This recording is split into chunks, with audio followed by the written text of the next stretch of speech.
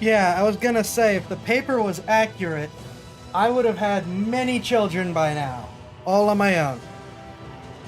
Hello and welcome everyone. I hope you've been having a good week slash day slash time.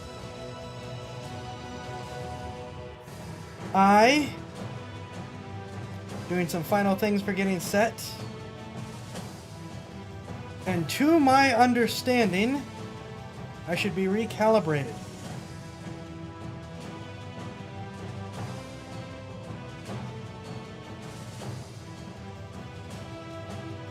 Somehow.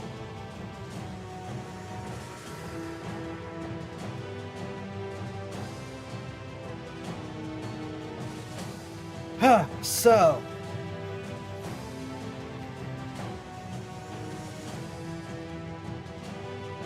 Yay. I've missed things. Yes, tonight is Dragon Commander night. Chat will be making the decisions. I will just be trying to keep us from being invaded. Some of my calibration is not working, but some of it is. Haha!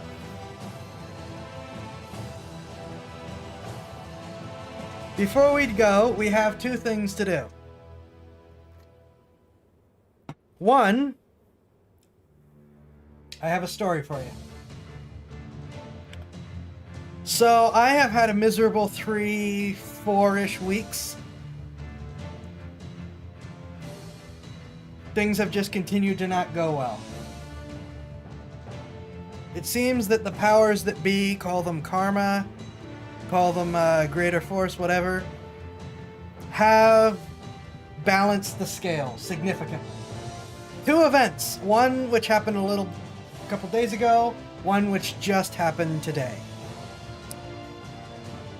I won't get into the details too deep on the first one, but let's just say that I was looking at having lost some stuff that I've invested a lot of time and money into, that a good chunk of it, but not all of it, will be going towards this channel. And I just haven't got it put together and ready and finalized yet. I thought I had lost it. For good, gone, all of it unrecoverable. The sequence of events that led to it being recovered, though, falls into the category of that's not how stuff is supposed to work. But it did work. So that on its own had me thinking, okay, I think I know where all my karma went. It went into this. I was wrong. All my karma went into me not being hospitalized or killed today. I was driving, taking the car out to get its emissions test for registration, and the tire blew. And I don't mean, oh, it got a flat. I mean the tire actually blew. Full on, the outer wall detonated out the side of the tire. When this happens on a car, for those who don't know, it is almost guaranteed that you will lose control. It is almost guaranteed that a blown tire, or a real blown tire, will lead to a loss of control, followed usually by a wreck, and especially in snowy, icy, wintry conditions. Not only did I not wreck, I didn't lose control. I didn't lose control to the extent that I didn't even realize I didn't even initially realize I had blown out the tire. So I hear a loud bang, and I'm thinking, what the heck was that? And there's a car immediately next to me, and I start hearing this really loud, bad car running noise. And since the car on the wheel feels like it's fine. At most, I'm pulling slightly to the right, which could just be a strong wind. So I initially assume it's the guy next to me. Because if my car was making that noise, I would assume there would be something wrong going on in the cabin, right? Well, the guy next to me takes off. Just gone. He probably got pulled over later if he kept going that speed. And I realized, oh, he's gone. That noise is as loud as it was. And I thought, initially, because I couldn't recognize the noise in the car, I had no idea what was going on. I thought maybe like the muffler somehow fell off. Because it's an older car, it's got one of those old steel mufflers, they get rusty. I thought maybe that bang was like it hitting the ground and getting run over. And because I had no idea what it could possibly be otherwise. So I pulled over. I walk around the car and see that there are shreds of the tread on the wheel. Like I don't understand how I was driving on it. Levels of damage to the tire. And so I'm just absolutely floored, like, holy smokes. I've had flats before. I've never had that. Yes, all over the road. I left chunks and it was smoking. Which should tell you a couple things.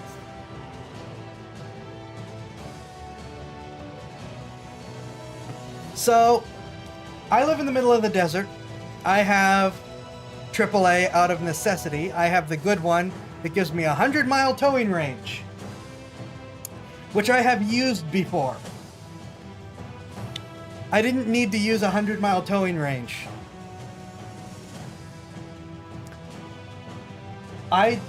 That tire blew 1 mile, 1.1 miles away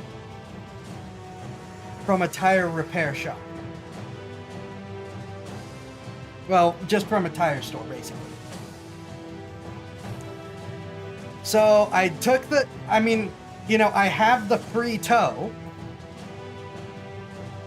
I didn't, it's, rather than do it the hard way, I have free towing from AAA, so I took it. And the guy comes and he's got one of those nice flatbeds. And he pulls around to pick it up and takes one look at that tire and he says, how did you not wreck? How did you not wreck when your tire did that? And I told him, and he couldn't believe it, because he'd never seen a tire like that. First of all, he'd never seen a tire blow out the way mine did, period. Second of all, he'd never seen any tire blow out where a person hadn't, like this, certainly in winter conditions, where a person hadn't wrecked. He was just, what? So he picks up the car. Well, his truck picks up the car. Drives me the 1 mile to the tire store, who I had called while I was waiting for him and gotten it all figured out, checked out price-wise and things, ready to go. And then I realized, oh no, I gotta get home. Wait a minute. And realized home wasn't that far either. So I just trudged the mile home in the snow, because no sidewalks. Uphill all 3 ways. So I had to go in 3 different directions to get home over that mile, and all 3 of them were uphill.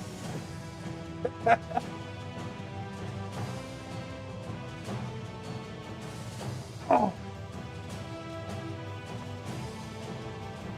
So I think that I can live with the couple weeks of misery I've been dealing with. That the karma went into me not wrecking. The fact that the car itself is fine and doesn't need work, just needs the new tires. The fact that I am not in the hospital. That's a big one. I could not afford a hospital visit. Now, I am stuck buying 4 new tires. So, I am going to be looking into donathons or something. Some kind of thing that we can make a trade to help, because I'm at the point where, yeah, I need help. And I appreciate the help that has been given so far. Anonymously, at least as of this moment, but I do appreciate it. I have been focusing on telling the story, not chat. What have I missed? Yep, I gotta tow. AAA has now paid for itself for the year. Even if it was only the mile. Towing is so expensive, especially out here. I bought this Steam library just the other night. Haven't played it in years. Oh yes, Dragon Commander is awesome. Also, welcome Officer Hot Pants. There's several flats and had to change them up to self because no truck ever showed up. Oof. Oof, oof. Yeah, I live in the middle of nowhere. AAA is a necessity because I have been stuck. The first time I ever needed to use AAA, it was a 92-mile tow.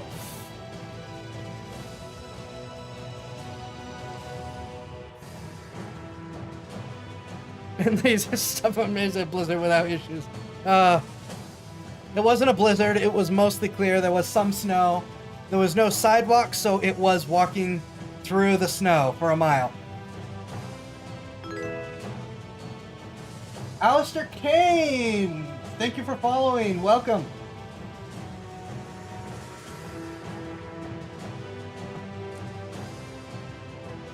So, yeah. That's Capum 5. Thank you for the follow and welcome. So yeah, that I think a mile in the snow in a solar aura. Thank you for the what? Did I get raided? Welcome and thank you for the follow. Did I get raided? Is there a raid going on where the notification didn't go off? This is one of those "who are you people" moments. I am a small variety streamer. Hello and welcome. We are going to do a reaction and then Dragon Commander tonight. I was just finishing a story about how I walked up the snow 3 ways in order to get back home after my tire exploded. Yeah. It has been an interesting day, and like I was saying, I've had a miserable couple of weeks prior to this. The fact that I didn't wreck or damage the car or damage me tells me that that's where all my luck points from the past 3 weeks went. So I am actually in a good mood about things, in spite of the expense. Okay, let me turn down the music so we can get to the reaction before we get to the game. Actually, no. I think we're gonna do the game, and then when we take our midstream break, then we'll do the reaction. That seems more fitting. Let's get to the actual game first. Change around the order.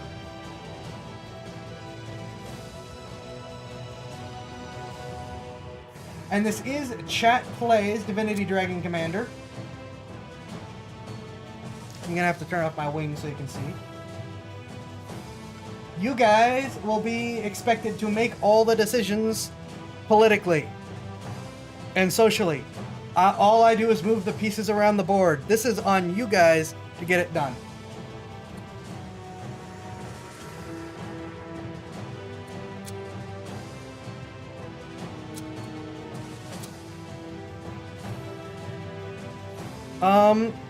I gotta check to make sure Restream is doing the chats the way it should. I hope you guys haven't, I hope you guys haven't been chatting and then it hasn't been showing. Though it doesn't tell me what platform it is because I'm streaming 10 different places right now.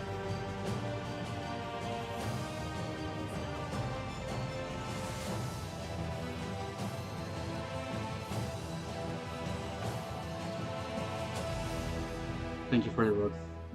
Thank you for the donations. Nope, go away.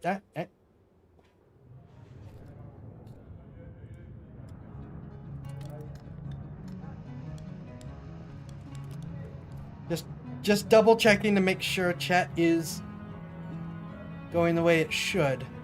I hope it is.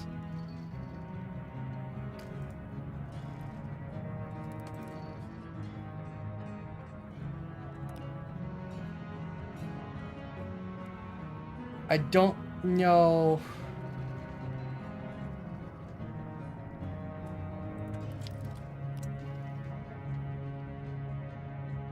Sometimes it does and sometimes it doesn't. Sometimes it does and sometimes it doesn't. Shush. Alright, I'm gonna have to assume it's working. Chat and YouTube says hi. I'm gonna have to assume that things are working, just in case. We've had several things decide to break shortly before the stream started, so that's why I'm being a little paranoid. Anyways, time to get started, shall we? Horror of horrors, Commander. Claudella, our foremost artist, turns out to be a sinner of sapphic sentiments. Such transgression cannot be condoned. The gods will not stand for it. All her works shall be pulled down onto the ground and smashed into the dust. Seven forgive us for having admired her so. Once more, the undead are in an uproar over nothing, Commander. Now they are systematically tearing down the statues of their own foremost artist because she made the posthumous confession of being gay. What on earth moved her to do so, we'll never know, but the results are tragic. Please tell Yorick to calm his kin. A civilized society should not stand for such barbarism, whether the gods approve or not. Yep, we're doing this. Have fun, guys. Another battle. Standard. Yeah, you guys don't care. Remember I mentioned the artist Della Gecko a while ago, Commander? Brilliant. Gay. Well, I have another example.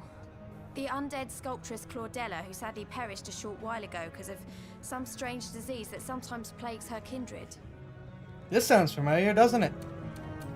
She was an artist of profound mastery, revered by every single one of the undead, but now that in her last will and testament she revealed to have had a long-standing physical relationship with a woman they always assumed to be her sister, the vermin are systematically destroying all her works. Beautiful bronzes, marvelous marbles, all are falling under the hypocrites' hammers. But you can do something about this, Commander. You can stop this madness. And if you won't, give me the order and I'll bash the skull of each vandal I meet. Don't go bashing skulls, Scarlet. I'll take care of this. It's sad and ridiculous that the undead would destroy work of genius because of someone's nature. Look, if the undead are so hell-bent on destroying her work, then so be it. I'm not going to create a diplomatic incident because some sculptress turned out to be gay. Chat, this is all on you. I am not making a call here. Save the lesbian art. If the gods didn't approve, let them fix it. Undead die again. Oh crap, we killed the artist.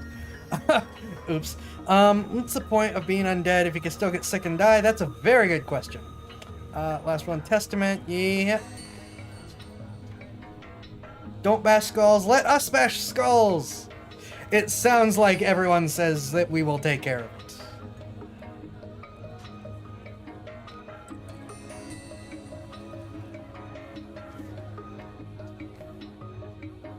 Make the undead more upset with us.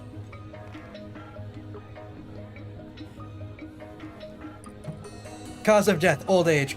Again.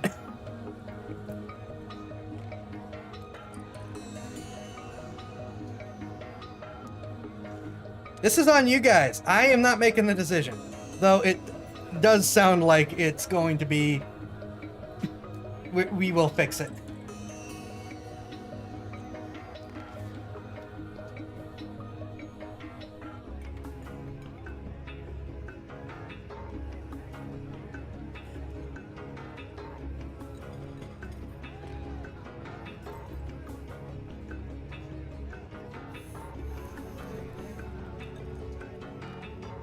just gonna give it a tiny bit more time for you guys. In case anyone else wants to weigh in. Any of the new people?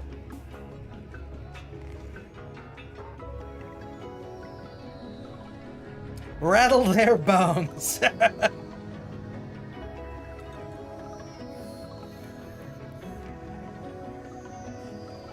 It's a good way to put it.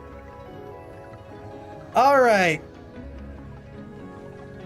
We've already got 3 votes to make the undead mad at us again, which, hey, that seems to be where this playthrough is going anyways. I don't care. Rumble says hi, I also have 3 pennies. Thank you. Alright. Don't go bashing skulls, Scarlet. I'll take care of this. It's sad and ridiculous. The undead would destroy a work of genius because of someone's nature. Couldn't have said it better myself. Cheers, Commander. You're officially a patron of the arts now. I shall raise a toast to you tonight. And in the meantime, try not to succumb to the temptation of yanking away Yorick's lower jaw and throwing it overboard. There's a lot of people I'd like to chuck off the Raven. So hard not to annoy the undead in this game. Yeah, you have to be like ultra zealot in order to make them happy. Shall I tell you about the dreams I had, my lord, or had you rather we move right on to business? Well, I don't have a dreams option, so I'm sorry. It'll be my pleasure, my lord.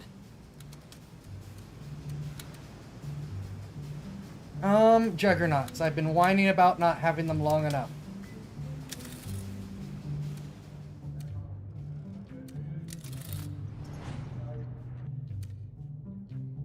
Alright.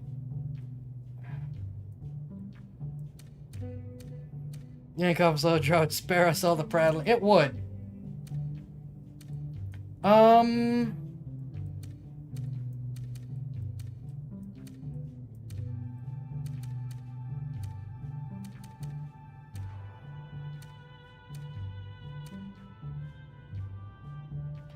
I have a troop. I have 3 troops. I could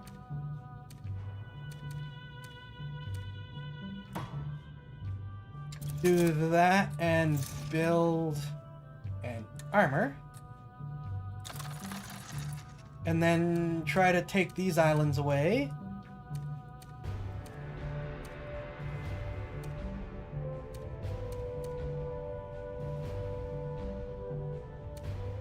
This is gonna turn into a brawl, I just know it.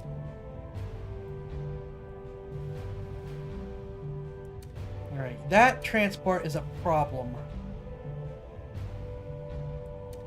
But with this ironclad, I should effectively keep it away from invading behind the friendly lines.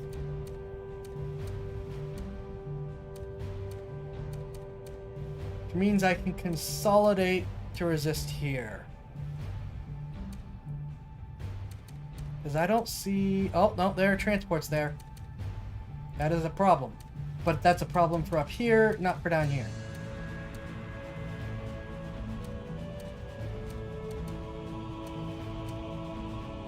So here, I can begin a consolidation.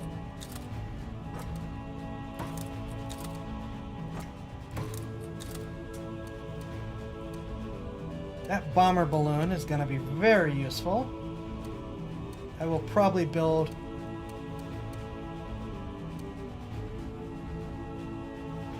This would be so much easier for enemies to insist on being mobile. Yeah, these transports are a problem, but really, these are the only 2 immediately threatened areas by them. There's no transports that can cause a problem there. So I can move this trooper up.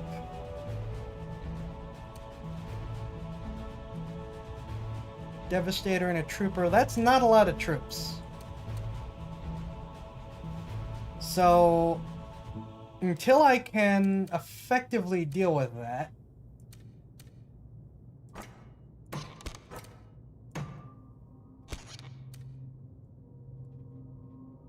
I can do that and move an armor over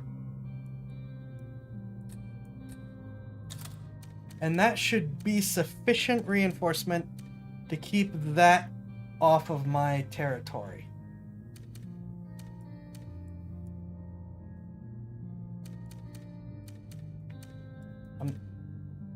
Let's see. What I probably...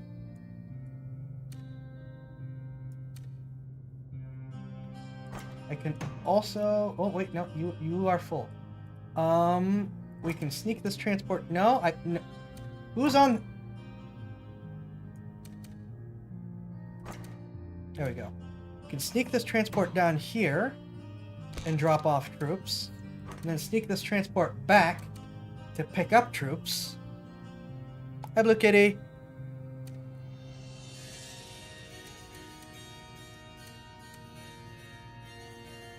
So that'll put some extra troops here in preparation for what will probably be an invasion.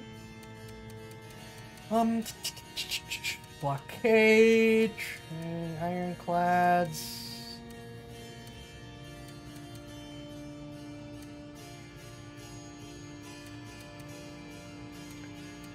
It's gonna turn into a death ball over here. So what I could do is... Alright, let's move my troops off of here. And we're gonna take this transport, begin moving it around for reinforcements on this side.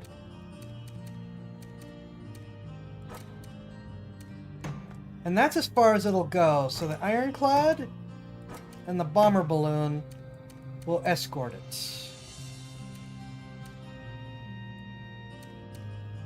Now, I built all I'm gonna build here, so I think I can sell my factory.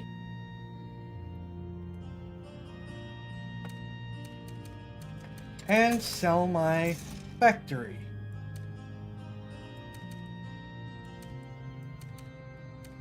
Don't worry, I have a plan. Now, you are an issue.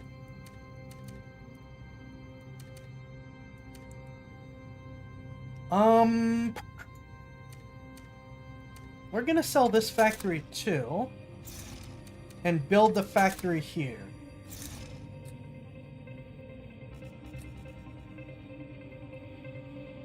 That takes, no,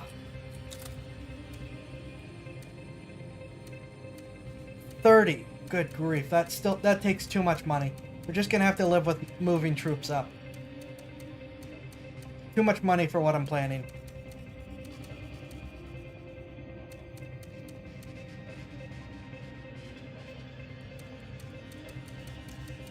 Alright. First thing we're gonna do is put some desperately needed troops here.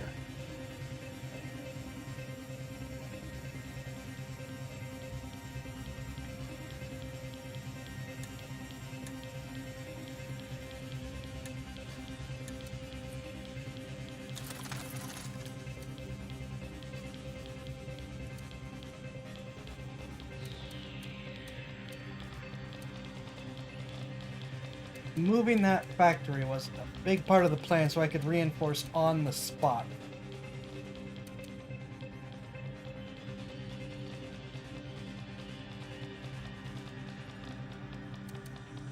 We've already set up the force to invade over there. Guess we're just gonna have to... Oh, Juggernauts are so expensive. Alright, we'll have to do that next turn.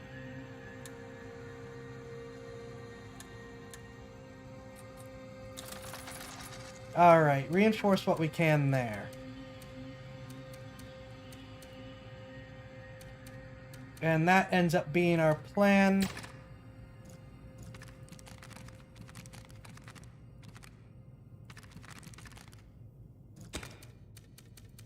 So, not a very exciting round, much more tactical than action-y, until they decide to invade all my places at once.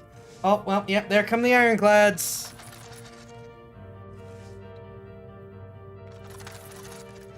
They know what I'm thinking.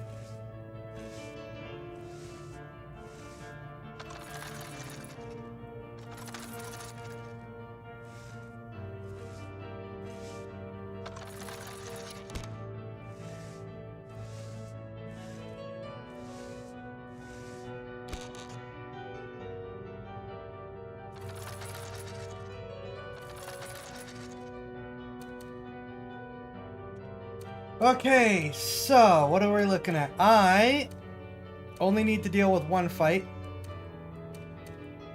which is here, where they have deployed a Juggernaut and 4 freaking Ironclads.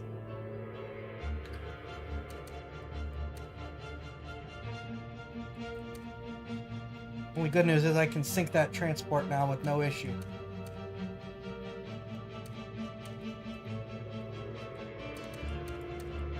So it could be worse. Maybe I have the cards for it. This is gonna hurt.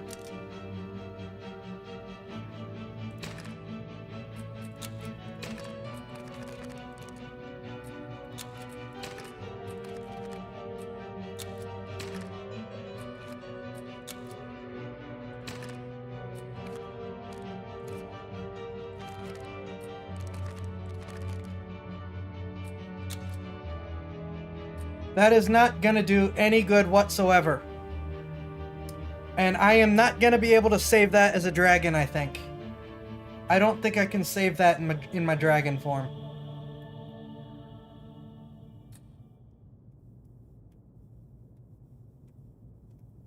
I think I'm just gonna have to retreat.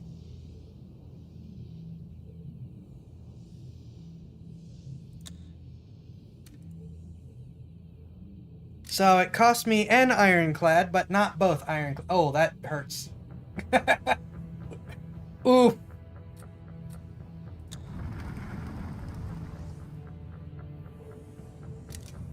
Whoa, 3-way. Yeah, the one Ironclad sacrificed itself so the other could flee. His sacrifice will not be missed. I mean, will not be forgotten. I promise that wasn't a Freudian slip. Emperor protects art of pervert sculptor. Our man aboard the Raven. Raven rife with love affairs. War effort not Empire's primary concern. Caught in the act. Emperor blatantly copies enemy Juggernaut design. Population wonders. Where is all this money coming from? That's the dwarves. Can produce Juggernauts during 1 combat round. That is useless! Thank you for your sacrifice. You might be missed. You may have gone against us. You may think you have won, Commander, but you have done no such thing. What is left of Claudella's works is locked away in so-called museums, away from the eyes of every undead. Not a single one of us will enter these places ever again or be stricken down by the Seven. Bravo, Commander. You went out of your way to preserve the legacy of a fine artist, and did so despite the diplomatic ramifications. We lizards commend you.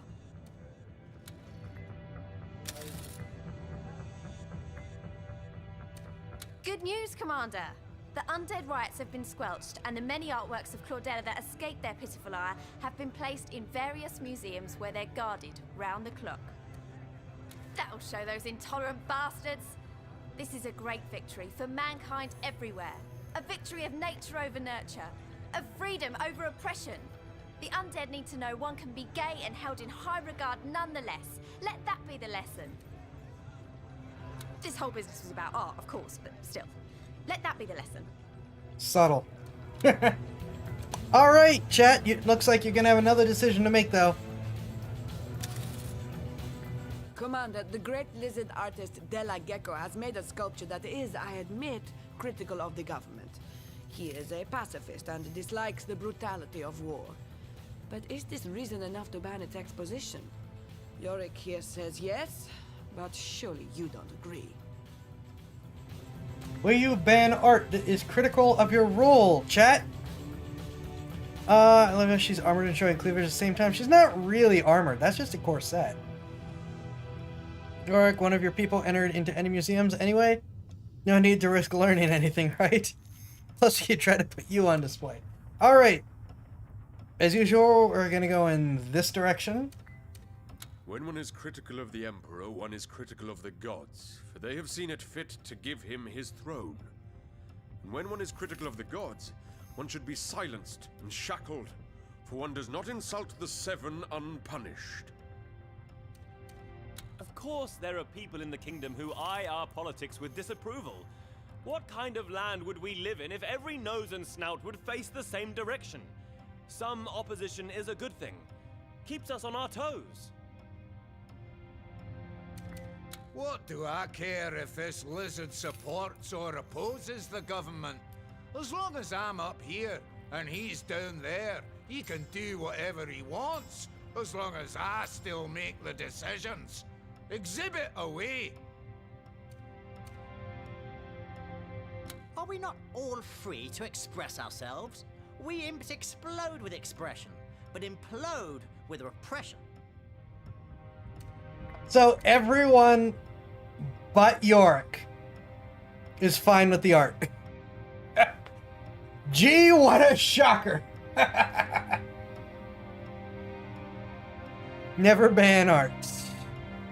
Up to is gonna support the elves again. Gods are offended, let them come down and open a can of... They could never hope to say anything about me half as bad as what I say. I think it sounds like we will not be banning the art.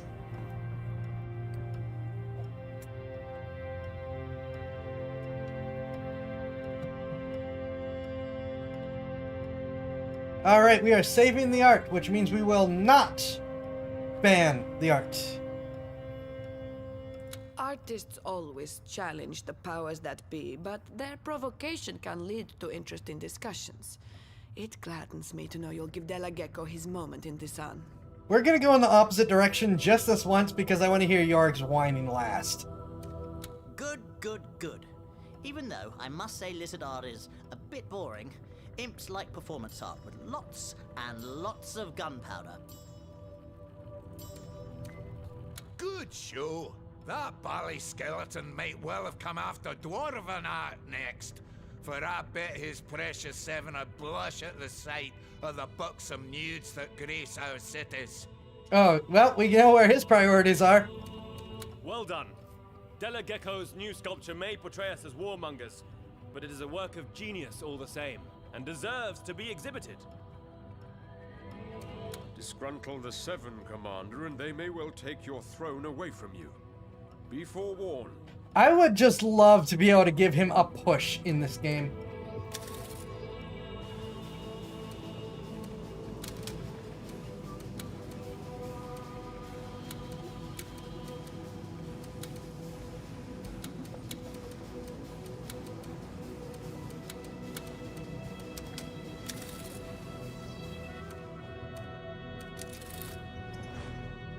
Oh boy, a threat. All right. I am unhappy about that, especially since it means I cannot invade as planned. Ooh, wait. The dead are jealous that they can't hold a rush since they can't got no muscle. Right. I may actually have another plan. Okay, cool. So those guys left.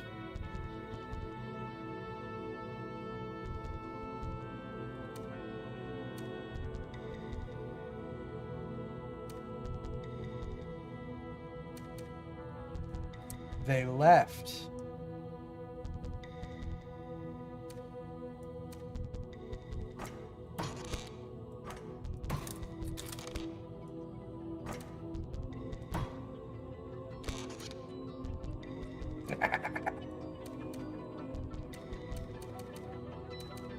Mine. Yeah, there's no transports here.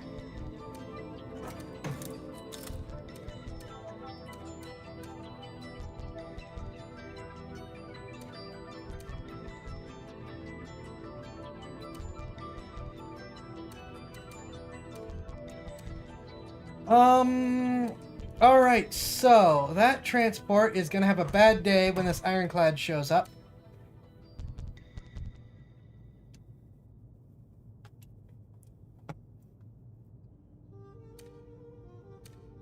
And then there's a juggernaut and 4 ironclads. What do I have? 2 ironclads, 1 ironclad, 4 ironclads, no one.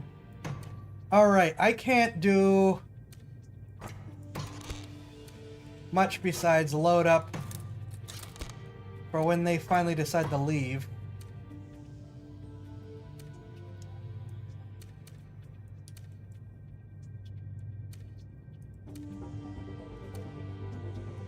But I can at least make a much less appetizing target. Hold up.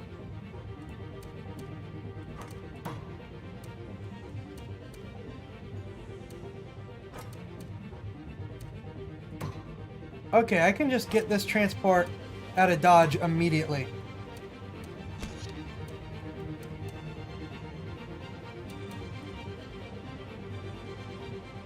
That gives me 3 ironclads and a bomber balloon there, which should at least somewhat deter their problem causing.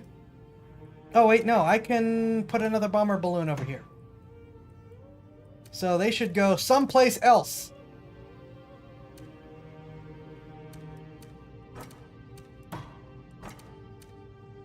Yeah, let's add a shaman in there as well.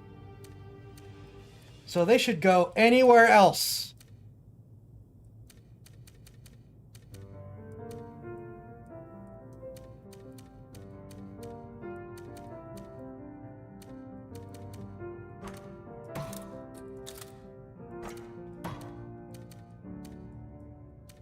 Now, unfortunately, it looks like they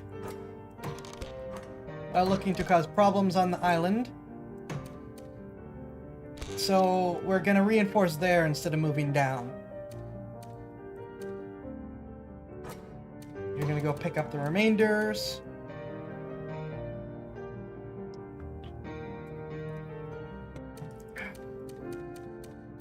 I do need to get some actual... Alright, so if I sacrifice reinforcing other places, I can build a pair of juggernauts in order to drastically improve my naval situation. Which I think is what I'm going to have to do. Because I'm going to get steamrolled if I don't do something.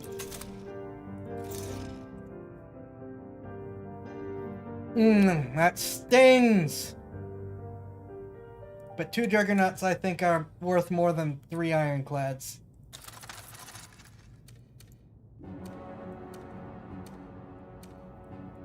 So I think that has to be our plan.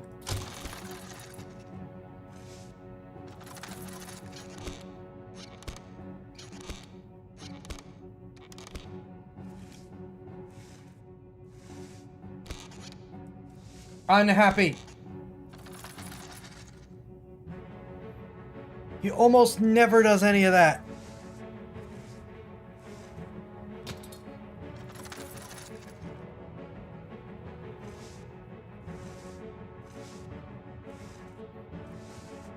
Yeah, I knew I should have blockaded him, and then I just decided not to for some reason.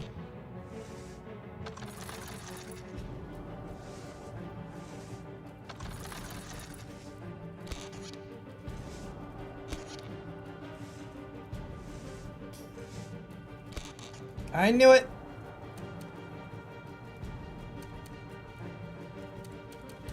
Alright, I've got 3 fights on my hands. Well, that's easy.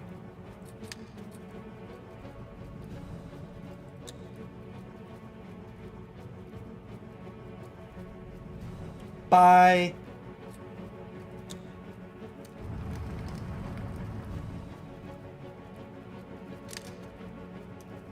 That is less easy.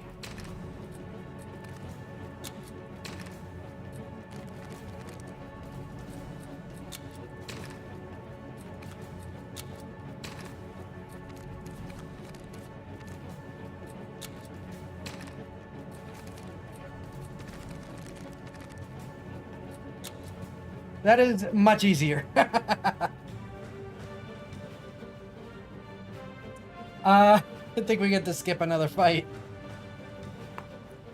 Oh, that's fine. There's not too many of what?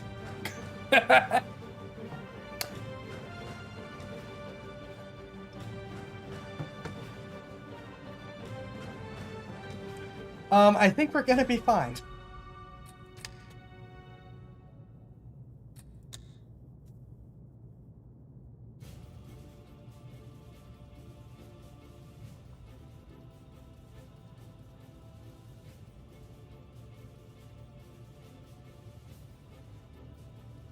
I will, however, build a lot of units there next turn.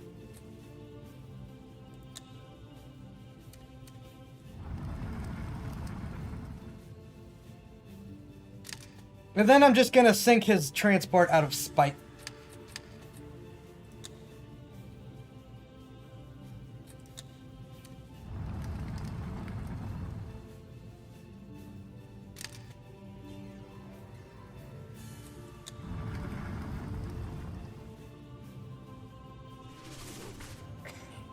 Claudella artwork safe in museums, fire hazards a reality, says Yorick.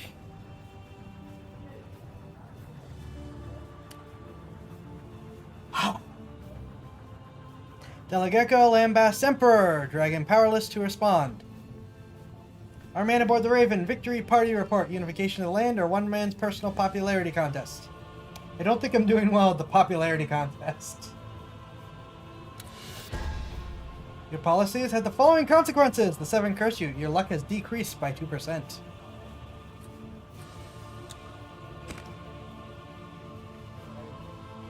What about eating?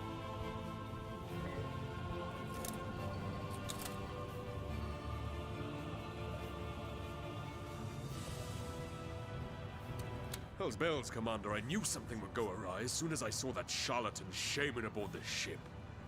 God's eye thee sternly if you don't do your utmost to save the souls of my kin. Those unfortunates that had to suffer impish infamy at the hands of that sham simpleton. I just noticed that we have a bot over on Rumble.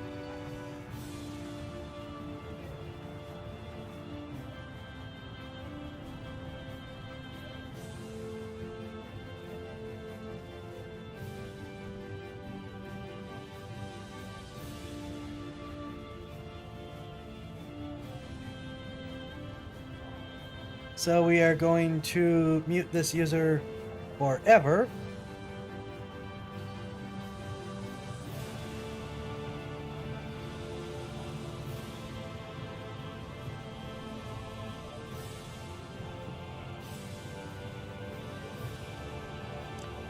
Yeah, I'll fix that. Sorry about that, Rippy. I thought you were a mod.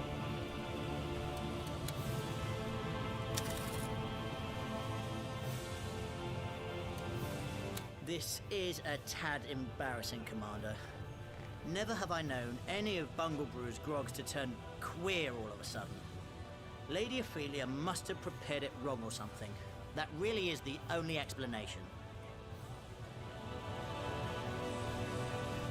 Alright, I'll make sure that the Rumble mods are set for next time. I can handle it for tonight. Here's one thing about Yorick's pronouncements. If he says the gods hate you, there is some chance your luck will drop. Yep. Oh, my heart and soul. How I have prayed for your swift return. Never should I have allowed desperation to trump circumspection.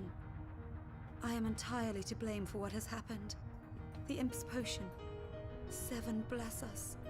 One might as well apply magma to alleviate sunburn.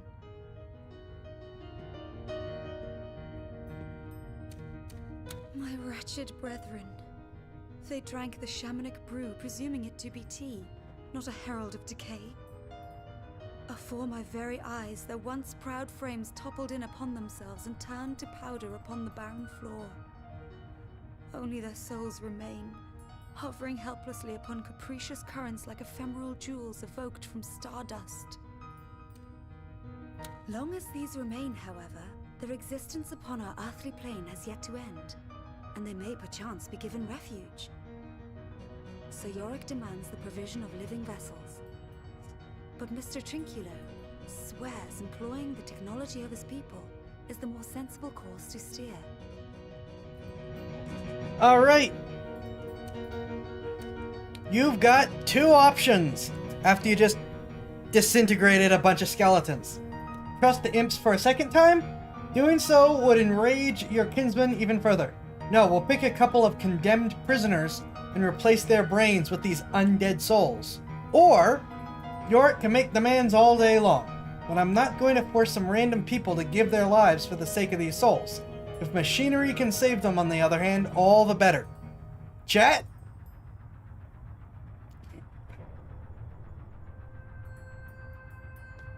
Chat, this is on you.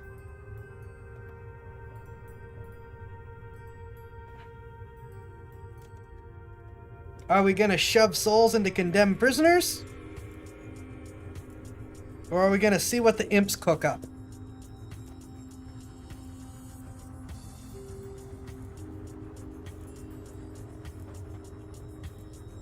This is all on you, because I've done every branch of this.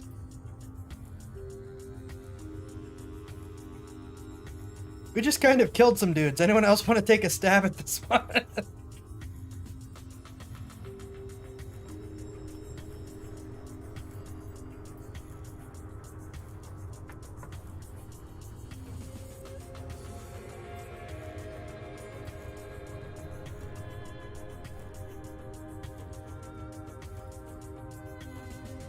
Officer Hot Pants wishes to bet on the imps.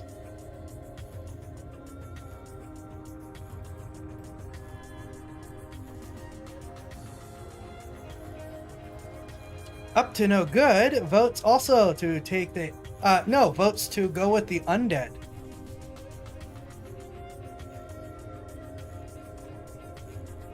So we've got one for each so far.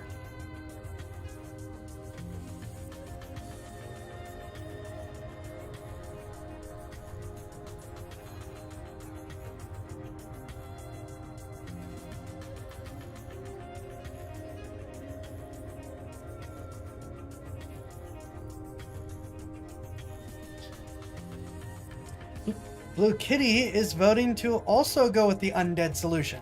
We will be putting them in condemned prisoners if this wins.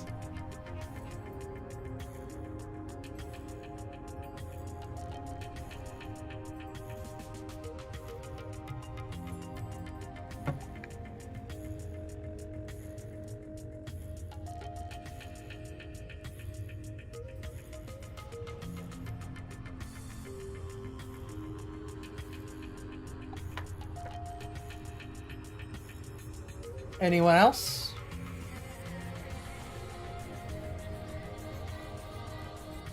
Anyone at all?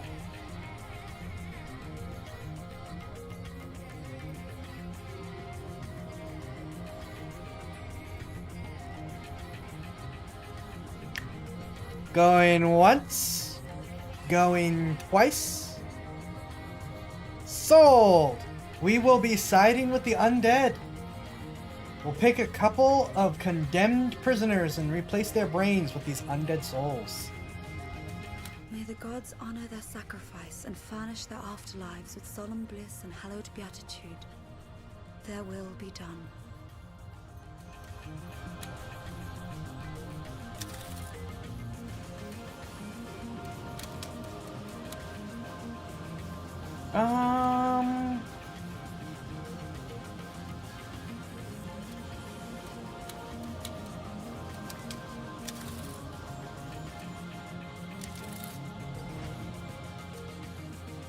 All right.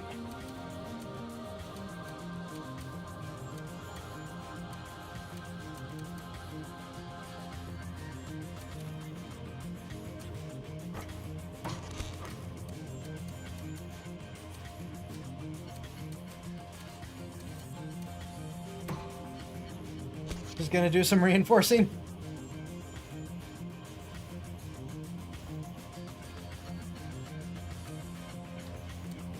Unfortunately, a lot of these guys are probably just gonna have to sit.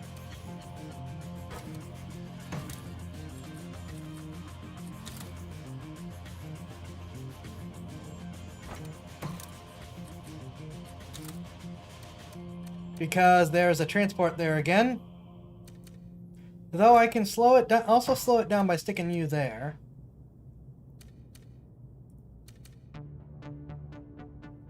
Probably be better to move the transport towards picking up troops, though.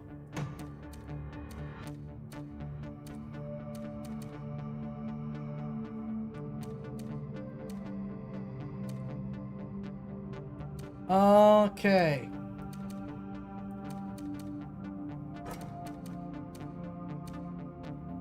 We will start moving our juggernauts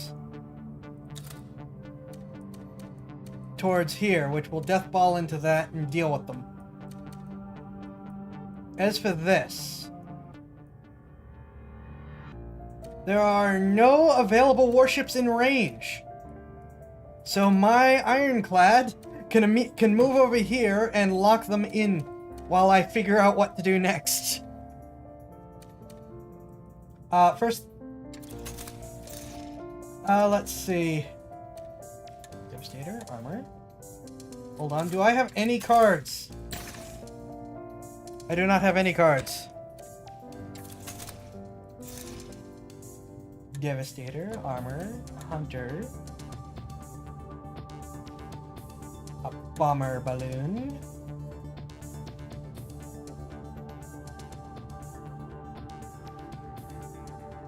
And a warlock, which spends all my money, but drastically reinforces my homeland.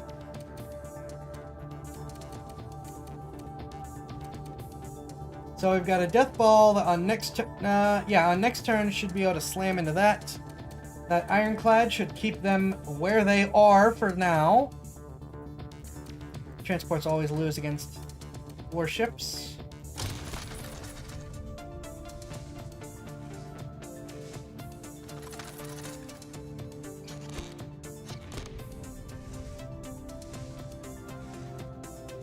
Why are you putting ironclads on my homeland? What good does that do you? Ships can't take territory.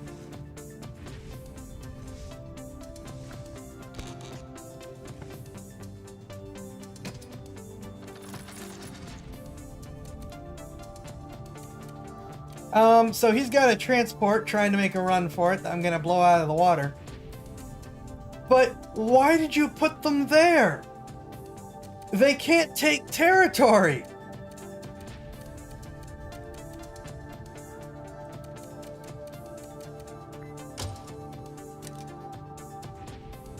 That is better odds than I thought he'd get. Not that it did him much good.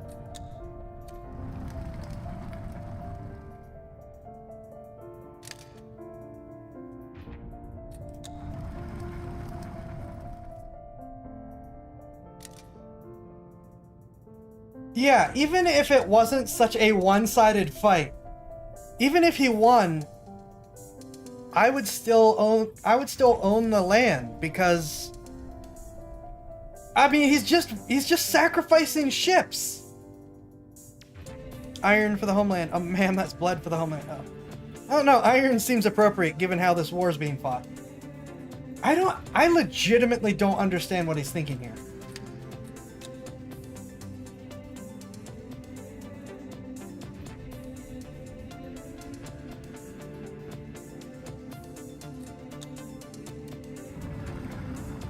He just sunk a good chunk of his fleet voluntarily.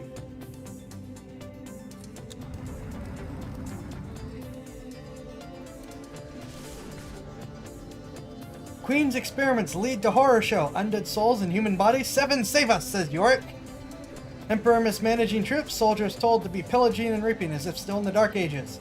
Our man aboard the Raven lives to tell the tale. You're seeing experiments with the new bombers. Your queen has rewarded you.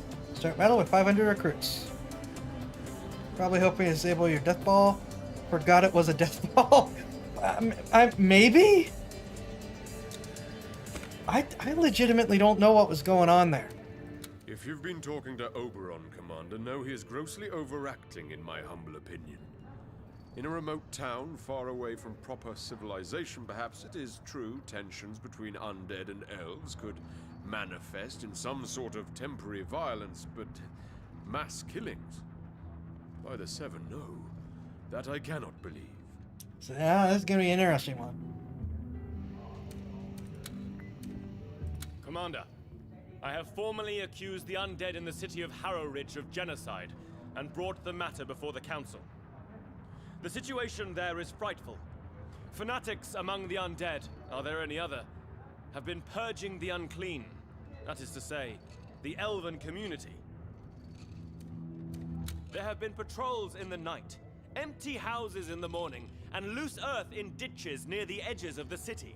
Scandalous! as is the negligence shown by General Edmund.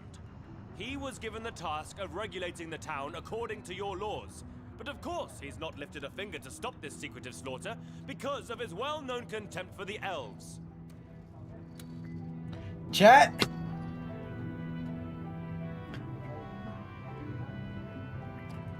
Up 2's gonna be made into an elf lover.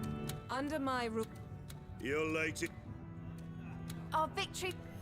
If there is one favor you can do for me, Commander, it's to invite Oberon up on one of the observation decks, give him a nudge, and let gravity prove elves can indeed not fly. Then at least he can pester me no more with his aggravating accusations of professional misconduct. He's been prattling on and on about some tiff between some of his sorry sort and a couple of undead as hot-headed as they are airheaded. He even talks of genocide, if you can believe it. Melodramatic little man, isn't he? All of this is supposed to be happening in some rural hamlet newly conquered. No more than a collection of pigsties and whorehouses, I imagine, and I bet you can hardly tell the difference. Yes, I was officially given the responsibility to oversee matters there, but some local undead officer said he'd do the job, and I was all the more glad for it. As you can see, Oberon missed the mark once more. I can hardly be charged for misconduct when I haven't even conducted anything, now can I, Commander? You lazy, worthless, why are you on the payroll at all? I've just passed this ass factory target fire. The hell you can't. There's talk of murder, and you're the official responsible. So hop to it and investigate. Or, I don't give a hoot about this 2-bit town. I just need peace and quiet to return to the council. So fix this, will you? Chat, this is on you.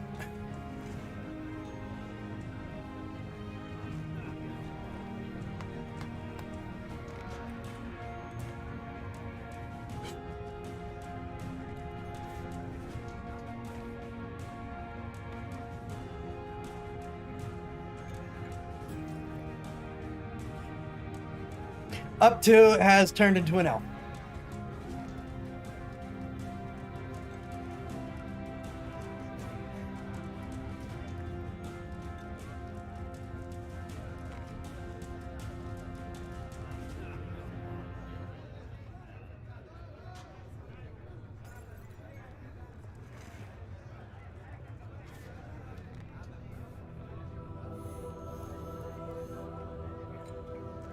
He's a butler, isn't he? Cleaning up messes is his job. No, he's a lord.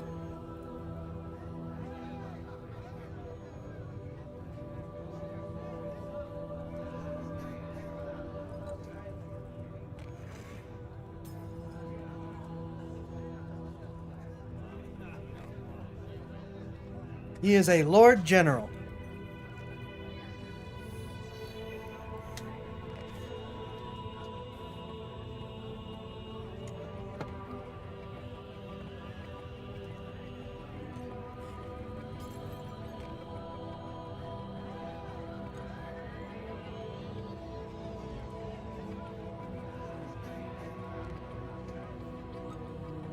It sounds like it.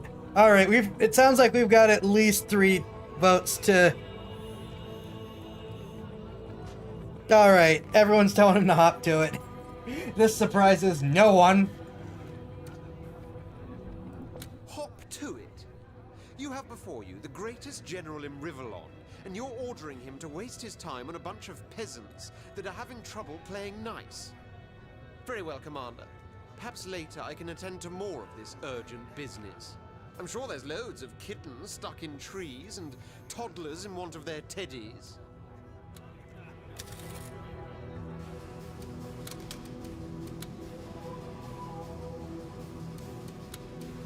Improve our ironclads. Suck it up, fish. He does look a lot like an eel, doesn't he? All right. I don't know that. Oh, is that where he got the? Okay.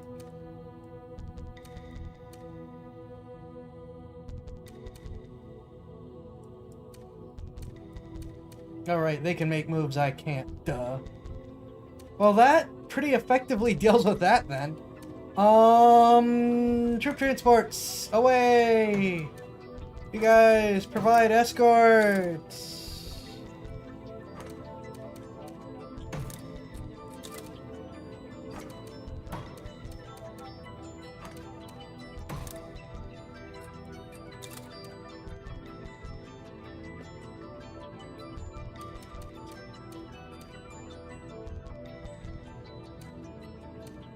Alright, so that blockade is gonna stay put. That transport is in range but can't do anything right now. Just in case. Let's put an ironclad there. Just to ruin his day.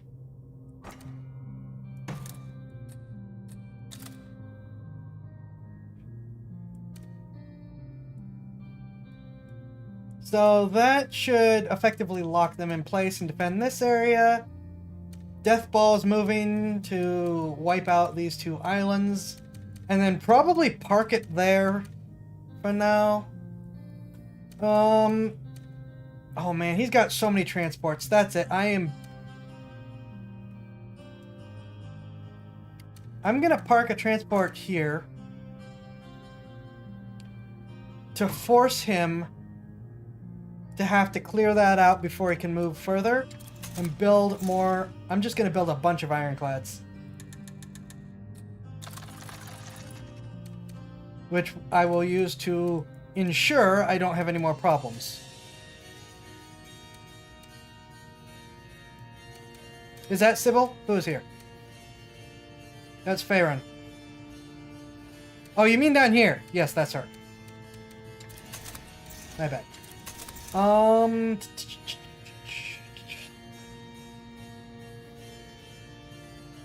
grenadier and a trooper just to have some extra troops. Now blue is Farron, green is Sybil, red is Carthan. And he still is only building transports over here, so one ironclad should be enough to keep him there. That will keep them from hopping over me and invading. Those ironclads will make sure it sticks. And they don't have the troops to hit here without reinforcements. And that will also keep them there. Stay put. Another not exciting, theoretically. Yeah, he's still sending transports to their death.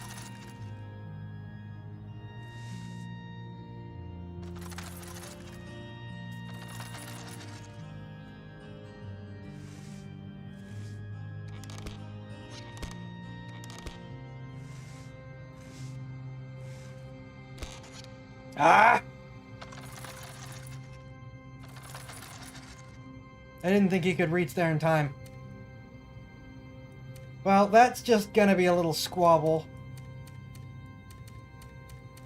And that's just sinking transports. That's literally unfair sportsmanship. I will drop... I'm gonna do that, which is really dumb, just as a way to push it into my favor.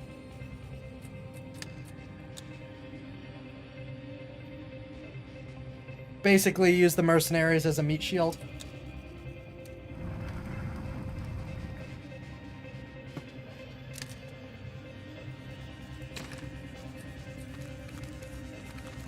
Oh, I am out of ship reinforcements.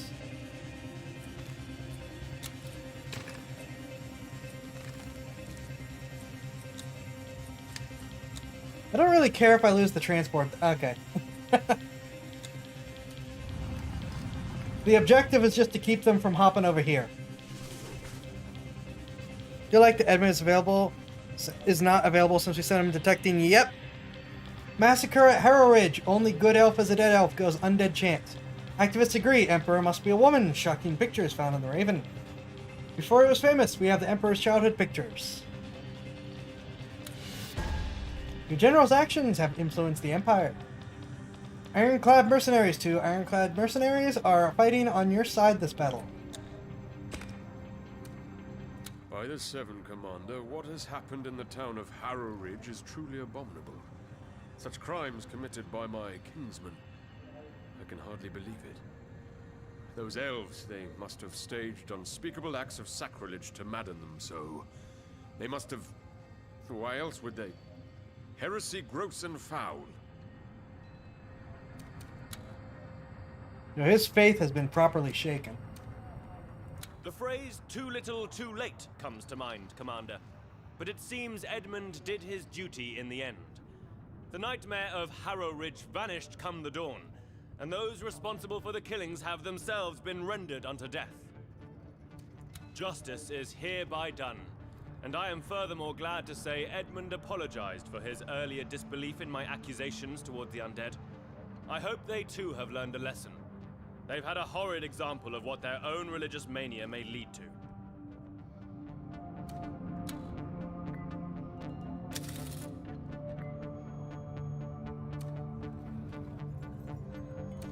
Looks like Edmund's impenetrable contempt for all that is non-lizard was pierced, Commander, be it ever so slightly. Had a kind word to say about some elves out in the country. Why he'd do that, for the life of me, I can't imagine. Were that... Harrow Ridge. A harrowing place if ever there was one, Commander. When Oberon first spoke of its supposed horrors, I dismissed them as the ravings of yet another counselor shouting for attention. But it was all damnably true. The undead, they were slaughtering each and every elf they could get their bony, sordid claws on. In the name of the Seven. Lunatics, the lot of them. But no skeleton stirs there anymore. They tasted their own medicine by my very blade. The law of the land I set in place and left a kindly old elven landowner as mayor. They'll rebuild their houses lost to zealots' torches, and forget as best as they might the Knights of Blood. To think the idea of a few dead elves made me chuckle as I travelled there. Quite another thing to see them lying in the ditches, row on row, gored and mangled. Yet no sooner had my troops restored order than their survivor spirits soared once more, and they swore to reshape their stricken little society. I'll think kindlier of elves in future, Commander. They're a stout lot over there in Harrow Ridge. Good luck to them. That ending always kinda... It's such a change for him.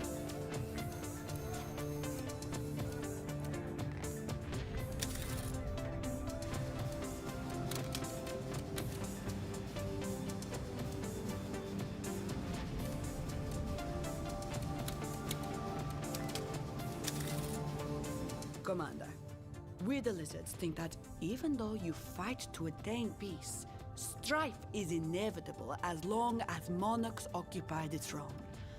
Sooner or later, they become dictatorial and go to war on a whim.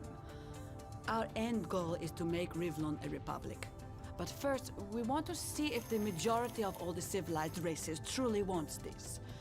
Which is why I'm asking for your permission to hold a referendum. Do you want a government that is despotic or democratic in nature? That is the question we shall She ask. says it calmly, but it's very much more emotional arguments. Yeah, that always stuck with me, how he's clearly been shaken to his core. And honestly, I don't think we made it to the end of his story last time.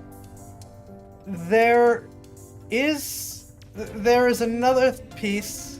Well, it's a mild spoiler, but just so that you know, if you pick the right choices, Edmund ends the game with an elven lover. I won't tell you what the choices are, but it's there.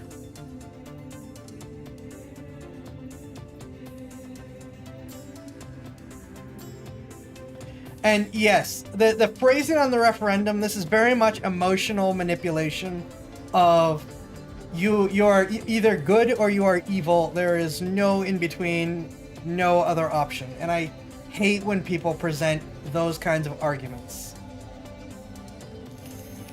I hate when people go with use this kind of argument to try to get something good, because it's like it always makes it feel like there is a dagger hidden that you have that you're going to use once you get the good thing that you're asking for.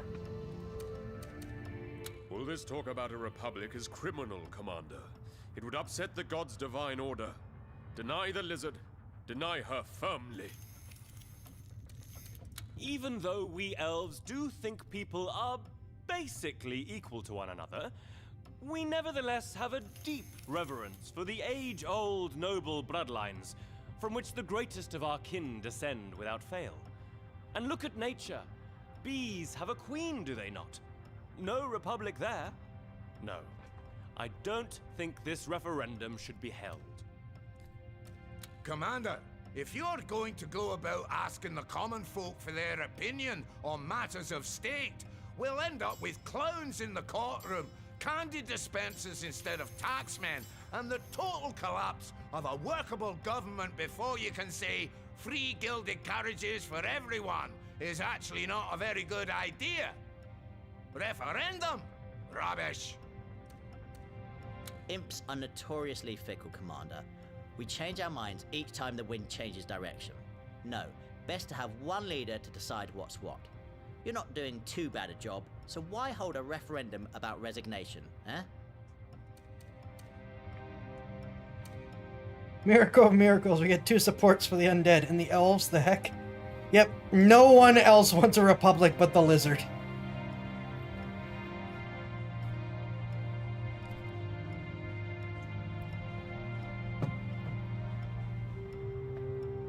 I think Trincula would prefer if I spent more time invading, regardless of if it was actually succeeding or not.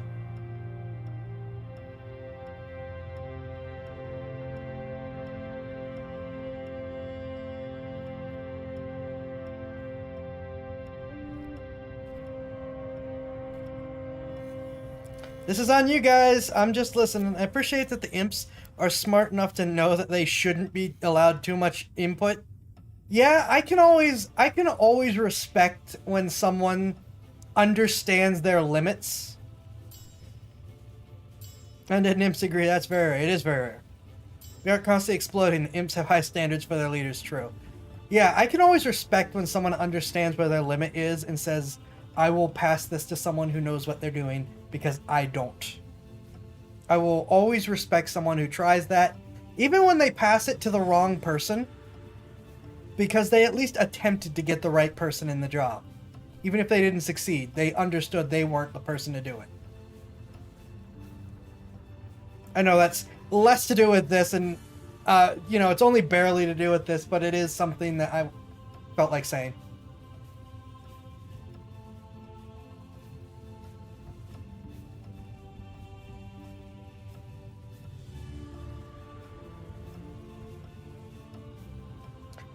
I'm assuming everyone is, no, okay, yeah, there we go.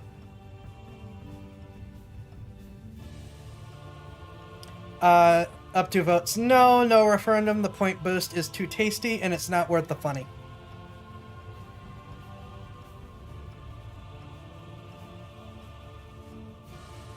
I actually don't think I remember what happens if you allow the referendum to go through.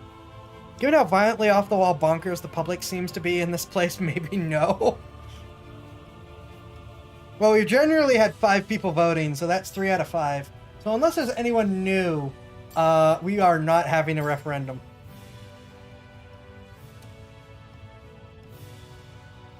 We're 5 minutes past the race war. Yeah, that's true. We just had a race war. Vote no for curiosity. There's a lot of alcoholics on the ship and off. Also true. Yeah, the race war one is a very good point. This is a bad thing to be having right after a race war.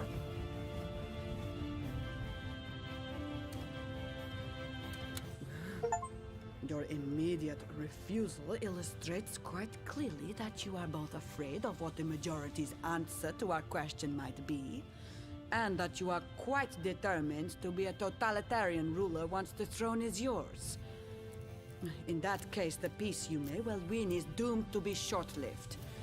You have written the future, Commander, and it consists of but one word: war. Push. Also, it wasn't an immediate refusal. I asked everyone their opinions, and then sat and thought about it, i.e. asked chat. Good of you, Commander. People are so easily persuaded, so easily confused.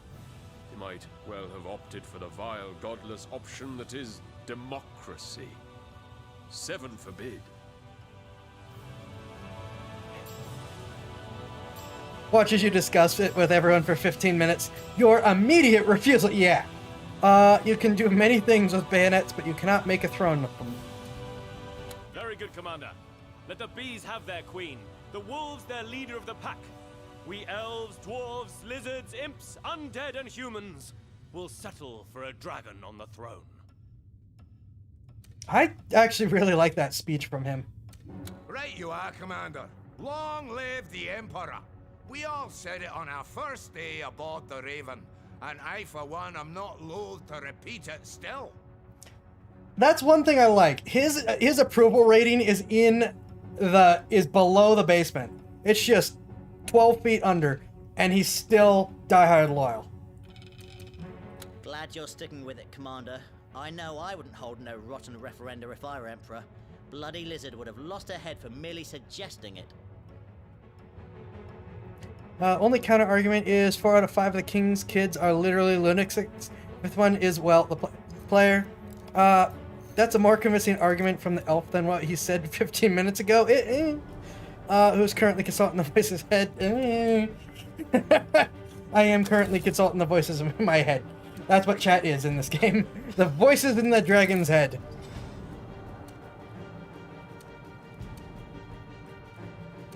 Alright,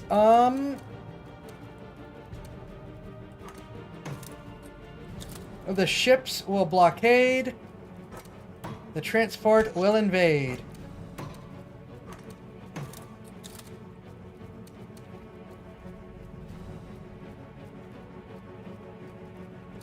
She didn't say that and threatened our lives if up to remembers correctly. Who didn't say what?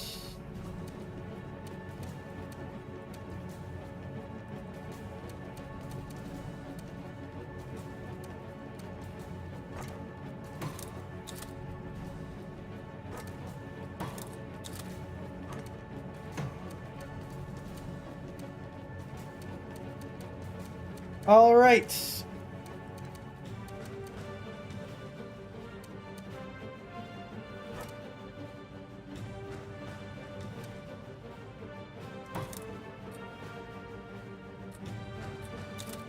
The Ironclads advance.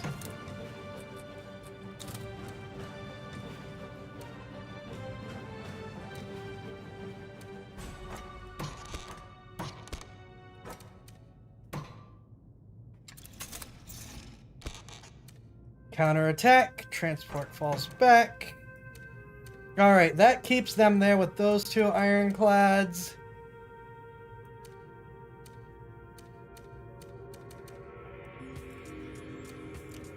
And this ironclad will also keep them there. The lizard didn't say long live the Emperor when we first met. Oh, did I miss that? Nope, she welcomed us. And honestly told us she would be striving for... Okay, that's fair. Yeah, that's fair on the implied death threat. You have a good point there.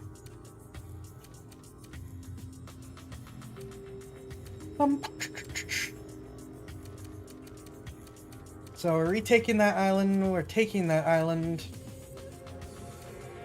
We're moving the bomber balloon out to reinforce the blockade.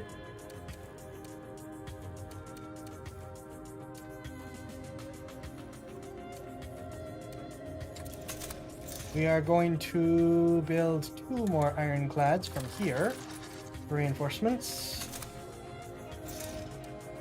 We are going to build an armor and a hunter here to move up for reinforcements. And we are going to build a warlock here. think that's fairly decent.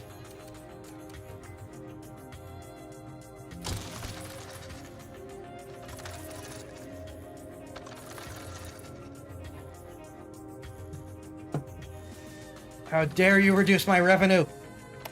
That gold is mine, blast you! Mine! Alright, who's fighting what? That island is fighting. That island is fighting. No one else is fighting. Everyone else is consolidating. Ooh, that's closer than I thought it'd be. Am I gonna have to fight this, or can I do anything about it?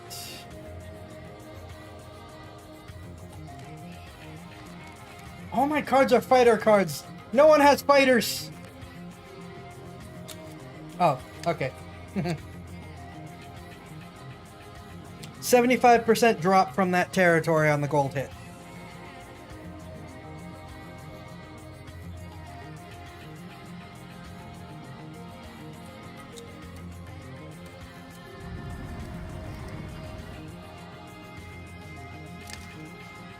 You are going to have a very bad day.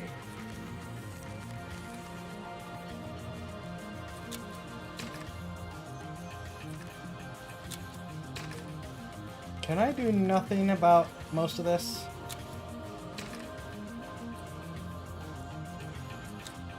Thing is, I don't want to do that. Do I have to fight this? I think I have to fight this. Also, how the heck am I...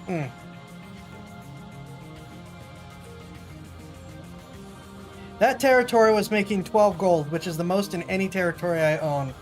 By far. Most of them are 2 and 3.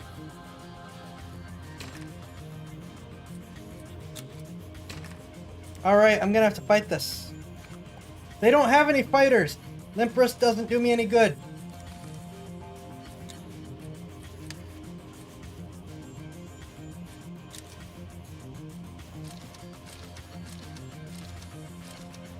Also, we are well past 10 minutes.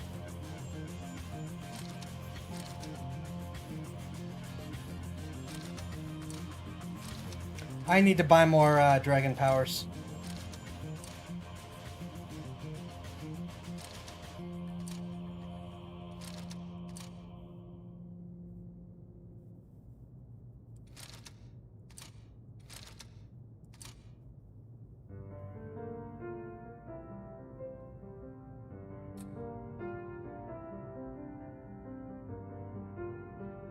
What didn't I add?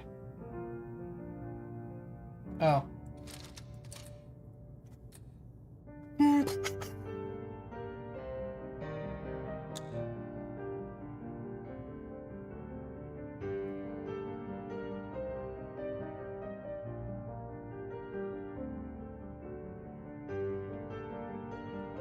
think part of the reason why I kind of like look at some of these fights like, oh my gosh, this is going to be a pain, is because I only ever take fights that are actually difficult. Direct me. A wise plan. A second chance to serve. Oh, wait, no. Here, let's do that. Let's get this dance of death started. You found me. Let's I was a little slow on the uptick there. Bomber balloons. Deal with that transport.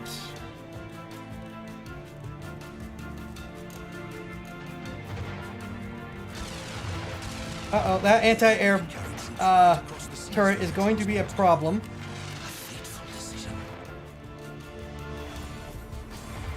They will join our ranks. Watch out. Enemy troopers can self-destruct now. Oh, I'm done for. Yeah, the thing is, the bomber balloons are so powerful.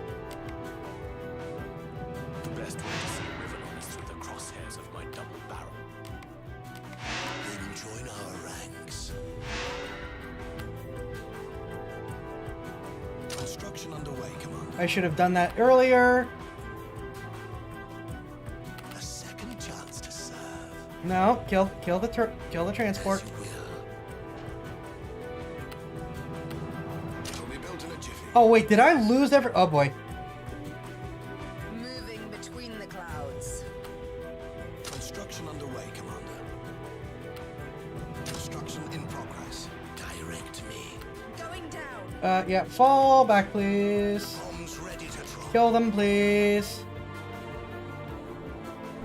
Okay, the only thing I have is an arrow factory. That may actually be a problem. Aero factory completed. I think I might have to use tonight's mulligan. Anti-ground turret completed. Anti-ground turret completed. Recruitment citadel completed. Yeah, I was really slow on the move here. Your unit will roll out momentarily. We'll see what happens if I do this and just make a hilarious number of bomber balloons. Oh, wait, I can still build a battle forge here. Yes, I may be able to salvage this. I reach for the sky. Also, my dragon is ready. Free as a bird. Steering to it.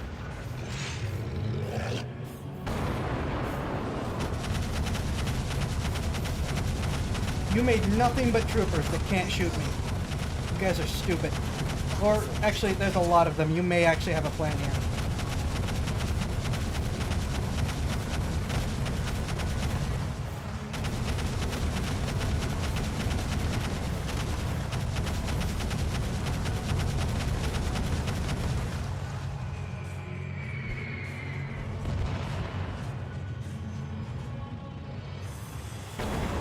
Hi, warship. Bye, warship.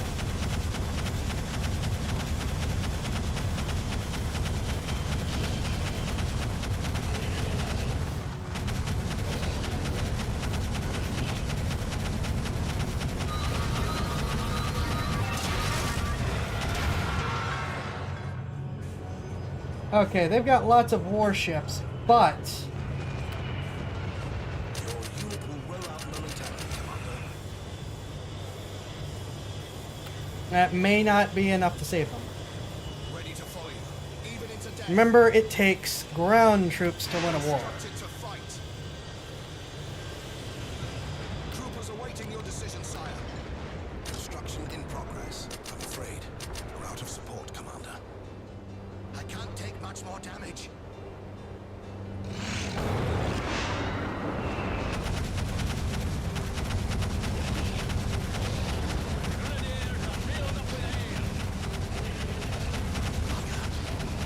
Warlocks can turn our troops into beetles. This is going to be a bit of a tough fight because I was stupid, but I may still have a plan.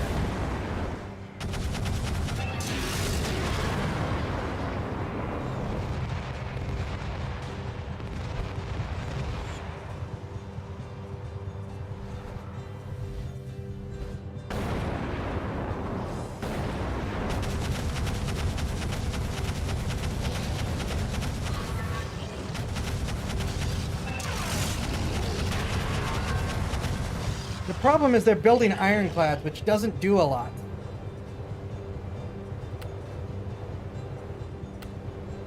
Not enough support, Commander. Direct me as you will. Ironclads aren't going to do them that much good.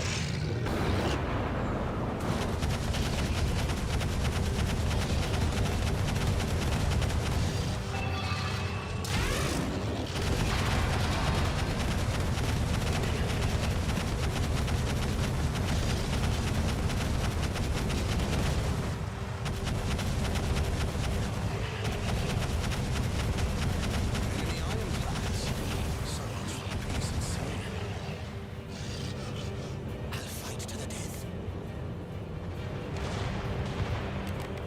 I live again. A second chance to serve. Yeah, you guys can knock out the anti-air before you worry about anything else. And then just vaporize the factory. That shipyard is not going to do them any good. Yeah, I think the balloonists might be undead, which is really weird.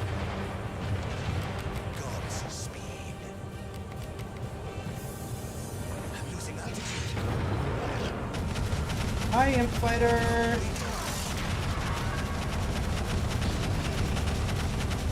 Hi, Imp Fighter.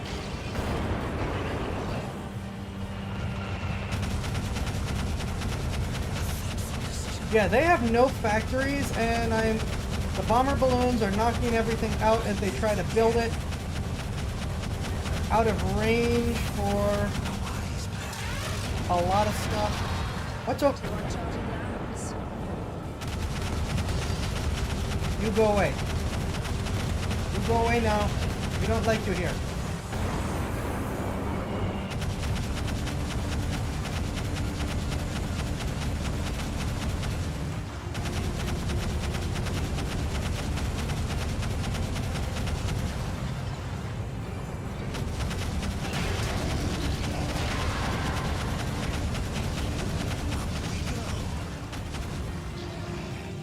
Yeah, the bomber balloons are just going to stay there and keep them from building anything. Thy will. As you will. A wise plan.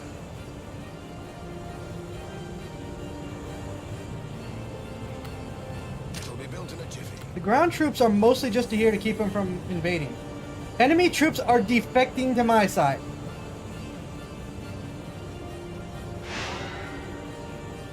Yeah, if they can't recruit troops,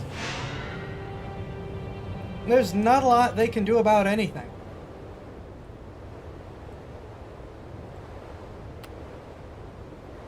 I can actually afford to just sort of... Ready to drop. That's impossible, Commander.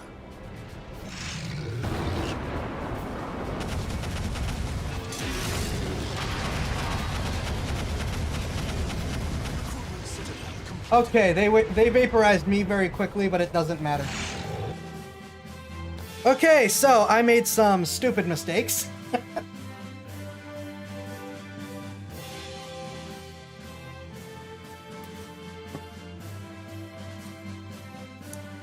Didn't make the greatest decisions there. Lost a lot of troops.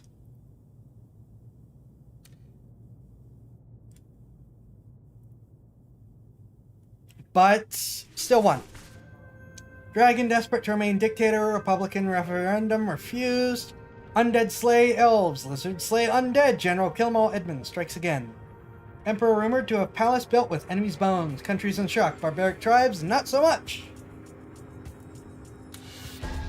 Your policies have had the following consequences. Your populace's motivation has decreased by 5%. The 7 bless you. Your luck has increased by 2%. Okay, before we start this next turn, I'm going to take a very short break. We're going to do a reaction video, and then we will see what decisions you guys have to make with the Queen. Be back shortly.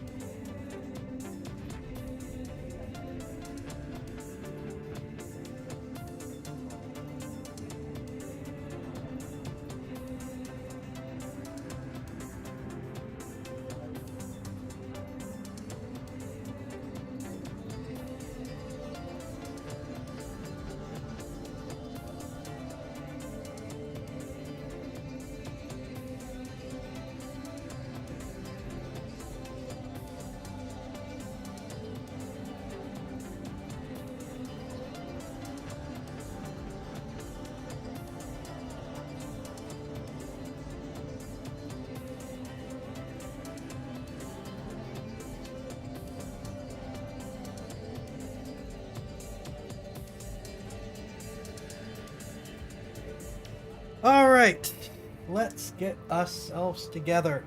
We've got a react to do, then we're gonna see what decisions you have to make. Let me see about getting this stuff set up. Gotta get the volume down.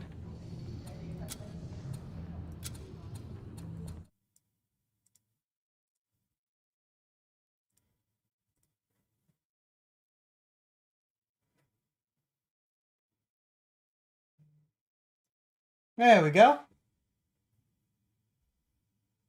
This is Garand Thumb, the rarest military rifle in the world, the Russian AN-94. We talked about this in the Zach's Gun Rants video, where I mentioned, Zach did not mention, but I mentioned that that I believe the first two shots this fires are faster and at like 1,200 rounds per minute. Then it steps down after that to something in the neighborhood of maybe 300 rounds per minute. Something like that. So it is, you know, it's got a unique firing pattern. But rather than dawdle, yeah, more guns. Rather than dawdle, we're just gonna get moving. So right here we have the rarest weapon, not only in the United States, but probably in the world as well. This is the AN-94. It has a very interesting hyperburst mode, which I've always wanted to try since Battlefield 3. And for the first time, I'm going to shoot it, and probably going to be one of the few Americans to experience a rifle. Oh, yeah, there's like none of these.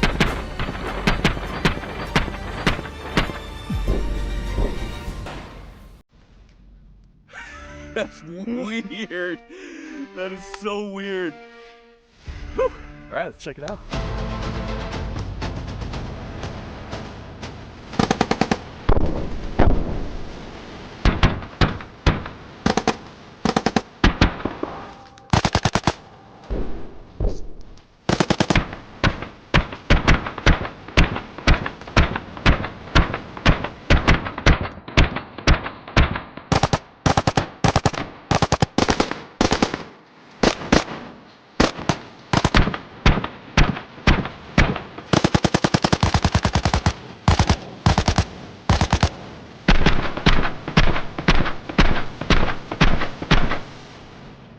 That is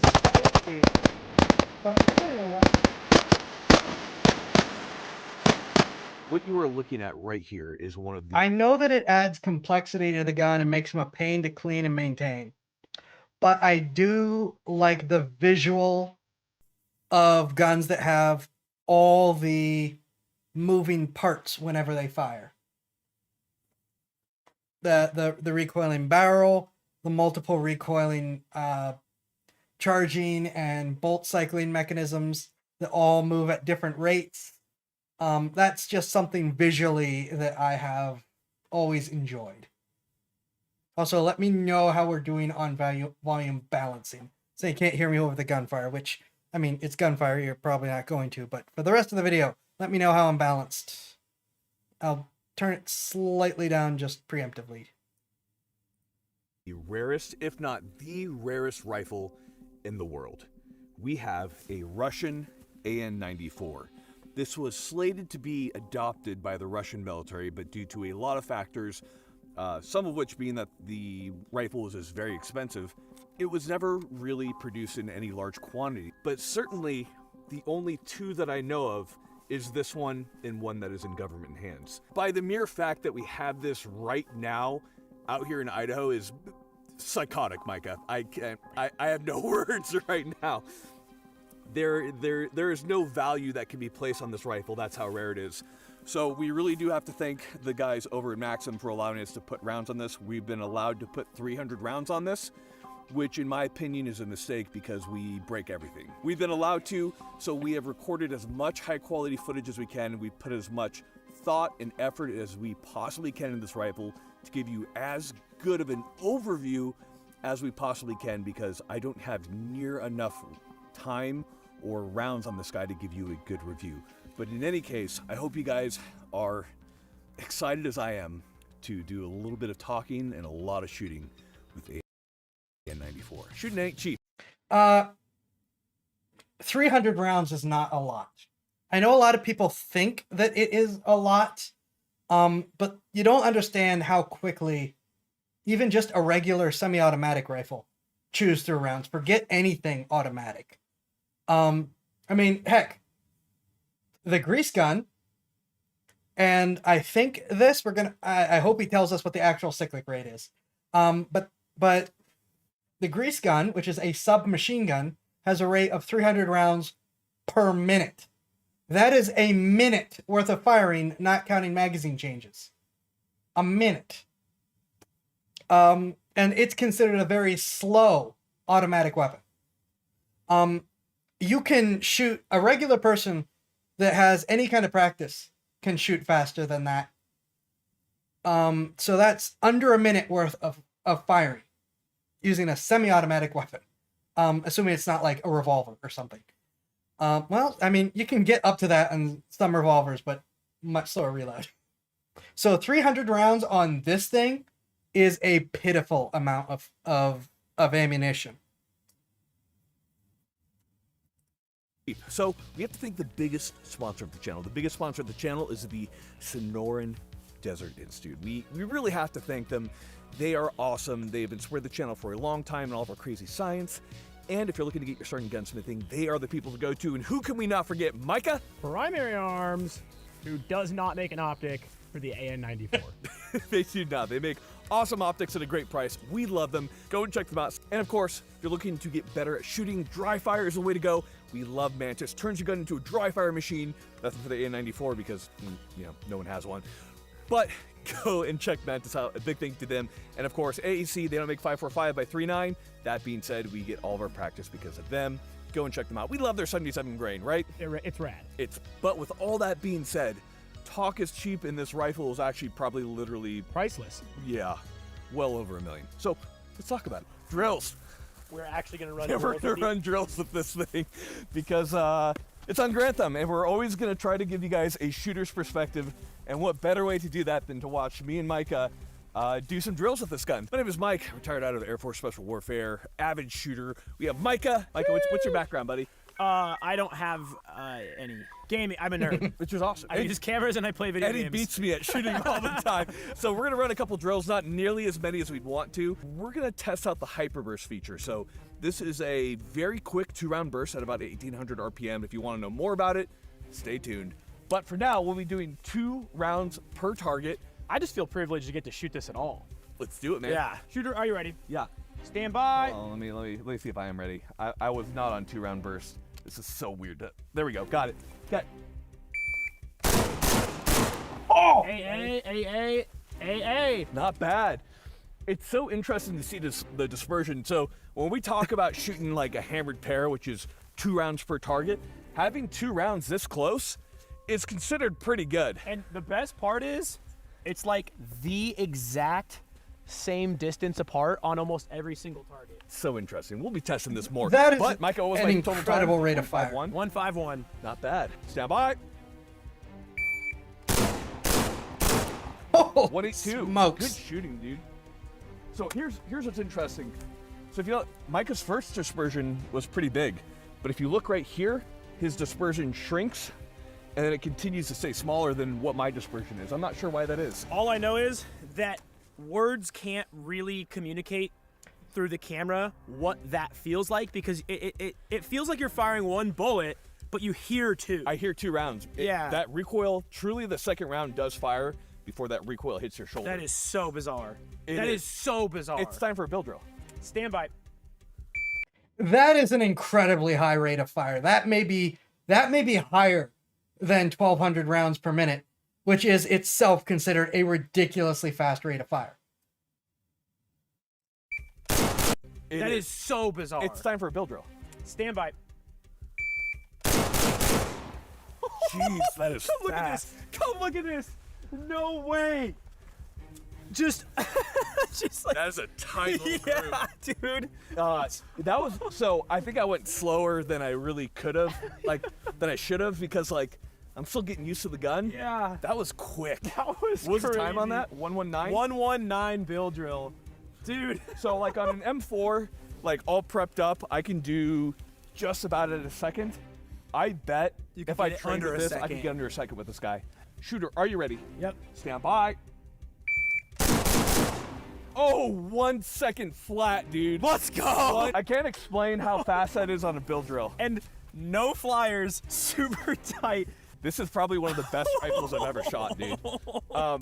So I've always had hype in my mind because of Battlefield 3 and Battlefield Bad Company, but shooting it, dude. In all the video games, whenever you're using it, seeing your barrel go like this, Yeah, I'm but like, in oh, this real is so life, cool. dude, do not pull that trigger as fast as you can on that hyperburst. Yeah. Ready? Yeah. Stand by. Hey, what do you think? I was under a second. 0.89. Holy 0.89 build And drill. that was clean. Clean. The way it feels is the trigger is great on this. First off, It's not bad. and on top of that, that hyperburst, it's so quick. It does feel like you're shooting semi-auto, but every trigger pull is just 2 rounds. Okay, next up we're gonna have the Mozambique, otherwise known as the Djibouti Shooty, is 2 to the chest, and then the guys in dead, so you put 1 in the head as a safety. Now we're gonna attempt this with full auto. So with the AN-94, what should happen is you should have the hyperburst for 2 rounds into the chest, and there is it feels to me like a 0.25 millisecond delay before that 600 RPM full auto kicks in. But I've noticed that sometimes, have you noticed this? Sometimes that 3rd round just launches off at hyper. Seems like it's one long hyperburst. Sometimes it feels like it's 3 rounds hyperburst. So I don't know what we're gonna get, but we're gonna try to do 2 to the chest, 1 to the head with 1 trigger pull. All right. We'll try it. 600 is a pretty good rate of fire. It's generally considered as one of between 6 and 9 is generally considered a pretty even rate of fire. The big issue that you get at those rates is control. You're getting a good amount of lead down target, down range, without just destroying your magazine from the sheer volume of fire. Look up the PPSH for something that does destroy your magazine with rate of fire. But it seems like it's not fast enough to just feel like a continuous push, but not slow enough to let you keep the barrel perfectly on target. The 600 to 900 is the much more common rate of fire for battle rifles, at least assault rifles. This one is close. Do you understand the course of fire? Yeah. Stand by. You know what's great though? You did have that gap and unload the rest of them here. Okay, those 3 were hyperburst. Those 3 were fast, dude. And then I got that delay, and I was able to get up to the head. It technically worked. It just, it took off a little on me. I got a little excited. This never happens to me. Usually, I only get off when I mean to get off. Stand by. Oh no. Woo-hoo-hoo! I tried to time it perfectly. That was good. And I really kind of did. I would say you beat me, dude. If only I hit that A zone, it would have been flawless. But I see what you mean. That was 100% an unavoidable hyperburst. There was no way. Dude, that 3-round burst. Yeah, that's a 3-round burst. Ain't nothing you can do about that. But I'm happy with that. That's very good. It you works. beat me. You beat me on that. What's the time on that? 0.68. Okay, so what's the score so far? I beat you in the first 2, but only because I got a second with the bill drill. We'll let you do another one later. Then you beat me on this one. It's 1-1. We're doing great. Yeah. High five. But what we're gonna do right now. All right. Didn't know you could destroy a magazine with fast firing. Okay, so I'm meaning that only partially, literally, and partially figuratively. Now, some springs are going to struggle to keep up with that rate of fire. So from there, you're going to have a little bit of an issue. But the main thing, what I mean figuratively with destroying the magazine, is the issue you run into with things like the PPSH, where you almost don't have enough ammunition, even in the big drum magazines, to actually be able to make use of that rate of fire, because you get the initial burst into your shoulder, and then as you get it back under control, you're out of ammo. If you can have a large enough supply of ammo, the time it takes to get it back under control, once you have it there, it's going to stay there. But with a lot of stuff that has that kind of rate of fire continuously, 100-round drum is gone in seconds. 1,200 rounds per minute. Let's see. Divided by 60, that gives you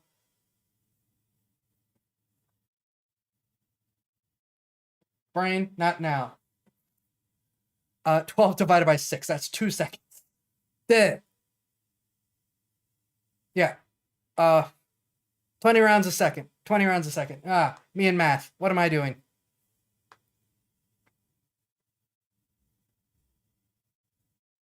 Then you beat me on this one. It's 1-1. We're doing great. Yeah. High five. But what we're gonna do right now. Oh no, yeah, that is about it. 20 rounds a second. I think the standard drum is what, 50? What's the PPSH standard drum? Give me a sec. I feel like I should look up something and pretend like I'm being professional. The PPSH drum magazine is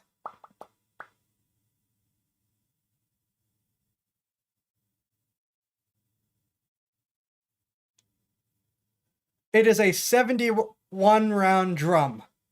So that you can't get a +1 with it. It's open bolt. So that gives you 3.5 seconds. Up to has it 3.5 seconds, 21 rounds. That's 3.5 seconds to make use of your firearm. Is we're gonna test the hyperfire at distance to see the types of groupings that we get at further and further. This is what I'm the most excited about. I'm really interested to find out. We've been doing a lot of shooting, but not a whole lot of explaining. The AN-94 is really interesting in the fact that it has a feature called Hyperburst. This is what sets it apart from literally any other rifle that has ever been fielded. Other rifles have attempted it, but nothing has been fielded in the way the AN-94 has, despite not really being fielded that much. So here's how it works. 2 rounds are fired before the recoil is felt by the shooter. This is fired at about 1,800 rounds per minute. That's very fast. So the vector is between 12 to 1,400, depending on the caliber. So 1,800 rounds per minute is psychotically fast. So how it works is, we're not going to explain it to you like an engineer. I'm going to explain it to you like a dumb shooter / conscript. We have 1,800 rounds per minute. 30 rounds a second.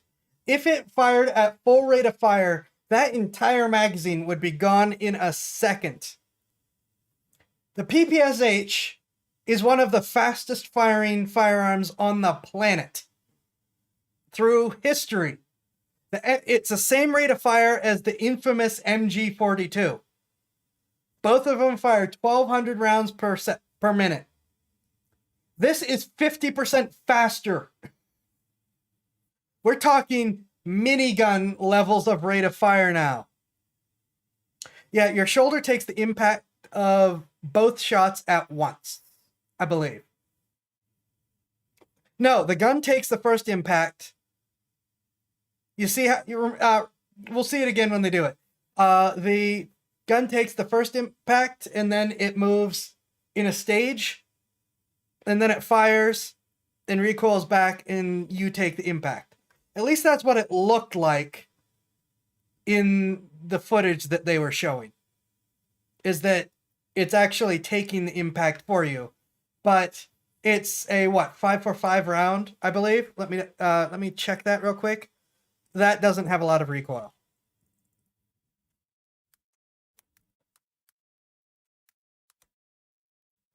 AN-94 caliber is 5.45. That's a fairly small standard assault rifle round. It's called an intermediate cartridge. It is actually pretty weak The recoils on those are really low. Okay, pretty weak in terms of recoil and impulse. Their advantage is that they are small, fast bullets. They don't necessarily do, compared to full caliber rifles, they don't do a lot of damage. You take both, but it happens so fast the rounds are both going downrange before you feel it. That's how I thought it was, but the way it was shown seemed to imply something different. I am checking something real quick. Okay, miniguns are still faster, but not by much. The low end for miniguns is 2,000 rounds per minute, meaning this is almost as fast as a minigun, which are the motorized spinning multi-barrel Gatling style guns that are the fastest firing guns that we have ever. So that's crazy. Two mechanisms working within the AN-94. So typically what is going to limit how fast a gun can fire is going to be how far that bolt has to travel. Fair enough, and I was assuming they were full-size, not mini-shot. My concern about human things breaking is reduced. Yeah, your standard assault rifle, it fires what's called an intermediate cartridge, which is significantly smaller than a full-size cartridge. The idea is ammunition capacity. Standard capacity for these is 30 rounds. People like to call them large capacity. They are not. That is standard. That's how they've been made since they were made. So it's an idea of capacity, and I mean, he's carrying 180 rounds right here between his jacket, vest, and the gun itself. 181 if you load this +1. Unless you're the 1950s US, try to make it. It has since been accepted that when you get to full caliber rifles for military use, they are called battle rifles. So the .308 caliber rifles would be considered battle rifles because they're using full-size cartridges. And those will destroy your shoulder with any meaningful rate of fire. They are, even ones that have an automatic setting are almost universally used in semi-automatic because there is no controlling them once they get going. And they will probably knock you over. How fast a gun can fire is going to be how far that bolt has to travel. Typically, a bolt has to travel all the way to the rear so that the magazine can push up around and then strip that round and fire. The AN-94 gets around this by having the second round on a lifter already out of the magazine and kind of ready to fire. So there's actually two separate mechanisms working. So when the first round is fired in hyperfire, the first mechanism travels, it ejects that round, and then there's a pulley system that actually reverses the momentum of that bolt and pushes that bolt back into battery, which then catches that round that's on the lifter. That way it doesn't have to wait for the magazine, and then is able to load it, so it doesn't have to travel nearly as far. As soon as that round isn't loaded, it's... Is this a +2? I'm going to have to listen to that again. Is he saying this is a +2 because of the lifter?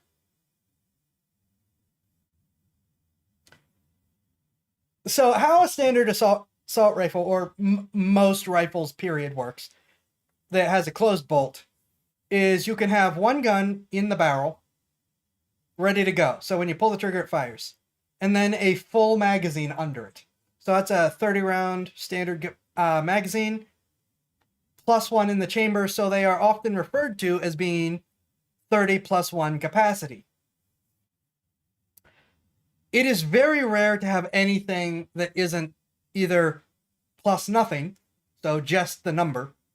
Those are typically your open bolt things like the PPSH I mentioned, or just +1.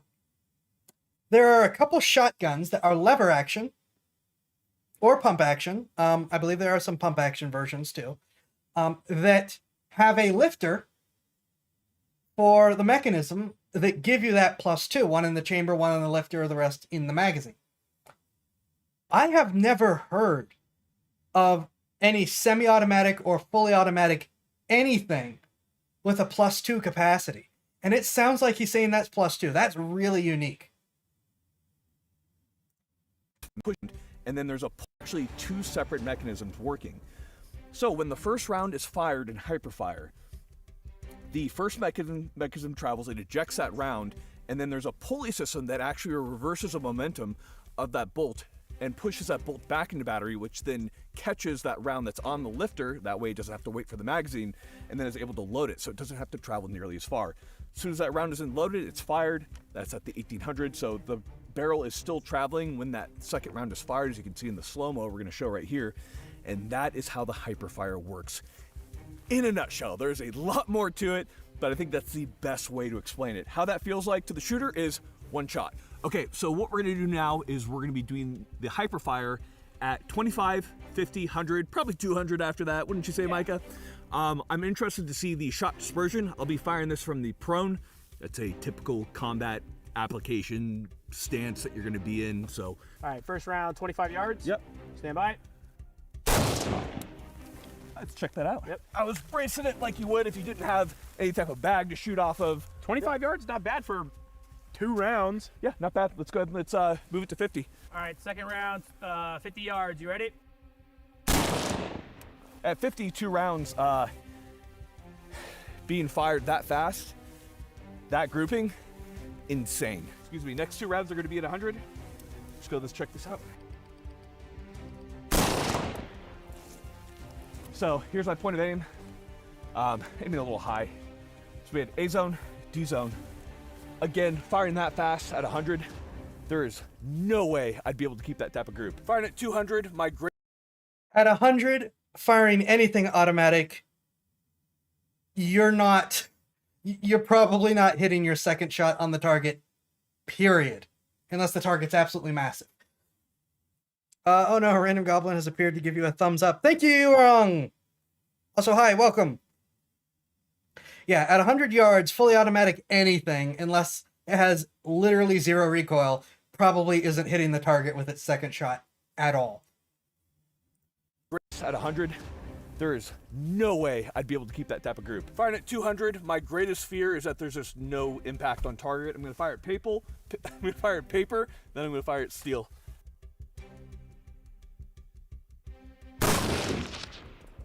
Steel. Steel.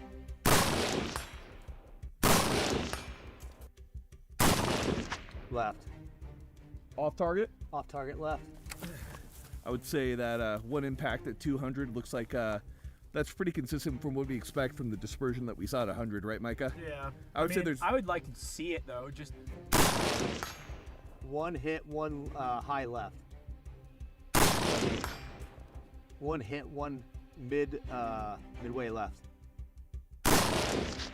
Right. I think there's definitely a mechanical limit to what it can do, and I think we're definitely there at about 200. 100 was getting a little dicey for both of us, so definitely a limitation of the hyperfire, but I would say 100 and in, an incredibly effective mode to use. So what we have right here is ballistic gelatin. We're going to be using the hyperfire to see how the 2 rounds will behave when they strike pretty close to one another. I'm interested to see what happens. Ballistic gelatin is not a good approximation for human flesh. However, it does give us a medium with which we can judge it against other rounds. Are we using that crazy Russian round like we did the video on? The 7N6? No, we're using the goodness. It's the civilian round. It performs really well. It has like a kind of like a hollow cavity in the nose, and it does great. So the lifter is empty and pulled around out of the magazine and then pushes it to the side upon firing, then up to the chamber. Because the gas chamber unit is empty until fired, so it is just a +1. Neat, and thank you for looking that up for us. That's still, I am sad it's not +2, just because that would be even more unique things about it. But good to know, and I appreciate you taking the time to look that up. No, we're using the goodness. It's the civilian round. It performs really well. It has like a kind of like a hollow cavity in the nose, and it does great.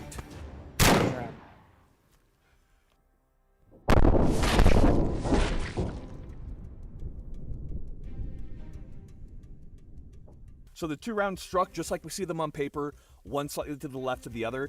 And you can see that the 2 rounds actually took slightly different paths. That's due to the unpredictable nature of the 545x39 slug, which performs very well in tissue.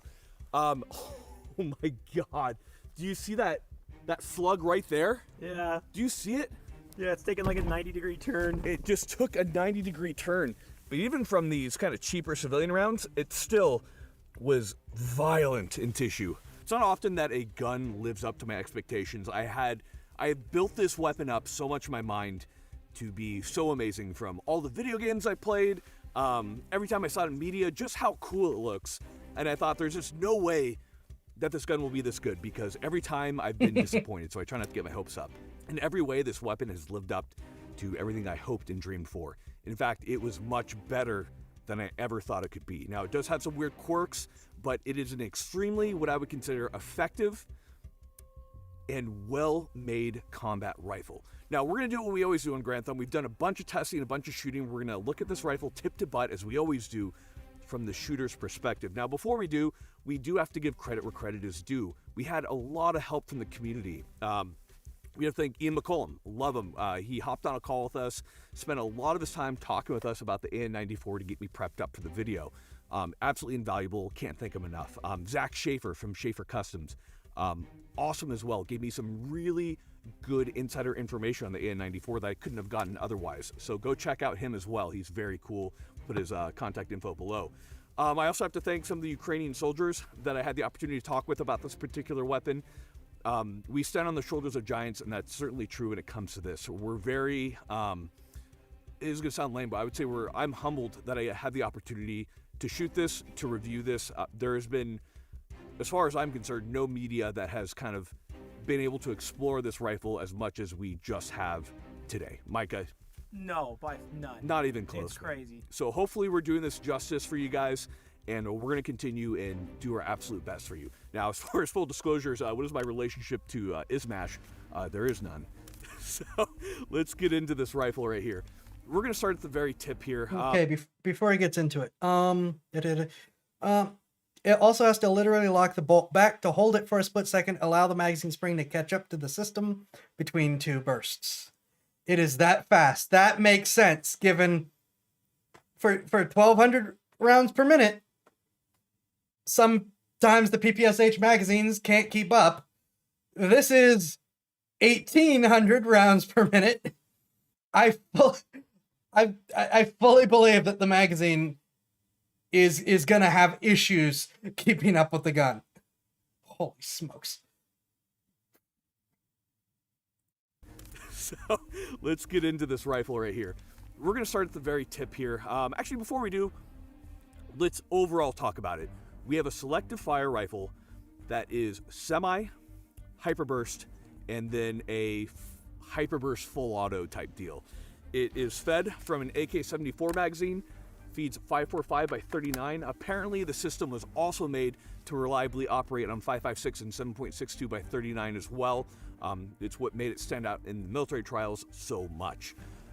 The mechanism is a very odd mechanism. There isn't a specific English phrase for it. It's something called like a delayed pulse or a delayed phased pulse, something along those lines. It's a very odd operating mechanism when it comes to this rifle, and we'll talk about that as we go through it. We're going to start right here at the very tip.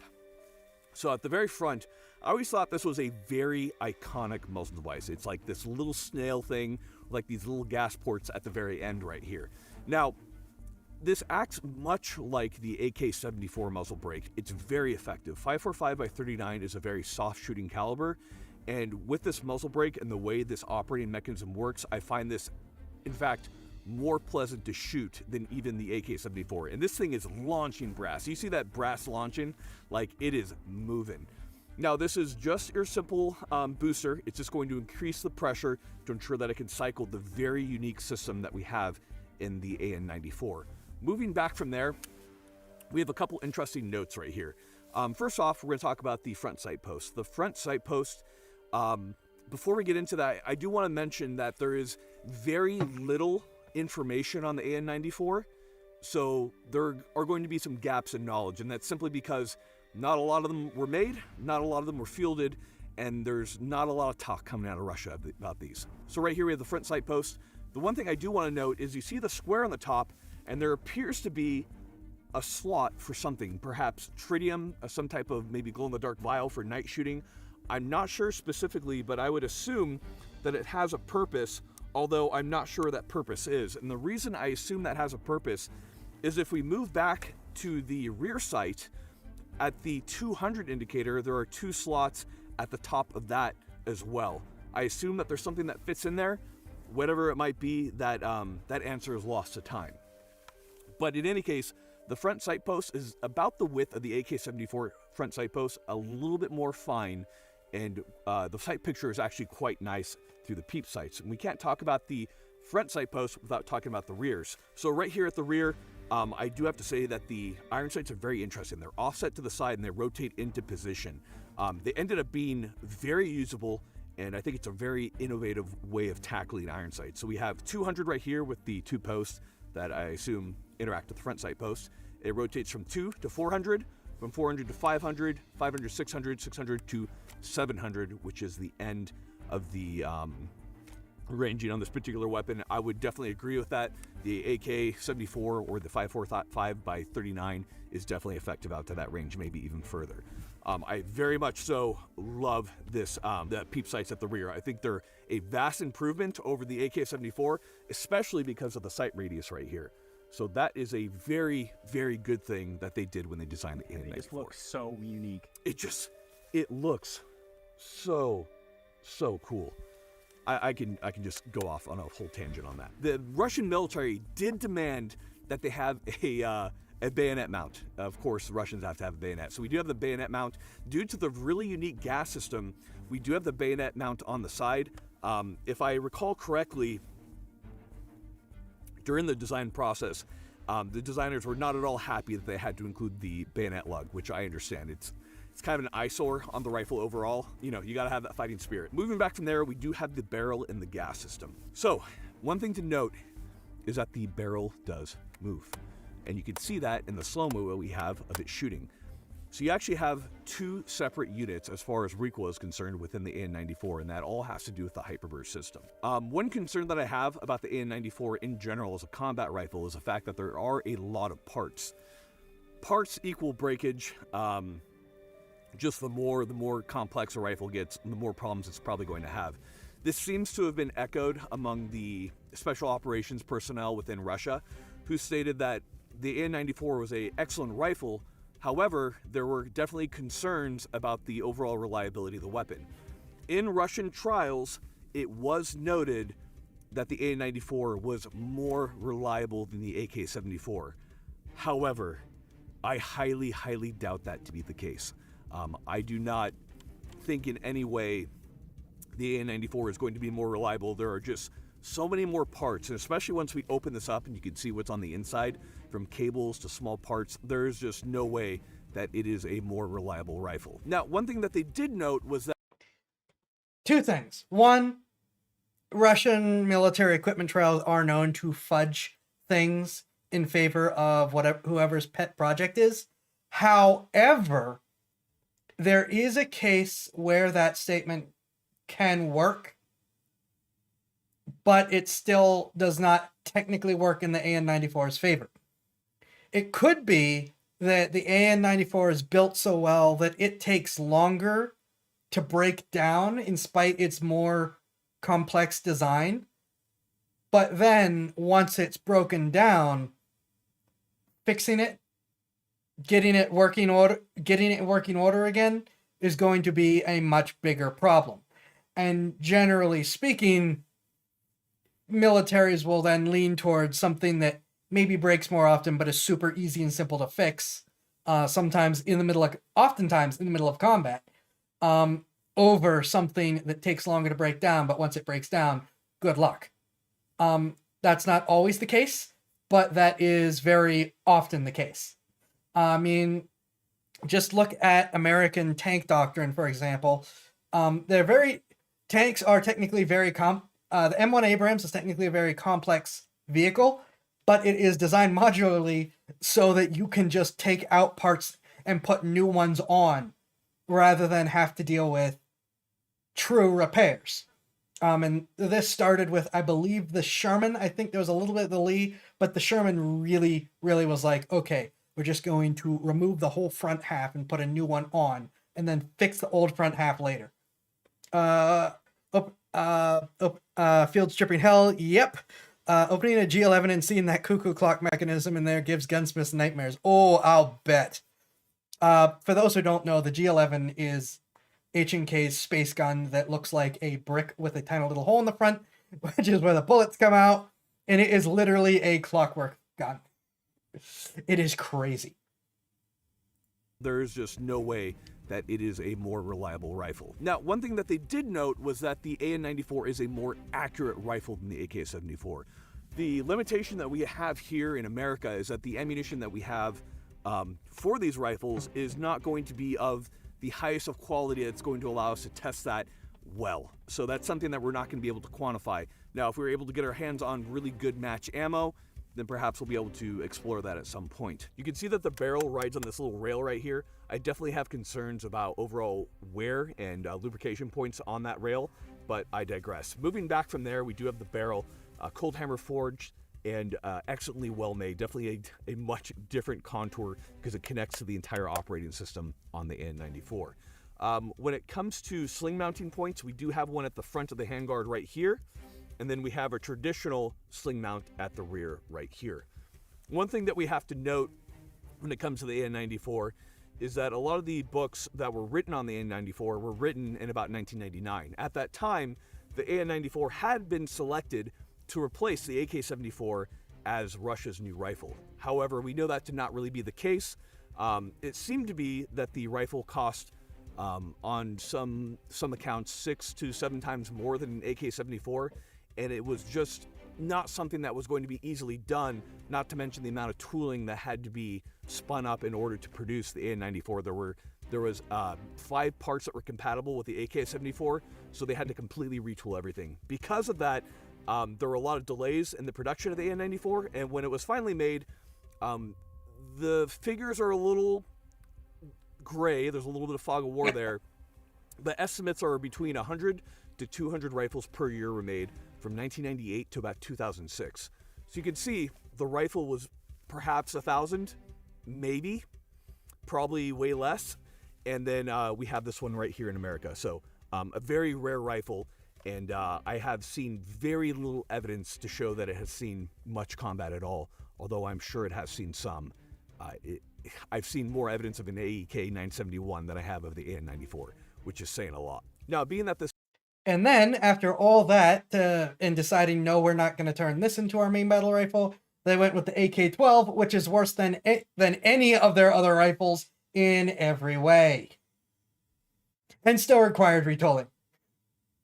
Evidence of an AEK 971 that I have of the AN-94, which is saying a lot. Now, being that this was designed a little bit ago, there's not really a good provision for mounting of lights or any type of lambs or accessories that you might need on a more modern rifle. This is not really a dig against the rifle. The M4 would have had the same problems if I were to review an older M4. It's just these weren't as widely used as they are today. So if this rifle had been adopted, likely we would have seen updated furniture. Moving back from there, we do have the takedown lever right here, and we'll go ahead and we'll take it down right now. From here, we have the bolt. I think this is really interesting because the first time I tried to load this, Micah might even put up the clip, I actually ended up jamming up the weapon because it doesn't pull as far back as a typical AK-74 does. So that's about the limit of its travel. It's very short, and this has a lot to do with the hyperburst and the reverse mechanism with the cables that are within the rifle itself that help this fire so quickly in that hyperburst. And something that I have to note too is that in our time shooting it, I haven't found the hyperburst to always be incredibly reliable. We've had a couple times where it's either been one round, or if we are on the auto mode, it should fire the 2 rounds quickly and then go have a delay and then fire at 600 rounds per minute. But oftentimes we found that the hyperburst has been about 3 rounds. So there's a little bit of, I would say, mechanical inconsistency. I'm not sure if that's something wrong with this rifle, if it's worn, or if this is an overall problem with the AN-94. And again, that's something that I'm not going to be able to really delve into just due to the fact that we only have one rifle, and I doubt the US government is going to lend me one. Although we can ask, right, Micah? It doesn't hurt. It never hurts to ask. Maybe we should ask for permission instead of, ask for forgiveness instead of permission. So right here we have the AN-94 partially disassembled. And it's important to note, the first time we ever disassembled this, me and Micah were like, oh my god, it's literally just a steel cable in there. It looks like the craziest mechanism you've ever seen. So you can see right here, we have the bolt and the piston system right here. Then under is where we have the lifter and the kind of the secondary system. There is a lot going on in this particular area. Ian McCollum delves much deeper into it. We're not really looking at that from a shooter's perspective, other than to say that this, as if I was a conscript, if I was a soldier, if I was a special operations guy in the Russian military, I would definitely have concerns looking at this, because there are a lot of parts, there are a lot of things go wrong, there's a lot of extra stuff I would need to have on me, or that my armor would need to have on hand in order to repair this rifle. Not to mention, if you have like a blown primer, something goes wrong on the rifle, that's a lot of small spaces for that stuff to get into. I can imagine this gun getting jammed up from that stuff definitely more easily than an AK-74. Imagine a little bit of dirt or grit on the wheel right here is going to shut that down. So I think there are a lot of potential issues just due to the complexity and the tightness of the mechanical nature of this particular weapon. Okay, right. That is scary enough that I would say just carry a complete second assembly to replace it with. That is, it looks really cool, but from a maintenance point of view is terrifying. Right here you can also see that we do have a heat shield on the handguard as well. That's going to be an important note. I didn't find that this rifle got unnecessarily hot during shooting, which is an important thing to consider when you're thinking about a combat rifle. Right here we have the latch for the stock. So you can fold that over. You can see you have the mechanism right there. Once that's together, it's not going to come loose until you hit the release right here. Then you can unfold that. An important note also is that the cleaning rod is right there and can only be retracted when it's at that open position, but not when it's closed. When it's closed, it's not going anywhere. We also have the cleaning kit. Beyond the cleaning kit, the cleaning rod, the grip, and the magazine, there is almost nothing else that is compatible with the AK-74, as a quick note. A really interesting feature of the AN-94 is going to be the off-centered magazine right here that is canted off. It is goofy looking, it's bizarre, and the whole reason was to make room for that lifter for the hyperfire mechanism. Now, from there, I do find that loading it from a shooter's perspective is actually pretty easy. It actually feels easier than an AK-74 for whatever reason. Ian McCollum said that he thought it would be easier to load. I didn't agree with him. However, Ian McCollum was right, as he usually is. Moving back from there, we do have the trigger, which I am very excited about. How about you, Micah? Very. Okay, so right here, we're gonna have this on no particular setting, YouTube. Okay, so feeling into it. A little bit of creep, and then we hit a wall after about a millimeter play. About 6 pounds, just a little bit of roll, and then it hits that brake. A little worse than an AK-74. Millimeter play, hit that wall, it rolls over it, then it goes. Let's try it in semi-auto and see if that changes it, because based on where the selector is, that's going to change where it's engaging on that plate. It's a very complex mechanism. Let's feel that single state, that semi. Same amount of play. Feels about the same, a little bit lighter on semi. That is interesting. So the trigger is quite good. It was fast. When me and Micah were shooting it at the Bill Drill, we did manage to break in under a second with it. I'd consider that a very good combat trigger. Moving over, we do have the selector right here. So it's in Russian. Doesn't help anybody. At the rear right here, we have auto, which is going to be 2 rounds of hyperburst, or 3, depending. And then it's going to go into a 600 RPM. It's very interesting as a shooter, because those first 2 rounds, it feels like a vector, but it doesn't, because a vector kind of takes off on you, and it's faster than a vector. Those first 2 rounds, you're conscious that you fired the 2 because you hear the report, but it does feel like one impulse. Now, from there, there's like a 0.25 maybe millisecond delay. It kind of feels like you study your trigger finger on a Bill Drill, like you kind of mess up a little bit, and then it settles into the 600 RPM, which is very controllable rate of fire. It's very odd. As a shooter, like that transition from the hyper to the full auto is very bizarre to get used to, but I can see it being very effective, because what's nice is that once you reset the trigger, you go right back to hyperfire. So as a guy in the military, if I were to run this rifle, I'd probably just keep it in auto, and I would just, do the hyperfire as necessary, and then if I really needed to, I'd lay into it on the full auto after I'd engaged the hyperfire. I think it's a really good mechanism, certainly better than the M16 A2, which at the time was a safe semi 3-round burst, and the 3-round burst wouldn't reset after you reset the trigger. So this is a much better design, very well thought out. I think that the guys who designed this were definitely shooters. It's much like a stick shift, so you push it down, then you rotate into position. Get into hyperfire is actually pretty difficult, and then from the middle position, which is hyperfire, goes to semi. We also have a safety right here. Safety is, in my opinion, at least on this rifle, unusable as it is, because you should be able to press it when you're ready to fire. I consider myself a strong guy. I have to really press into that with my thumb. So in practice, me and Micah have not used it, but engaging the safety is very easy. So I'm not sure if this rifle is just not worn in, if it's not a good design. That's hard to say. Pistol grip is your standard AK pistol grip, and the stock does feel very comfortable. It's a pretty AK-ish drop.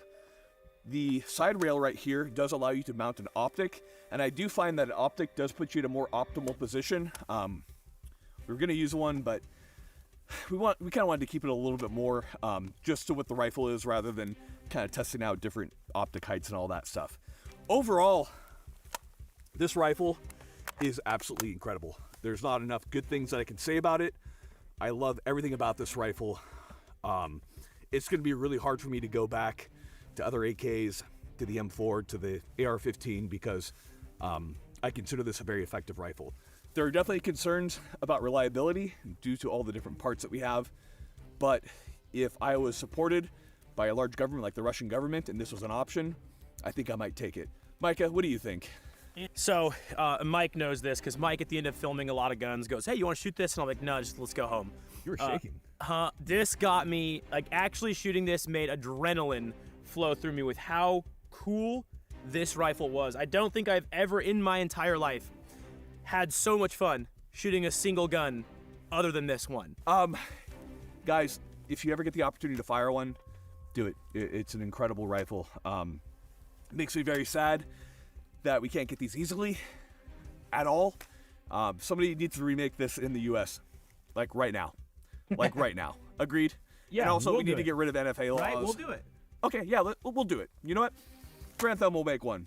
Brandon? Oh god, is this gonna be like the AK-50? Guys, the point is, this is probably gonna be a rifle you never get your hands on, but it's a very interesting footnote in history, especially because I would say this is the first time in a long time, and probably a long time since, that we had a completely unique and novel operating mechanism and operation of a rifle that was adopted. I think that there was a lot of potential here at the AN-94 that was missed. I think that this rifle would have ended up, with refinement, being a really, really good, if not just special operations capable rifle, a very good general purpose rifle. I don't have enough good things to say about this. This is sad to me that so few were produced. But guys, as always, we're going to say train, get out there. Sad note on the AN-94, but we're glad we could share with you all the coolness of this particular rifle. So get out there, guys. We love you. Dad advice with Tim. Tim, what's your dad advice? Dad advice? Yeah. Don't let your daughters date. As you take them into the arms room. I don't know what that means, but there you have it. Okay. The answer is yes. I'm gonna resend this out again real quick. That is cool. That is neat. And I know I did some fair bit of rambling in there. AN-94, very, very cool. I'm inclined to agree that it is probably too complex to be a good combat rifle for the masses. Even if you can get the cost down, that is a terrifying inner mechanism to maintain. But it is really cool. and probably has a lot of effectiveness in other forms. Now, for the remaining bit of the stream, we return to Divinity Dragon Commander.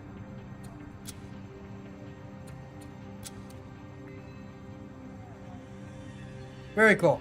Grantham, very neat. I cannot believe you actually managed to get some range time on one of those. Absolutely crazy.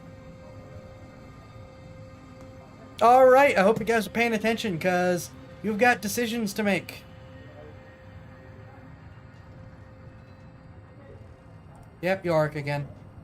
Lady Ophelia may think the experiments she is overseeing have come to promising fruition, Commander.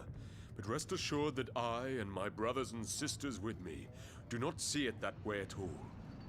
I have not told her, but the undead souls that were given a vile living body were torn apart by an angry mob the moment they set foot in their hometowns.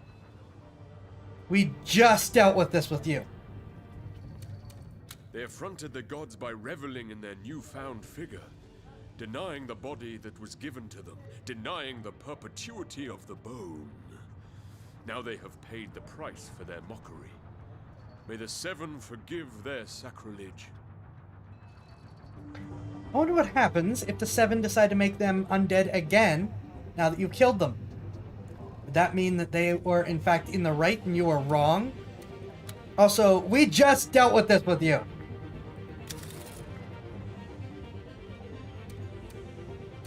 Commander, it has come to my attention prisoners have been used as guinea pigs for the benefit of Lady Ophelia's search for a cure.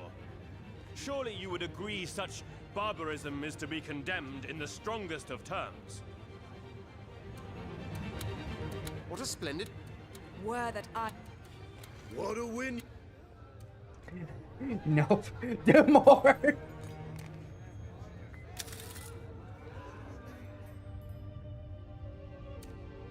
My night and day, praise be unto the Seven, for we have booked a great and perfect success. The ill-starred, who were so suddenly stripped from their sacred skeleton, no longer mourn the bones that were snatched away from them, but celebrate a new life instead, cloaked in warm-blooded rapture. Well, they did. They breathe, my love. They did. Smell and taste and feel. Experience the world in ways wonderfully enigmatic to the undead. I too in these mysteries could partake if my soul be rendered unto a woman of bodily perfection. Chat, you gotta make a decision here.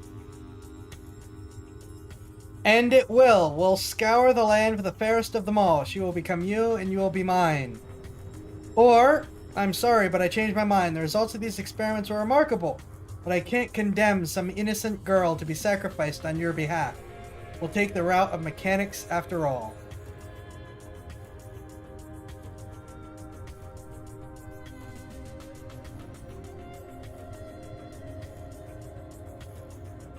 Yeah, it was easy when we were just doing it to condemn prisoners, wasn't it?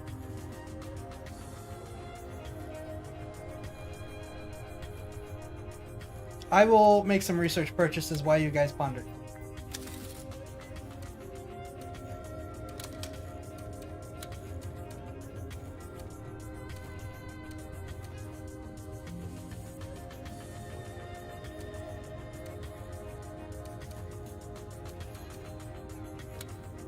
Well, I'm gonna make a purchase, I think.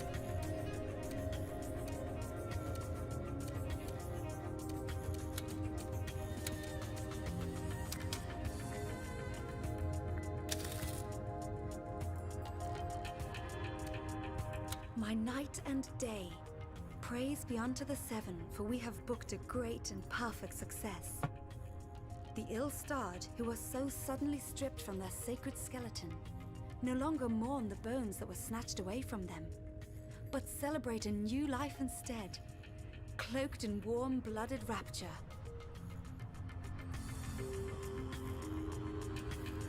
Weird, I like her better this way?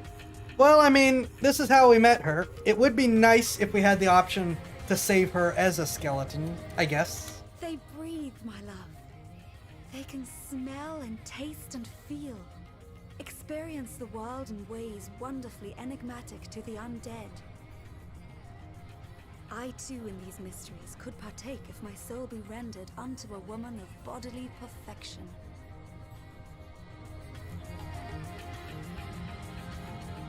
You gotta make a decision, chat. This is all on you. Will we find someone to swap her out with? Or will we talk to the imp mechanics?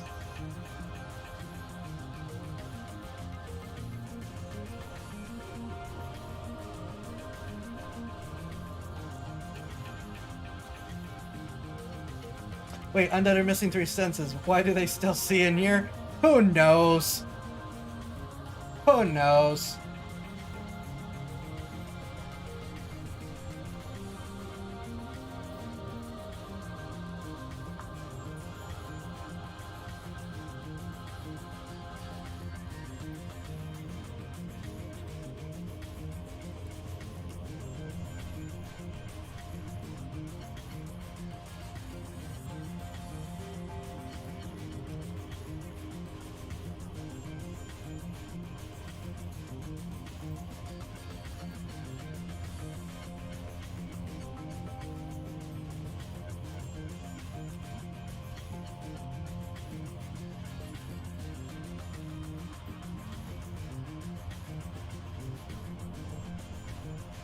Either option is going to tank our undead rating.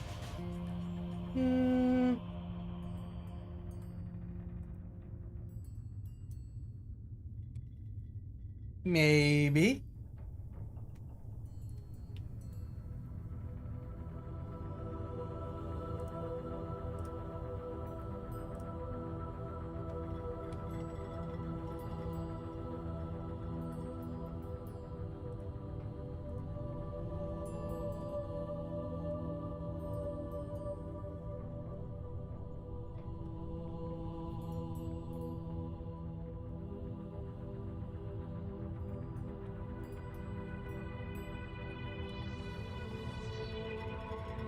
Seconds less cruel, but up to, so hot, real woman.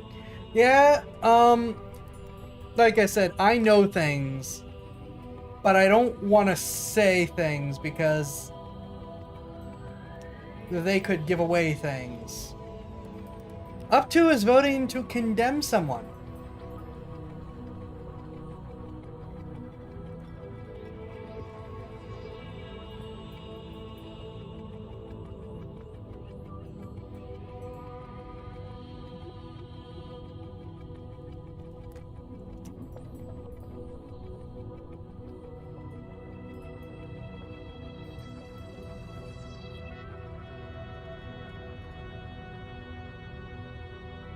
Does anyone else wish to vote?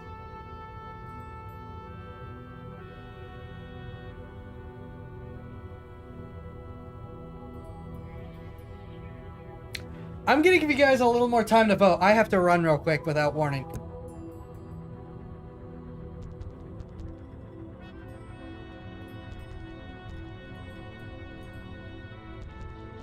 I will leave the choices up so you can see them, but we'll be right back.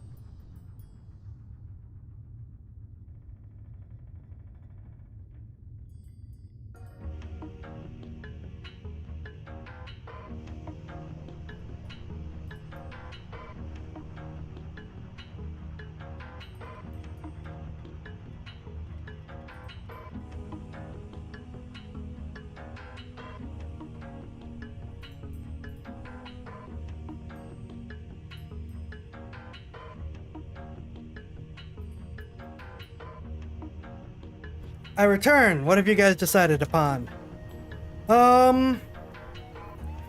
Let's see. Want to blame Up to for this going south. No idea what to do. Up to change his mind second. Digi votes fairest of them all. 2 votes second. Naruto, please. Well, I think that I have probably dawdled long enough.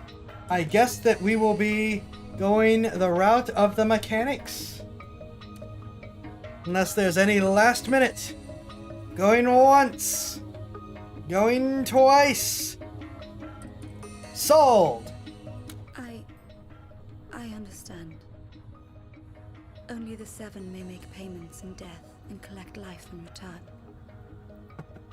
By cutting off my egotism at the knees, you have safeguarded a faraway beauty who will never know the greedy talons of desire were hunting for her soul. Blessings of the gods be upon thee. Pat, pat.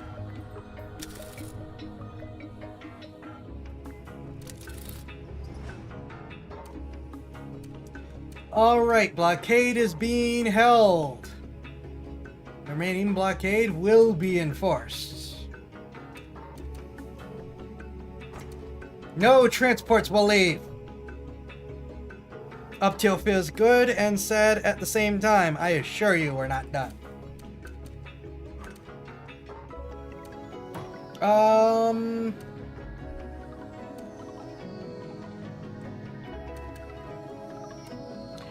And that was the best voice lines in the game so far, designed to guilt trip you to doom.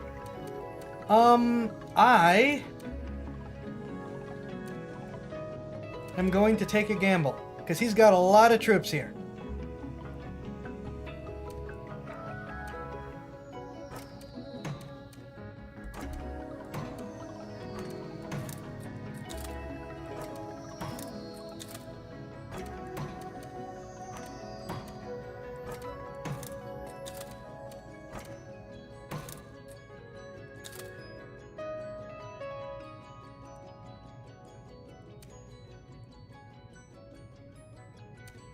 Oh wait, I can take a bigger gamble. Aha!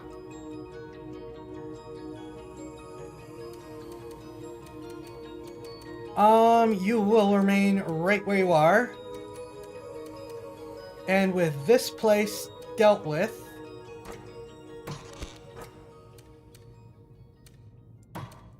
we will begin the invasion here.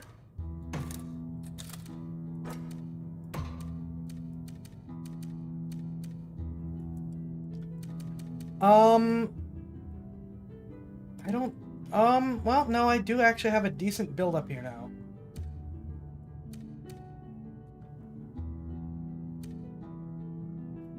You know, it almost seems like a good idea to just invade here, cut them off,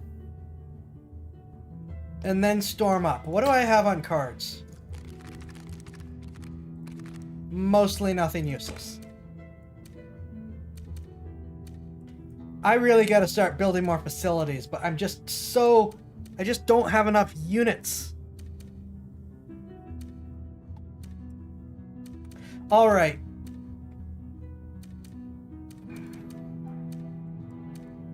We're going to invade here, immediately build reinforcements here to try to keep them from invading, from counter-invading.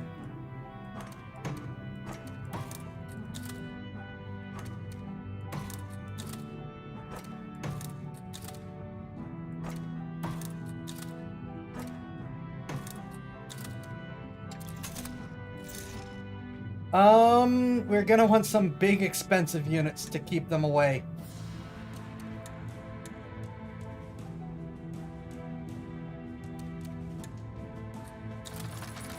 And that's all my money. So we've got some all or nothing attacks going on. Those are always fun.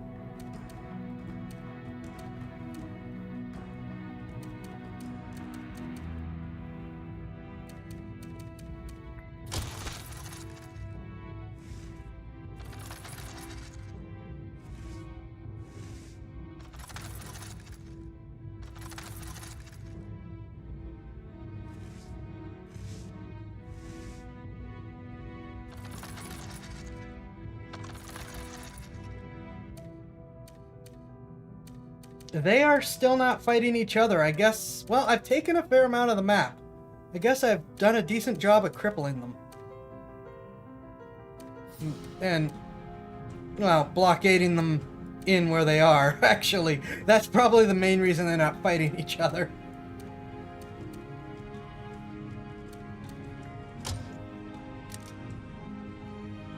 I think I'm gonna win this fight.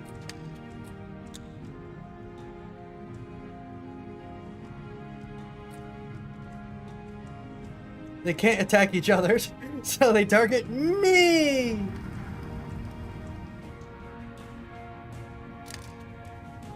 Yeah, I think I'm gonna win this one too. I'm surprised they didn't pile in units to try to cut me off.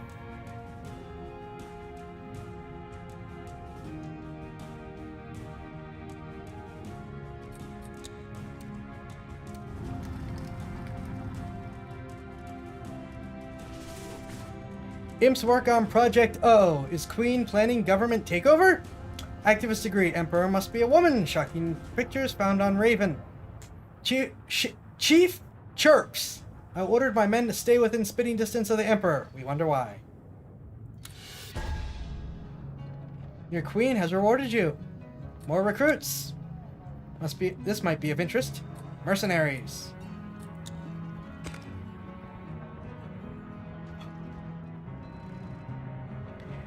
What do you want, Catherine?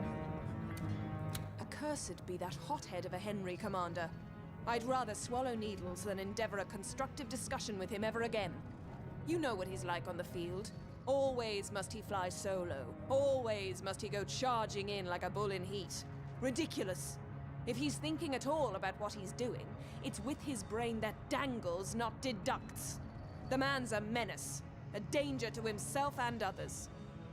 You're officially the way scarier sibling. How delightfully entertaining to see Catherine and Henry exploding in rage over a strategic disagreement. Like children they are, vainly trying to prove to one another they have the better toy. Of course, none of the two realizes they could argue till the dwarves grow tired of gold and never reach the tiniest epiphany. To wage war requires a distinct brand of genius. Where they are found wanting, I am found abounding. To be in the...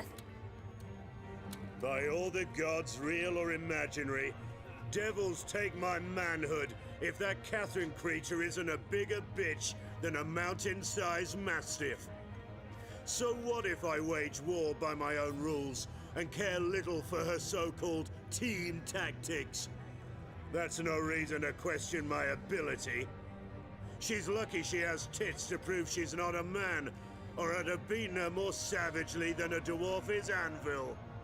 Here we go. Besides, what's the use of standing shoulder to shoulder when you know the fella next to you will run once the swords start ringing and the blood begins to flow? Aye, that's what happened the day I lost my arm. I stood my ground, alone. And the rest of the Emperor's generals, they outran their wives and their litter trying to escape. So much for loyalty. So much for duty. Alright, chat, this is on you guys. There's only one person you can trust, and that's yourself. Looks like you found out the hard way. Or, I can imagine it's hard to put trust in someone when you've been through such an ordeal. We here might not form a band of brothers yet, but we never will unless you give us a chance.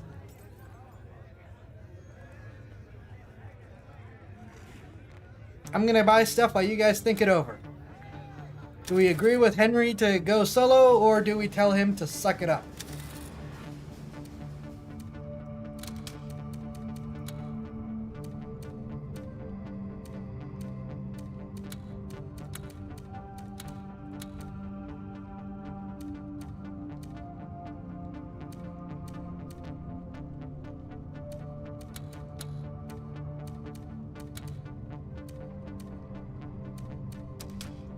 Two votes for second. Okay, I need our generals to not hate each other too much. Sort of want to go, I can imagine, because I really support interdisciplinary combat maneuvers. So it sounds like we've got 3 people voting to tell him to get moving. By all the god. Besides, what's the use of standing shoulder to shoulder? 4 people. When you know the fella next to you will run once the swords start ringing and the blood begins to flow. Aye, that's what happened. The day blood I must lost my flow. arm. I stood my ground, alone. And the rest of the Emperor's generals, they outran their wives and their litter trying to escape. So much for loyalty. So much for duty. Alright, we have a universal suck it up and cooperate. I find it a lot easier to tell the benefit of the doubt it can go shag itself. But if you insist, I'll give the others a chance. Though I'm sure they'll prove to be a bigger disappointment than looking for a brothel in an elf town. Sorry, Henry, and I can't believe I'm supporting Kathy, but to heck with it. Yeah, it even when she's right, it hurts to support Catherine.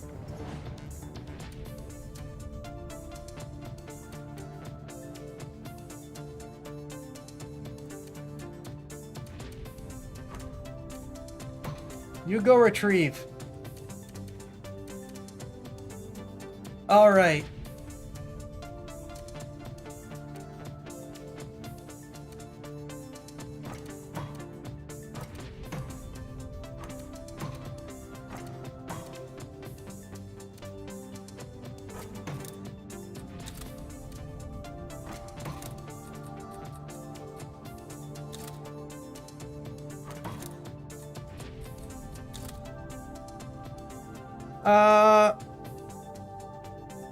Wait, Henry, didn't you already admit Edmund was a better general than you gave him credit for after your campaign with him? This is true.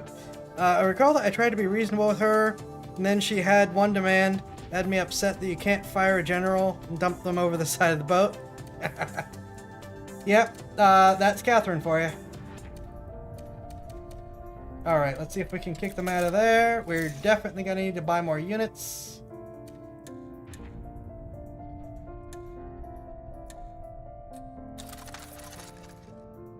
Ooh! Nick 6997. Thank you for the follow. Very much appreciated. Welcome. The night is going quite well.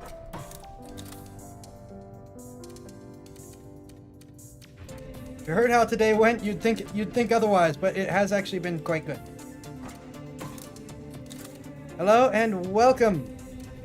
We are playing Divinity Dragon Commander. Chat makes all the political decisions. I just move the pieces on the board and try to keep the Empire from being invaded.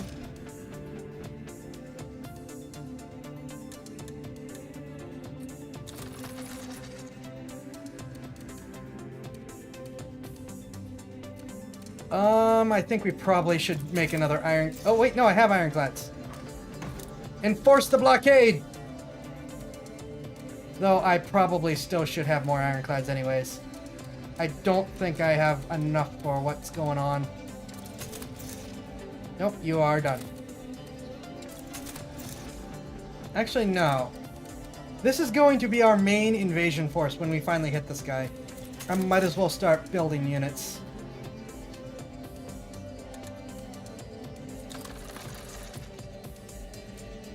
Weird that of all the people I want to dump over the side and feed to Corvus, exactly none of them are actually truckable. Yeah, there's a lot of insufferable people in this game that it's just like we really can't do anything about them at all. We just have to live with it.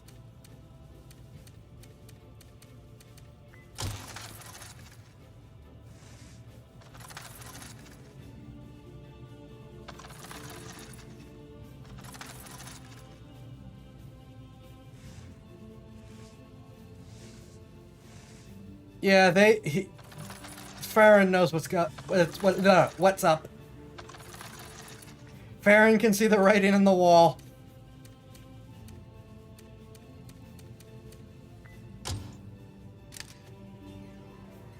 I think Carthan might see the writing on the wall too.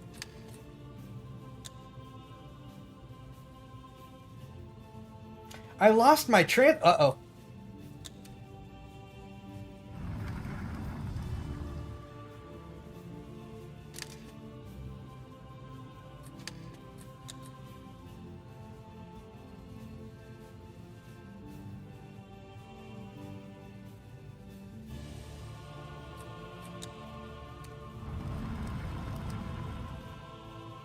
I lost my transport. I'm gonna have to send a transport out there to retrieve what's left of my forces. Raven Bartender, tired of General's drunken babble. All he talks about is his imp arm, and he tips worse than a dwarf. Emperors collect them all, attitude condemned. War is not childish competition, philosopher says. We are trying to eliminate very bad people. Please. Latest dragon spell fires up drone controversy. Accidental death deems unavoidable. Moral mistrust in Maxios returns, introduces Emperor to chemical warfare. Okay, General's actions have given us battle rage, and we have gotten battle fatigue. The elves like the Emperor, yes.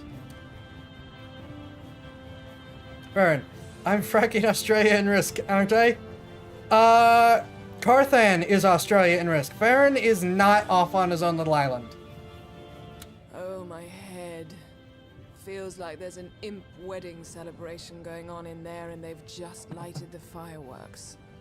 I drank shots and played poker with Henry, Edmund, and Scarlet. Not a dime left in my pockets. But it was rather jolly, in a vulgar sort of way.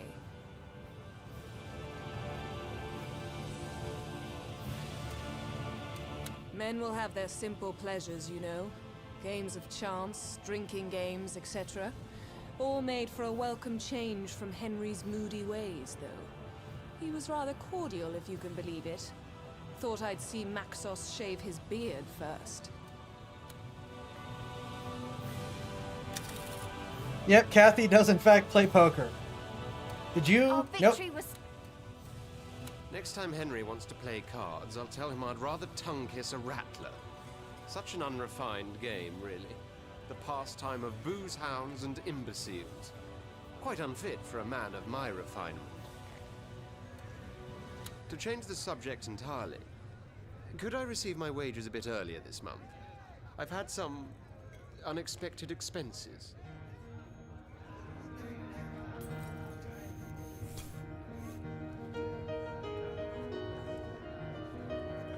I always enjoy that part.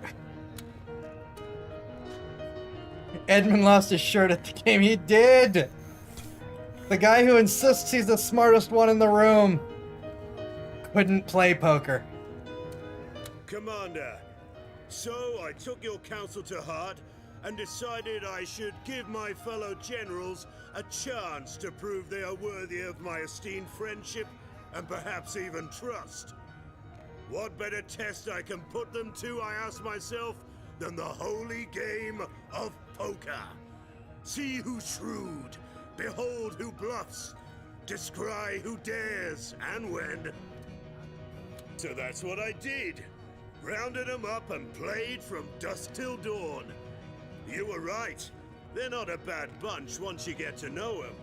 Obviously, I left their purses emptier than Yorick's skull, which does do wonders for my temper.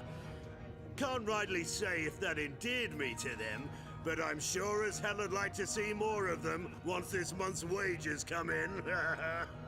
Hello and welcome! We are playing Divinity Dragon Commander. Chat makes all the decisions. I just try to keep us from being invaded. Which, we have a decision for you to make right here, right now. Commander, if we elves think something is of supreme importance, it is the happiness of all people. For those with rejoicing hearts do no evil and look upon the world with kindness. We also believe they will fight harder for their country if pressed. For a new overlord may not hold their welfare in high regard. Clearly this will benefit you in times of need. So, how can we increase the happiness of a huge part of your citizenry? By allowing them to form unions, so they can stand up for themselves better. What do you say? It's bad the longer the elf talks. I will remind people what a certain union just did to its members earlier this week. I know, I'm supposed to let you make the decisions, but I couldn't help take the poke. Unions? What blasphemy. People shouldn't emancipate themselves in factories. They should prostrate themselves before the gods in the Seven's glorious temples. Let the people organize and they'll suddenly make all sorts of silly demands. Advocate not happiness, Commander, but humility. Wait, wasn't he all about having a dictator 5 minutes ago? He was all about having a monarch.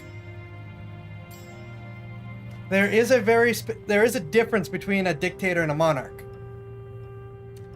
Typical elven wishy-washy nonsense. Unions indeed. Nothing but organized trouble, led by work-shy ne'er-do-wells. Don't you fall for Oberon's tricks, Commander. It's not that the idea of unions offends me, Commander, but in times of war, we just cannot afford the side effect unions tend to bring about. Strikes, protests, you know the sort of thing. No, I advise against Oberon's proposal. Keeps using that word blasphemy. I do not think it means what he thinks it means. Probably true. Frightfully bad idea, Commander. You allow unions, and before you know it, concerns about working conditions are raised. They'll shut down every arms factory we own. Won't make us imps any happier, that. So only Oberon wants unions. No one else.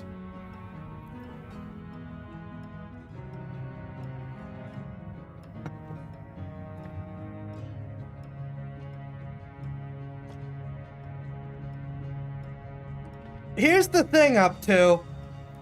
Remember that a republic does not necessarily mean the people get to vote. The United States is actually pretty unique as being one of the first democratic republics where there was public voting, which was supposed to be passed on up to representatives and senators who then voted. But prior to the formation of the United States, republics were just the Senate. The members of the Senate were not necessarily elected by the people.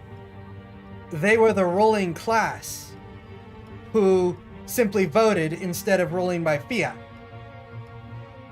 The people still had to do whatever they were told.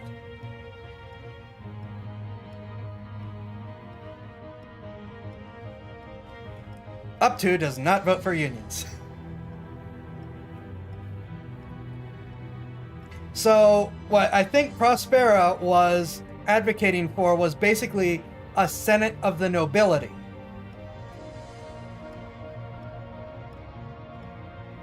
Rome left a bitter legacy indeed, a very bitter legacy. But yeah, I think the Roman system prior to the Emperor is pretty much what Prospera was advocating for. A Senate of the nobility, where all the nobles are the ones who vote, and the people still gotta do whatever they're told. I look at the lizards as declaring pragmatism over short-term morality in this case. That's true. That is also true. But I'm just kind of pointing out what I think she was looking for in a republic, and why that actually makes sense. That wouldn't mesh with unions, because unions are for the people. She just wants the nobility to have more power.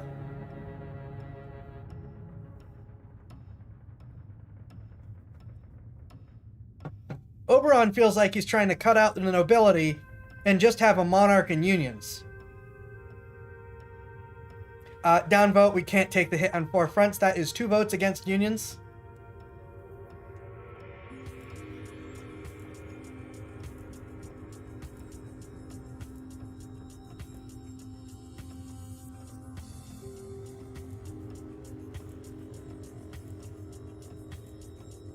That is 3 votes against unions.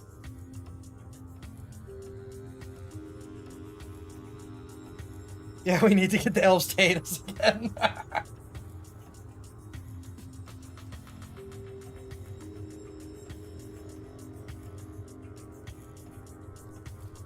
I'm gonna do some research while the rest of you decide, but we have 3 votes against, no votes for.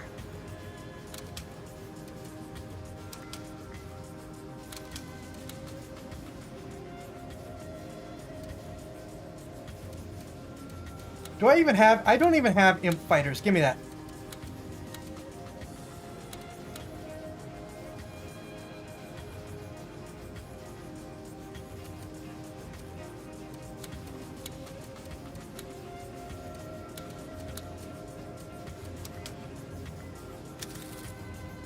Commander. I mean, I didn't say no just because it... Yeah, but Up To hates elves, okay?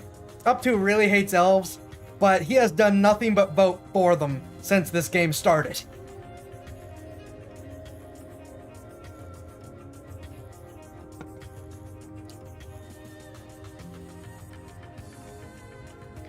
So, that is 3 votes against the unions, unless anyone wants to say anything. There's a bunch of us now. There's a bunch of you now. You can vote. There have been 1, maybe 2 or 3 disagreements out of how many? How many votes have we had so far? 1, 2, 3, 4, 5, 6, 7, 8. This is number 9 on the royal decrees. Up To has maybe disagreed with the unions twice. That is 4 votes against the unions. Oh man, the union is just getting beaten.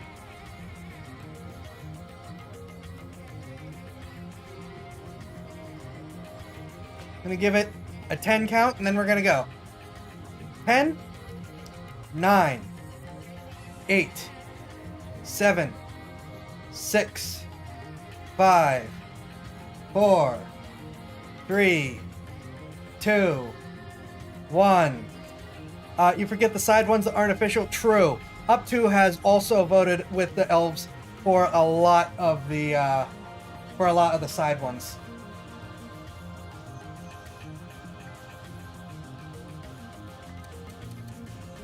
This would have been the first step towards the betterment of your fellow man, Commander. Needless to say, I am sorely disappointed, as every other elf in the realm will be. Very wise of you, Commander. Humble people do not question. They accept. And the 7 love them for it. Good show, Commander. Our laborers have more than enough rights as it is. The right to work and hold their tongues, for instance.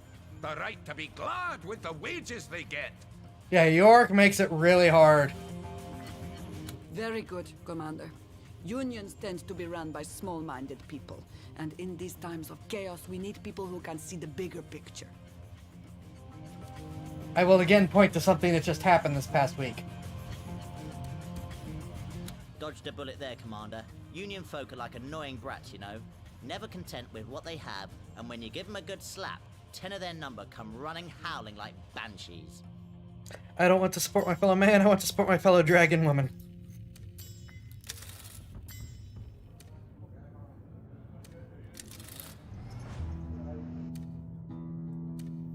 All right.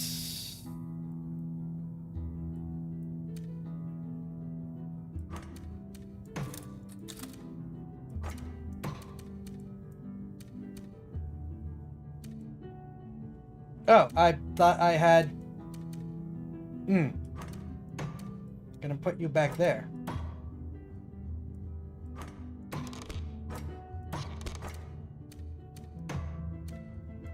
Anyway, did have to support with that one.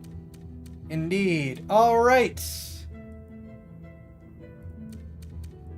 I really need to start doing something about moving my factories up sooner rather than later.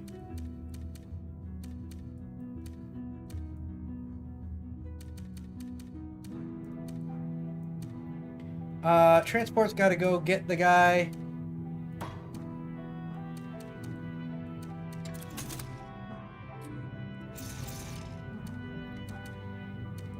In the meantime, I think I can go continue to enforce this blockade.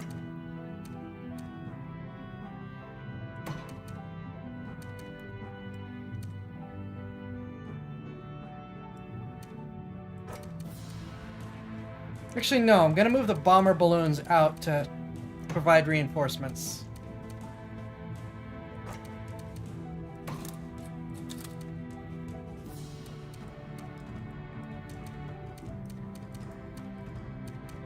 Okay.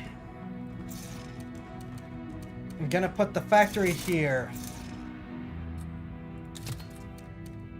That's a big chunk of change, but I really am running out of options here. Actually, I should... 4 gold. Let's build a gold mine to drastically increase my funds. 5. Build another gold mine. That's all the gold mines I could build. I need strategy cards. Let's take a parliament. So, not gonna be a lot of not unions. Units this time. But we can get a couple out.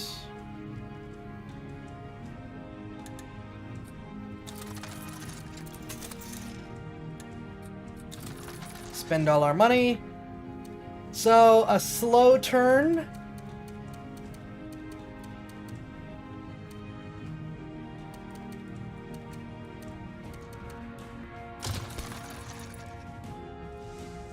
Parliament gives me strategy cards, like the double my income, reduce enemy income, paralyze enemy units, that kind of stuff.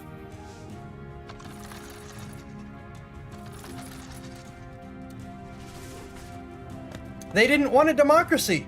They wanted a republic. The lizards did not want a democracy. They wanted a republic. Workers' rights refused. Oberon goes ballistics. Fiddlesticks! Illegal gambling rampant aboard the Raven. Whispers of vile orgies persist. Emperor indecisive. How much did the parliament cost? 10 gold. We have managed to do some evening out.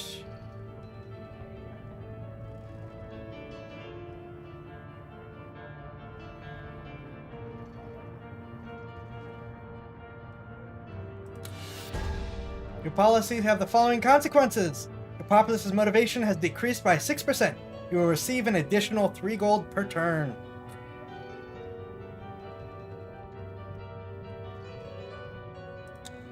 Yeah, the press found out about Henry's winnings. By the Seven, I don't know what to think of this situation, Commander. If Lady Ophelia rejects her God-given bones but takes up golden ones instead, is she honoring the divines or taunting them? The scriptures should provide an answer, but I'm at a loss to find a precedent. We will talk to her last, because I know what's coming. What would you inquire? Come. A queer queen, my lady commander. Here she has but to snap her fingers to become an aureate apotheosis of impian ingenuity, and she's as indecisive as an elf afore a salad bar. I simply can't wrap my hatted head around it.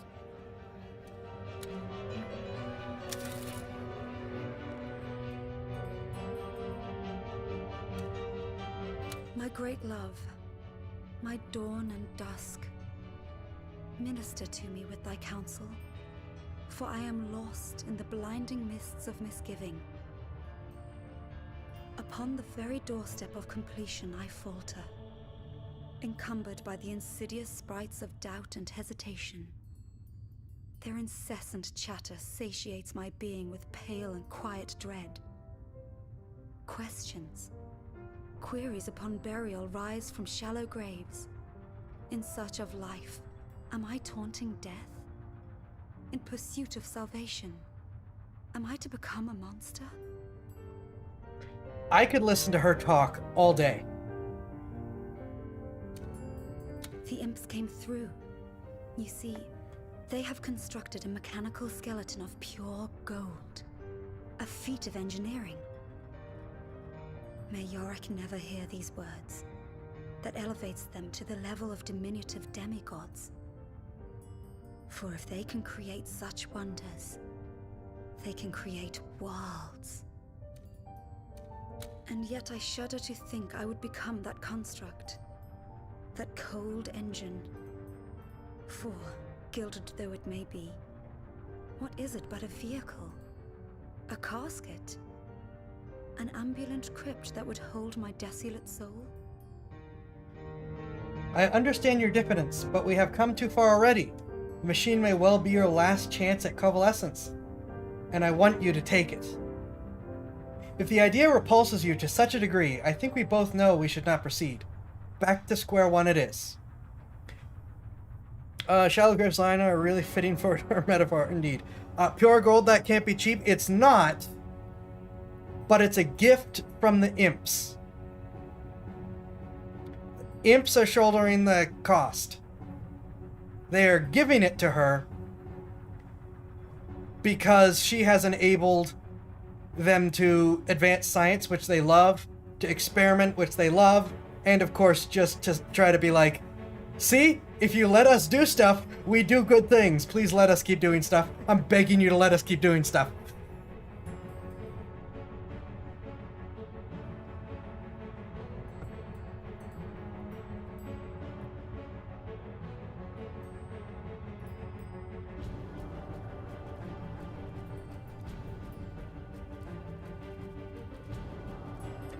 Imps, the imps are literally doing something that's never been done before, which is the stuff they absolutely love. So in exchange, they are thrilled to hand over the body. I know I'm kind of like pushing us towards this. I know, like I said, I know the whole storyline, so this is just me kind of squeeing over some lore type stuff, but it seems like people are intrigued to see this golden body of hers. Wink, wink, nudge, nudge.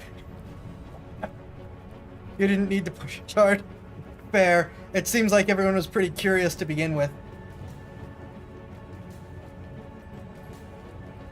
And technically, the gift and stuff it's just pure lore. I don't think it affects anything but her storyline. Like, we were there before you started to push. Also, technically, gold is softer than calcium. I'm pretty sure the imps know what they're doing, but true. But her calcium is actively decaying. Gold doesn't. Oh, so she gets more huggable.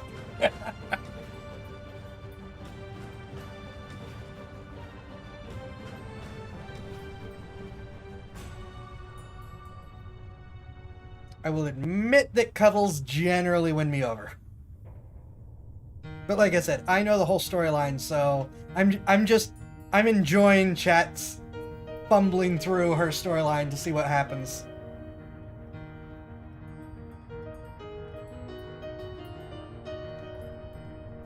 But it seems like we got a bunch of votes already for one.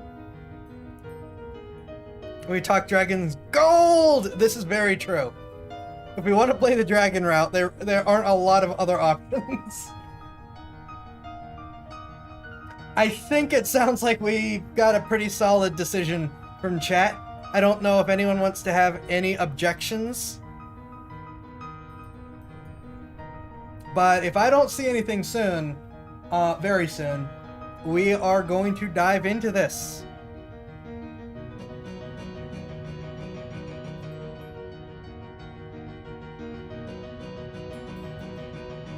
Okay, we are going to tell her to get the golden skeleton.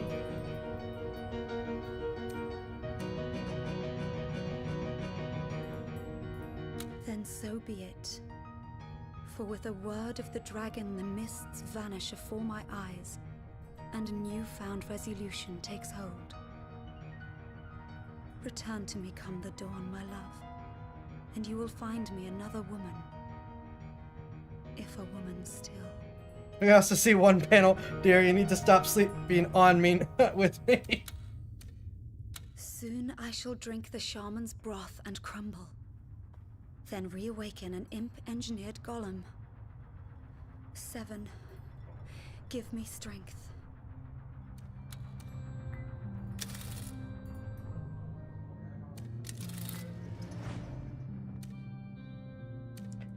Oh!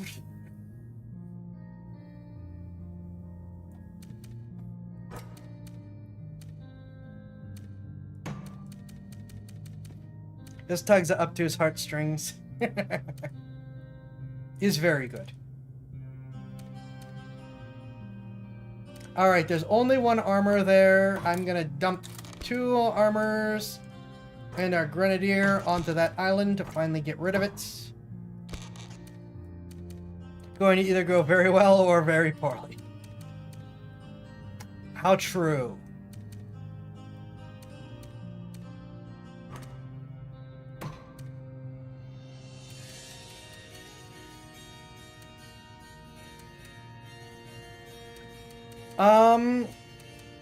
I think Sybil will be the first that we take out. She, technically Carthan has the least number of territories, but he is very heavily reinforced here. I'm gonna need to start moving into a very big build-up if I want to take it. Eliminating Sybil and then moving on seems like the best option we may get here. Sybil the Silent, at least you won't complain.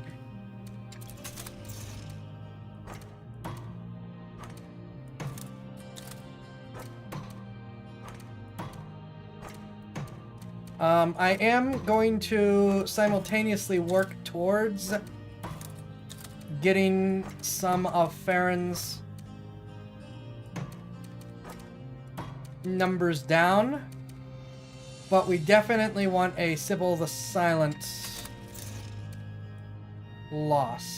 Put in some Devastators. I need Devastators. Who would have thought a guy called the Decapitator would be the hardest to defeat? Fair.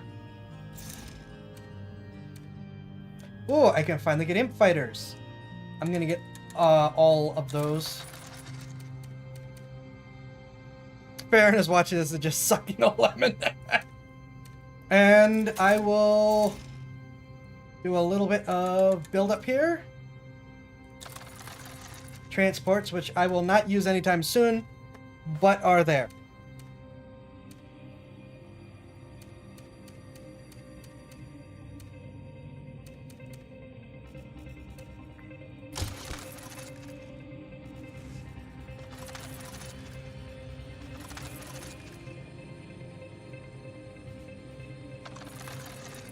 Blocking me from being able to invade. Sybil knows what's up. Sybil knows what I'm planning.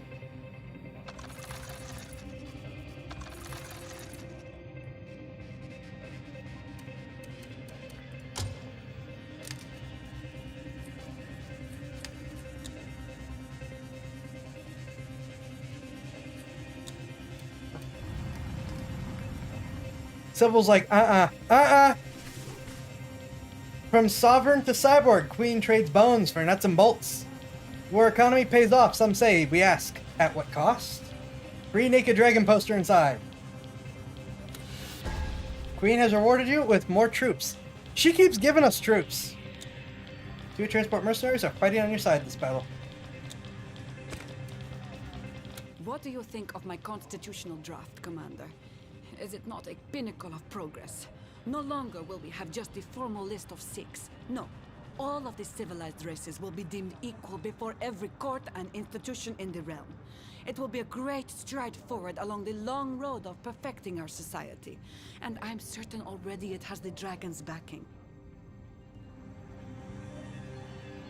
Prospera is planning a constitution.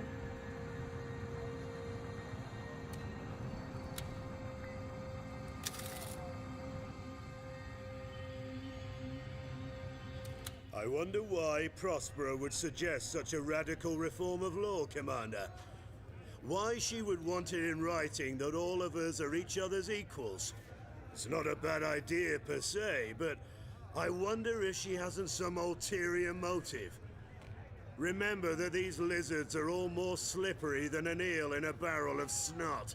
Permission to actually read this draft? Yeah, that's part of the problem. Stand. Folly has taken hold of Prospera, Commander. Senselessness instilled by an overtly prolonged exposure to the vulgar vagaries of lesser counselors. Words like peace, stability, respect, cooperation are being flounced about as if they really mean anything beyond these walls. As if they are anything more than philosophical placebos intended to make politicians feel important. The daft woman wants to draft a unifying constitution that actually says, we hold this truth to be self-evident, that all the races are created equal. Equal? She must be more demented than a vegetarian cannibal. Now, I may drink with a dwarf from time to time, if there be no other company. I may parley with an imp, if it's technobabble I'm after. But to call these beings my equals is a sea-spanning bridge too far.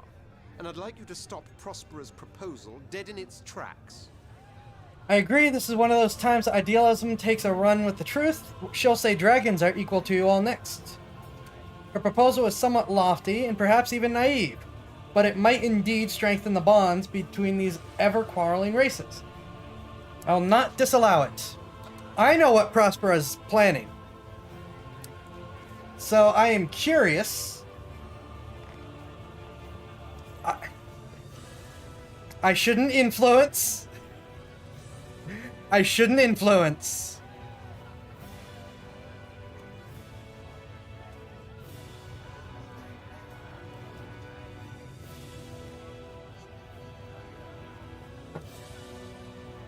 While you think about it, I'm gonna do my researching. I forgot to buy stuff last turn.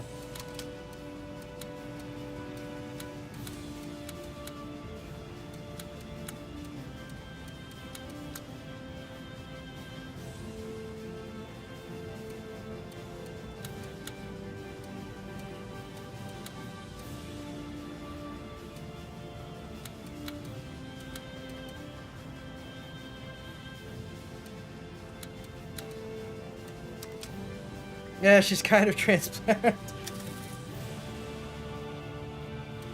Folly has taken hold of the daft woman. Now, I may drink with a dwarf from time to time, if there be no other company. I may parley with an imp, if it's technobabble I'm after. But to call these beings my equals is a sea-spanning bridge too far. And I'd like you to stop Prospera's proposal dead in its tracks.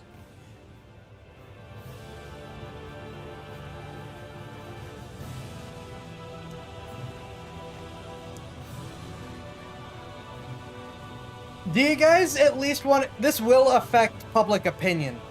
Do you at least want to know what the public opinion will be?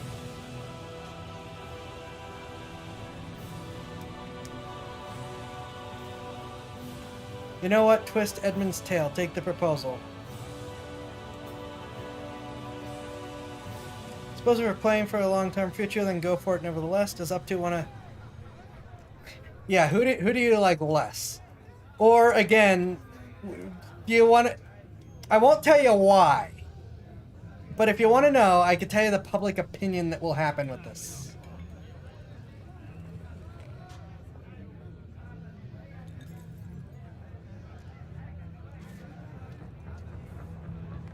It's probably not what you think.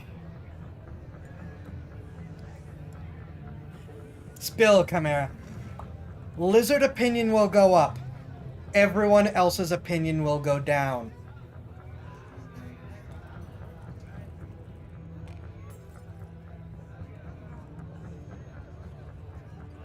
Assuming you institute the Constitution.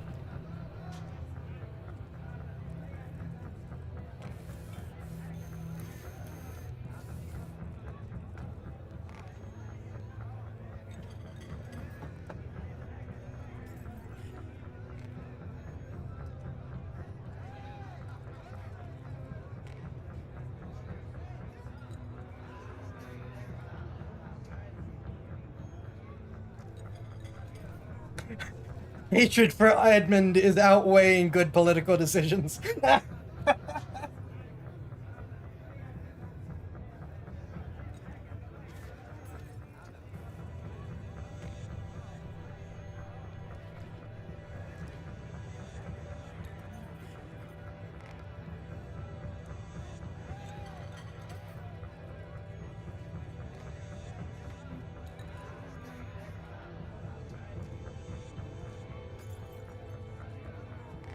She screwed up that bad or twist it that well? I don't want to tell you what is in the Constitution. Not until after everyone's reacted. Because I don't remember if they if they say the specifics if you say no. I know they say the specifics if you say yes.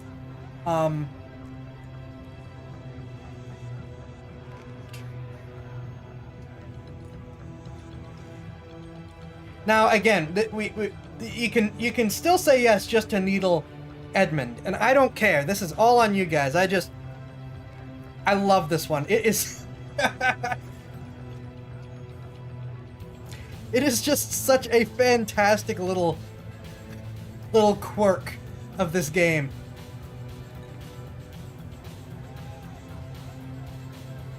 This is one of many decisions that it's just I love the little hidden details.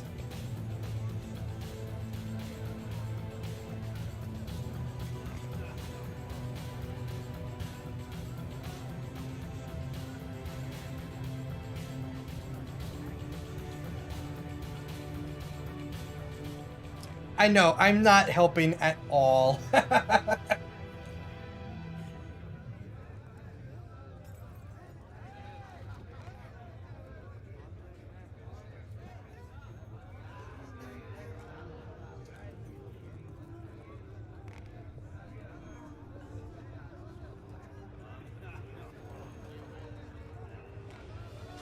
Yeah, it is. I wish they'd let us. I want a remake of this game where they go into far more detail.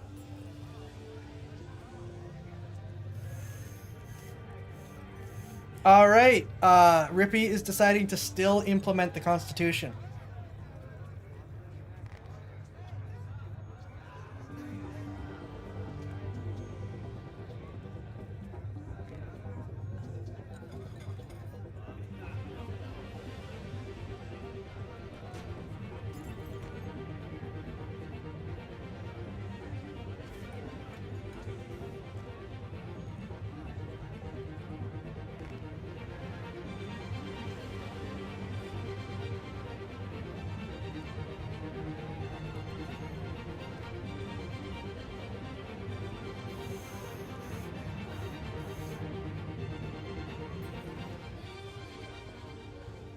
Is there anyone else to talk to?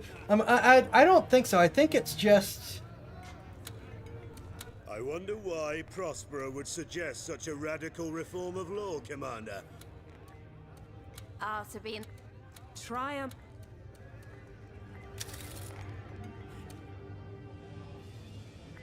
Nope, you have Prospero asking for it.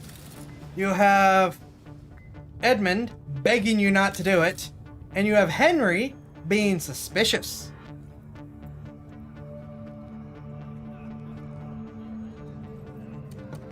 Folly has taken the dark. Now I may drink with a dwarf from time to time if they. I don't think Maxos says. Let's see if Maxos and Grumio have anything to say. Oh, lovely to see you, my lord. Can get a bit lonely here on the engineering bay. I wish I could talk to you more. My studies have been highly interesting of late, and have yielded results of great interest to you.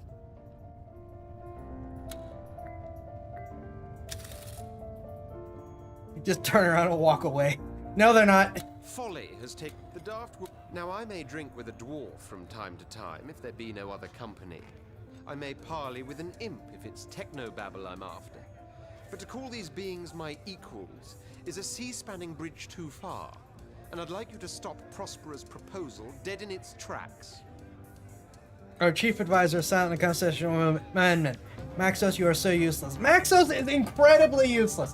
He takes over our bedroom. He doesn't help us with anything except dragon powers, which we barely use. And he sits there and is like, tells us some of what's going on, but not all of what's going on. Not to mention the fact that he just dragged us into this war and said, here, have a demon for an ally.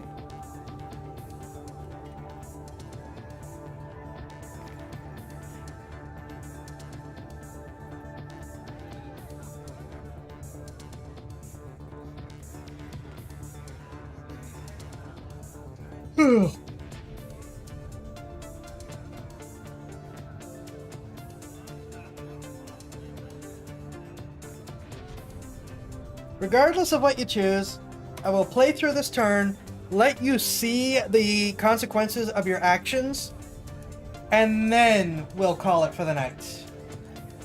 Him being useless is a serious spanning thing.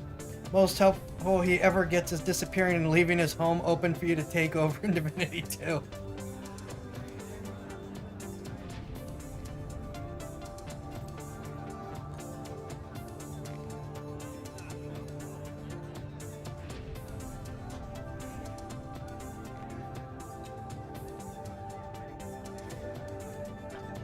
So are we just gonna keep needling Edmund? We do have to make a decision fairly soon.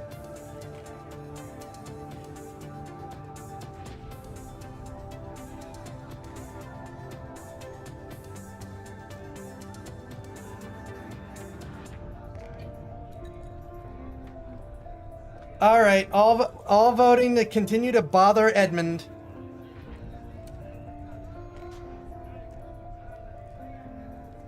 If that is how it must be, reality will have to be the instrument that shall shatter the dreams of fiction. For a work of fiction, this constitution is, Commander. Dead letter among a dead litter of all the races. Each with the other's knives in their backs, now and forever.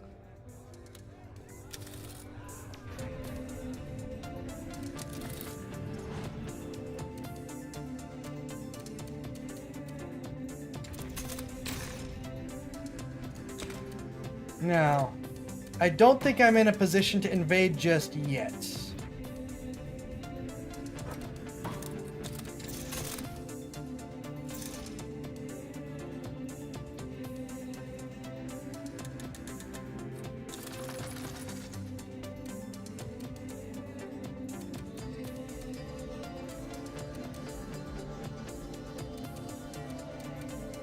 We definitely want to do this, though.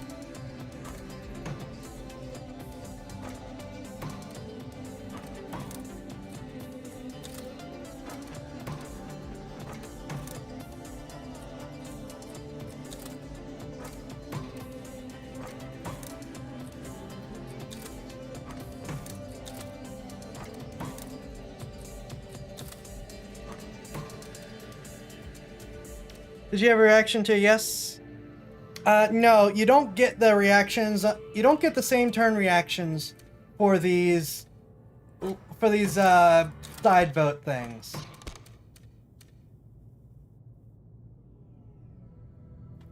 Oh, Ophelia wasn't available yet. Ophelia was not available yet. Make of that what you will.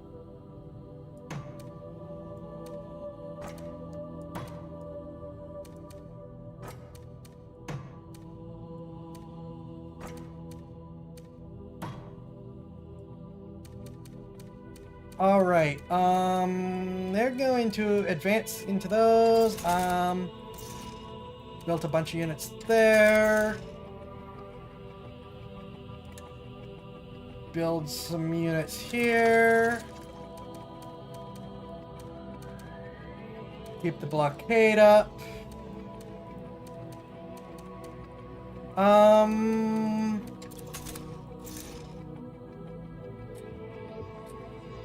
I could always use more mercenaries.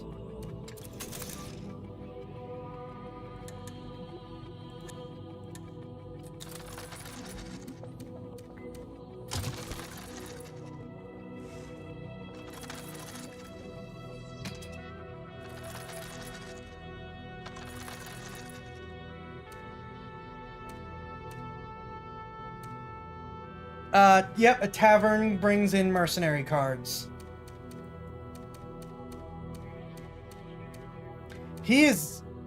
Farron is not contesting that. But Carthan is contesting my blockade.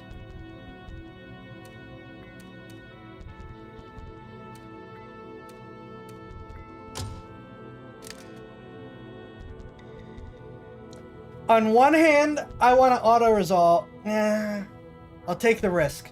But he might take out the transport before the rest of the battle. Or he could just immediately die.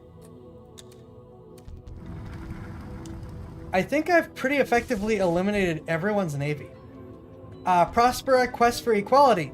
Equality is like a mentally stable imp, says General Edmund. It doesn't exist! Emperor rumored to have palace built with enemies' bones. Countries in shock. Barbaric tribes, not so much. Emperor to undergo plastic surgery? Poorly. Contesting poorly. The general's actions have influenced the empire. Crippling war. These are the tactical things that parliaments generate. Increased movement points. I don't get these very often. That's very nice. And a free factory. Poorly. Now, still no queen. I thought we'd get her this turn. The vote will wait till next... Actually, no, because those resolve in the same turn. We can do the vote. Oh, what are my colleagues in such an uproar for? Surely they must realize that with equality comes responsibility. Is a tax increase to put them on a par with lizards and dwarves really such a steep price to pay for the position my constitution lifts them up to? Short-sighted creatures, the lot of them.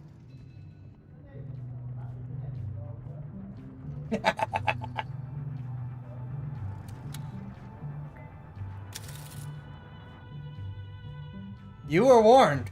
What a wit. Dear me, I haven't slept a wink, Commander. What a ruckus these councillors were making all through the night. Roaring dwarfs, squeaking imps. It was like an orcish sing-along ceremony in there. Why is it that talk of morality always ends up in mayhem? Ethics in bedlam. Let them decide the color of curtains in town halls or what type of pie should be served during what festival. Takes them just as long, but doesn't get them quite so riled up. To be fair, Dragon's Eye needs money bad.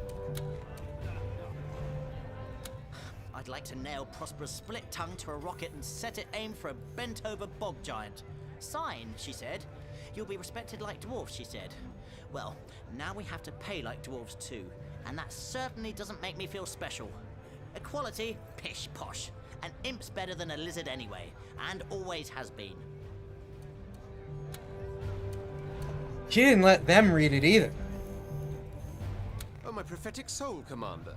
Let them sign 1,000 declarations of unity and equality.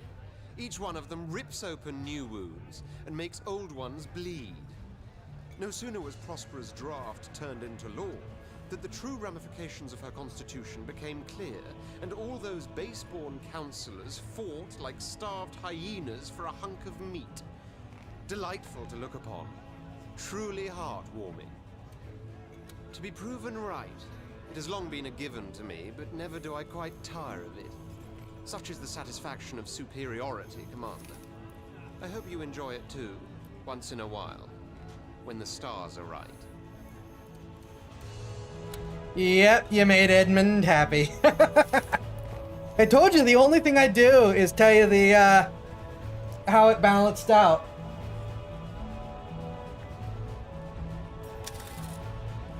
Commander, you are well aware it is the Imp's great destiny to create the biggest and baddest explosion ever. One that can reshape our world. And I'll have you know we are getting closer to its realization. Our scientists have discovered the location of what they suspect is a metallic element of such formidable combustibility. At first they thought they were having one of those very special dreams. We want to mine it, of course, but the thing is, it can only be found beneath a couple of dilapidated elven graves. Oberon's making a fuss, but you'll allow us to dig, won't you? Oh no. To upset the remains of the dead where they lay is a grievous outrage, Commander, for they may yet be blessed by the Seven and be reborn into the perpetuity of the bone. Let no imp undo this holy destiny that may yet come to pass. A couple of dilapidated graves. We are talking about the fields of Evergreen, the most ancient, sacred, and beauteous of elven burial grounds. You cannot possibly allow Trinculo and his cronies to desecrate these hallowed plots. I could create acre upon acre of perfect golden barley, where right now 1,000 imps are left to rot in shallow graves. But you don't see me going around demanding Trinculo's kin to uproot its forefathers for the sake of perfect golden ale. At least, not yet. Rather than argue for or against the deconsecrating of Oberon's ancestors, I'd like to ask you to consider whether it would be wise at all to encourage the creation of the biggest and baddest explosion ever. Me, I don't think it is. So we get the A-bomb question and Poltergeist in one question.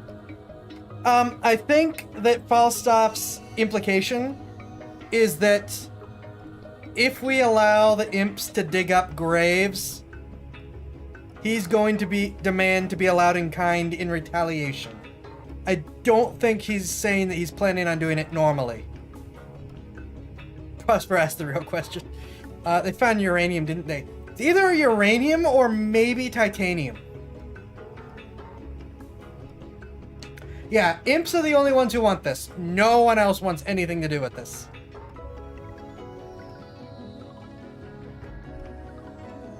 If you grind down titanium, titanium shavings do bad things.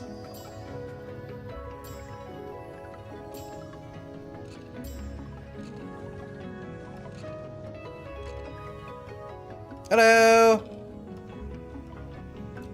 Ral NPR, welcome!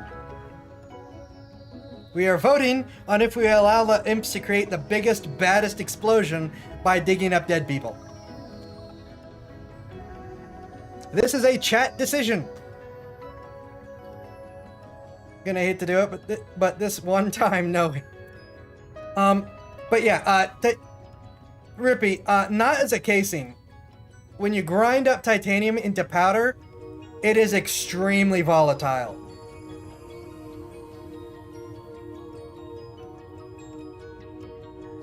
So if we're talking conventional explosions, it could be titanium. Because he said it's metallic. Now, uranium is also metallic, but I'm not sure that they can figure out fission. At least not yet.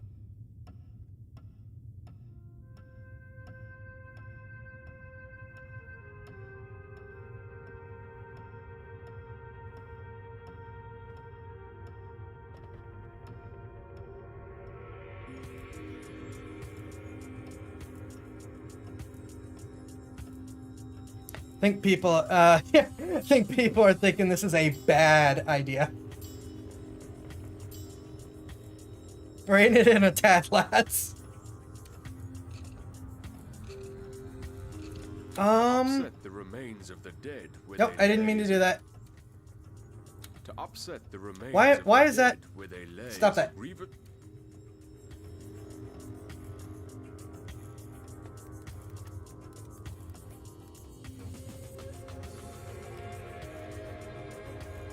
Is titanium? Yeah. Yep. Titanium, like magnesium.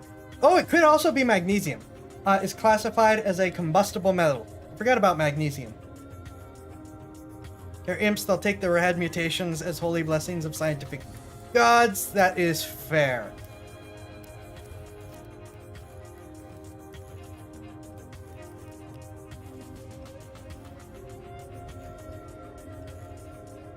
Oh, right! Aluminum does it too!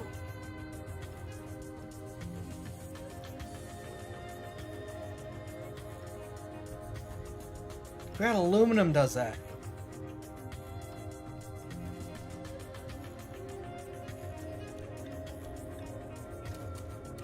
Yeah, there's a reason why the Bradley had issues with its armor using an aluminum titanium mix. That is real. The rest of that movie is not, but that is real. Metals are funny like that, yeah. There's actually quite a few metals that could be really, really effective. Well, that are really effective for explosions that you don't want to have anything to do with being close to. Alright, it sounds like no one wants to do this. So I'm gonna vote no. But destiny. Big explosion. So close. Oh, why do you have to be such a spoilsport, Commander? Who cares about evergreen fields when you can have ever greater fireworks? We're very quickly shrinking the periodic table. We're going to let the imps play with. They'll either explode or poison you, except like 2 of them. By protecting these dead remains, you are quite possibly saving many a life, Commander. If ever they rise from their slumber, it is you they shall thank for it. You better be sure to remind them. Bless you, Commander. Tampering with deceased forebears is never a good idea. The blades of ghosts cut deep, and such wounds never heal. Skulking around graveyards is a ghoul's business, Commander, not an imp's. Let them dig elsewhere, at the bottom of the ocean for all I care. Yeah, see, stuff like this is what makes me think Falstaff had not planned on asking about digging up imp graves until the imps talked about digging up elf graves. At which point, he basically said, if you do it to us, we'll do it to you. Even though he's a dwarf, but they'd want to dig under dwarves too. I realize an explosive device like the world has never seen might be a tempting prize for a warlord such as yourself. But what would be its merit if after its use there is no world anymore to conquer? So is poisoning soil with dead bodies. Dead bodies don't poison the soil. Realistically, assuming you don't bury them in like a coffin or something, they decay and become effectively fertilizer. Alright, I am going to let you see the newspaper article result from this, and then I think that'll be it for tonight. I'm going a little bit long. I am very worn out from today, but I'm also energized from almost dying. So, you know, there's that. Rotting flesh and bones are highly toxic.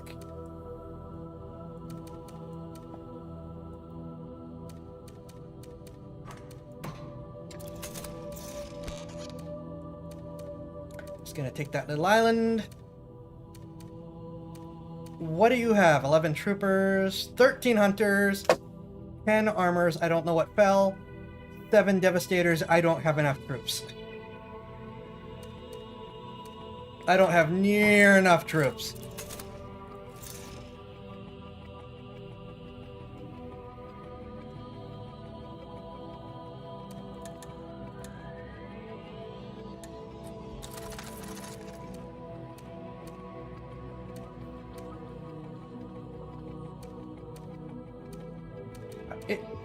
Well, no, he's got even more people here, right?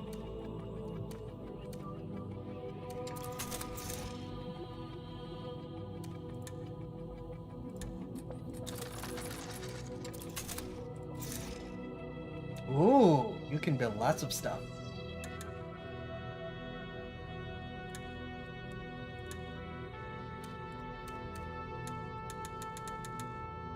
Curse you.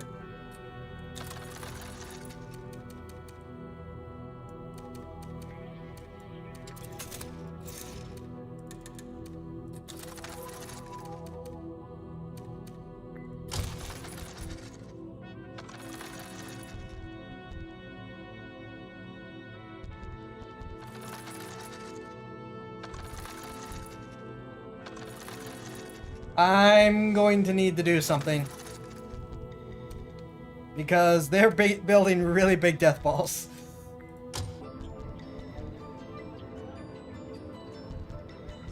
Hello? Hello?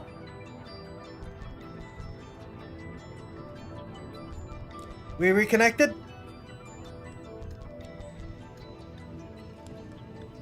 Hello?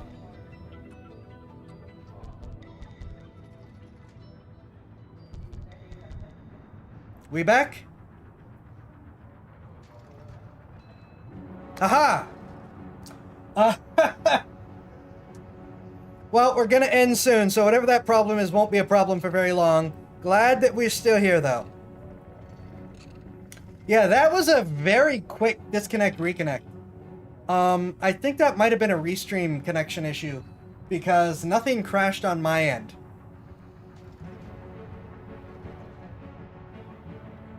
Imp scientists opposed by Emperor Miracle Weapon could have won us the war.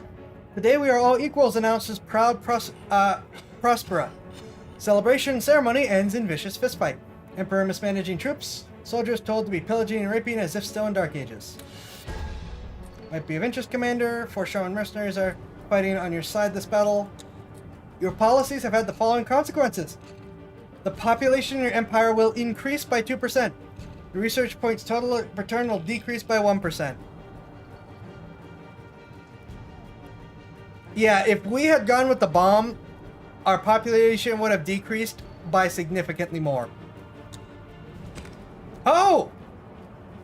Okay, I said I was gonna be done. I kind of want you guys to see what happened to Ophelia. So we're gonna keep going for a little bit longer than planned. If I had any doubts, Commander, they have been alleviated. Lady Ophelia, may the Seven grace her, has become a shining example to us all.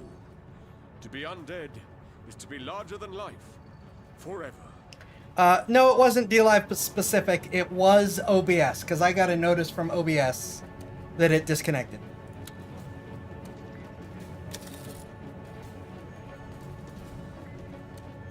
What a splendid... Word. So you've managed to turn your wife into a being of pure gold, have you, Commander? I must confess, not even a dwarf has gone quite so far. I am impressed. Indeed, I am. And a bit turned on by her, to boot. My wife, not yours. Yorick is happy. That can't be good. I forgot to buy stuff again. Ball stuff, no!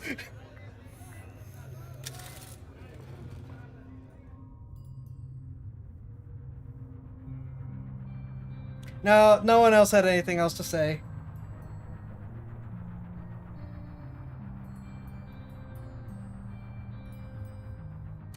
Comfort me, my light and dark. For though I stand before thee in golden splendor, cheer flees before me like a deer wild in the woods. Yeah, okay, we made the right Take choice. comfort in its beauty. Yet with each step I take, it moves a bit further from my sight, fearing me to be a hunter, the knife held perfidiously behind my back. Perhaps you think me thankless, my love. I have, after all, cheated the gnawing cancer that was aiming for my very soul. But somehow I feel more disembodied than ever. A stranger in a strange land, certain in the knowledge that she will never be at home amongst its alien landscapes. A perennial drifter, entrapped in its wastes. Chat, you got another decision to make. Aren't you being a bit dramatic? A change as big as this just takes a while to get used to, that's all. Plus, your kinsmen already venerate you as the prime undead. You know, imp scientists could adorn you with living tissue, magically imbued. This will make you look human, sort of. You know, develop more senses. Yorick won't be pleased, though. Up to has already voted for the second. I don't think the flesh cut is remotely a good idea. First. Up to wants hot zombie flesh.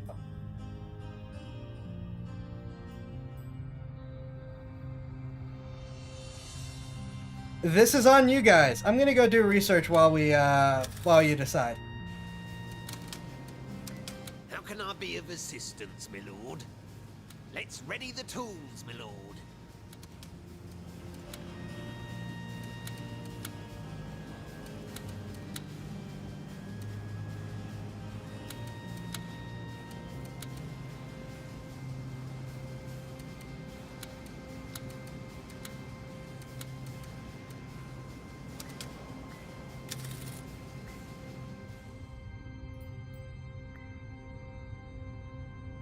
I never noticed this.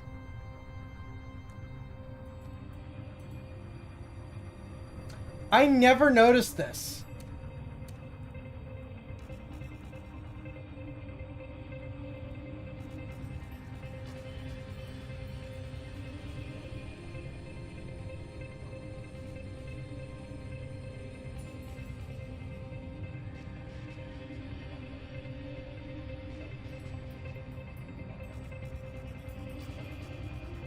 I like second option, but kind of dig the C-3PO look. As much as I like the cyborg wiper thing, I'm gonna say flesh.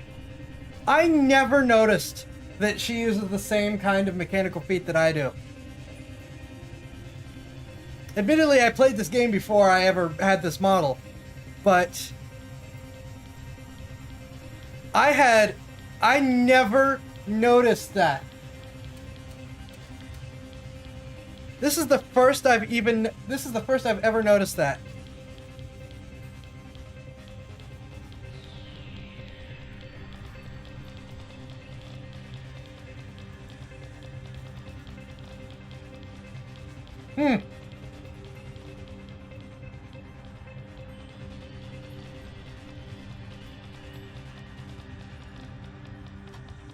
Oh, she has a much higher heel and a lot more defined, almost claw-like look than mine, which is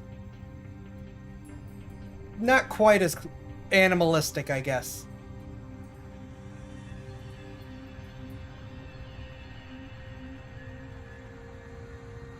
So where are we on the votes? Up to votes second, Rippy votes first, Blue Kitty votes second, Hot Point votes. Comfort me. Perhaps you think me thankless, my love. I have, after all, cheated the gnawing cancer that was aiming for my very soul. But somehow I feel more Hold on. disembodied than ever.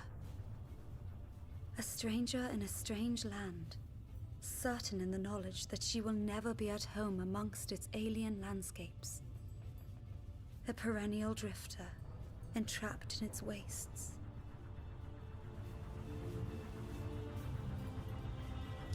Okay, so we have one vote, zombie, robot, zombie, Blue Kitty. Are you saying you want to vote for zombie or robot?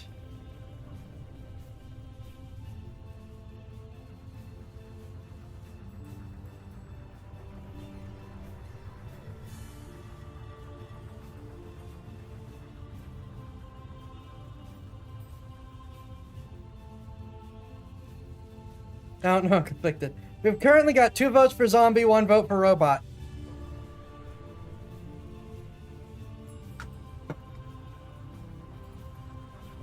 Assuming I didn't miss something.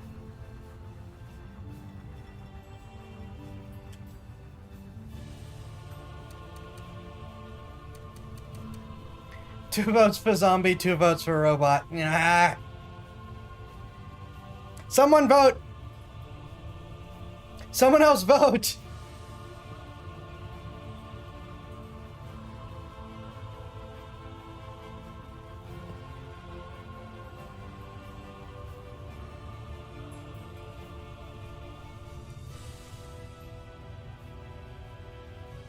Vote so I can end the stream.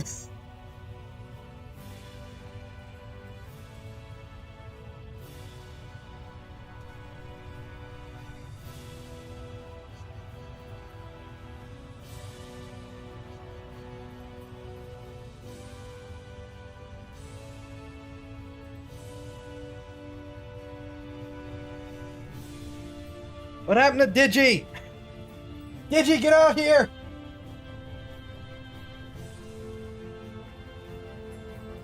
You wrong! Rallin PR!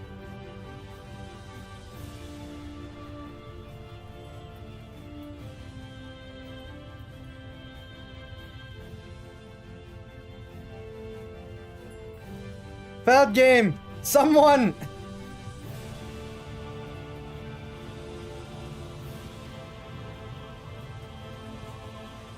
Digi? Voting for... Let the imps try? Or robots?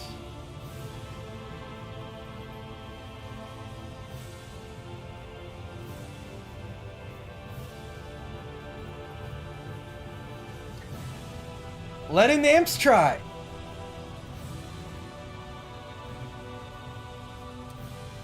Let him plague me with 1,000 sermons. If this can be done, he can take his deluded misgivings and scatter them to the winds. So much of the self lies in semblance. If a woman's aspect I can parallel, I can truly play her part, and at length, even in a strange land, my spirit can tranquilly settle. And that's going to be our last decision for tonight.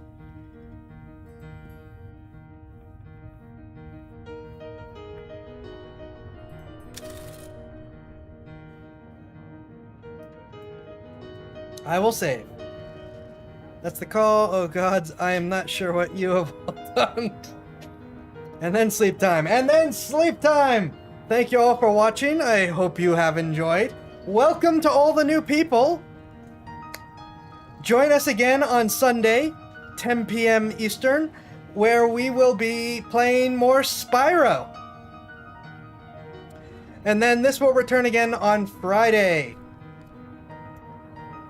where we get to see what else happens. Thank you once again. I hope you all have a great weekend and be safe. Definitely be safe. Coming from someone who nearly died today, please be safe. Have a good one, and I will see you in the next stream.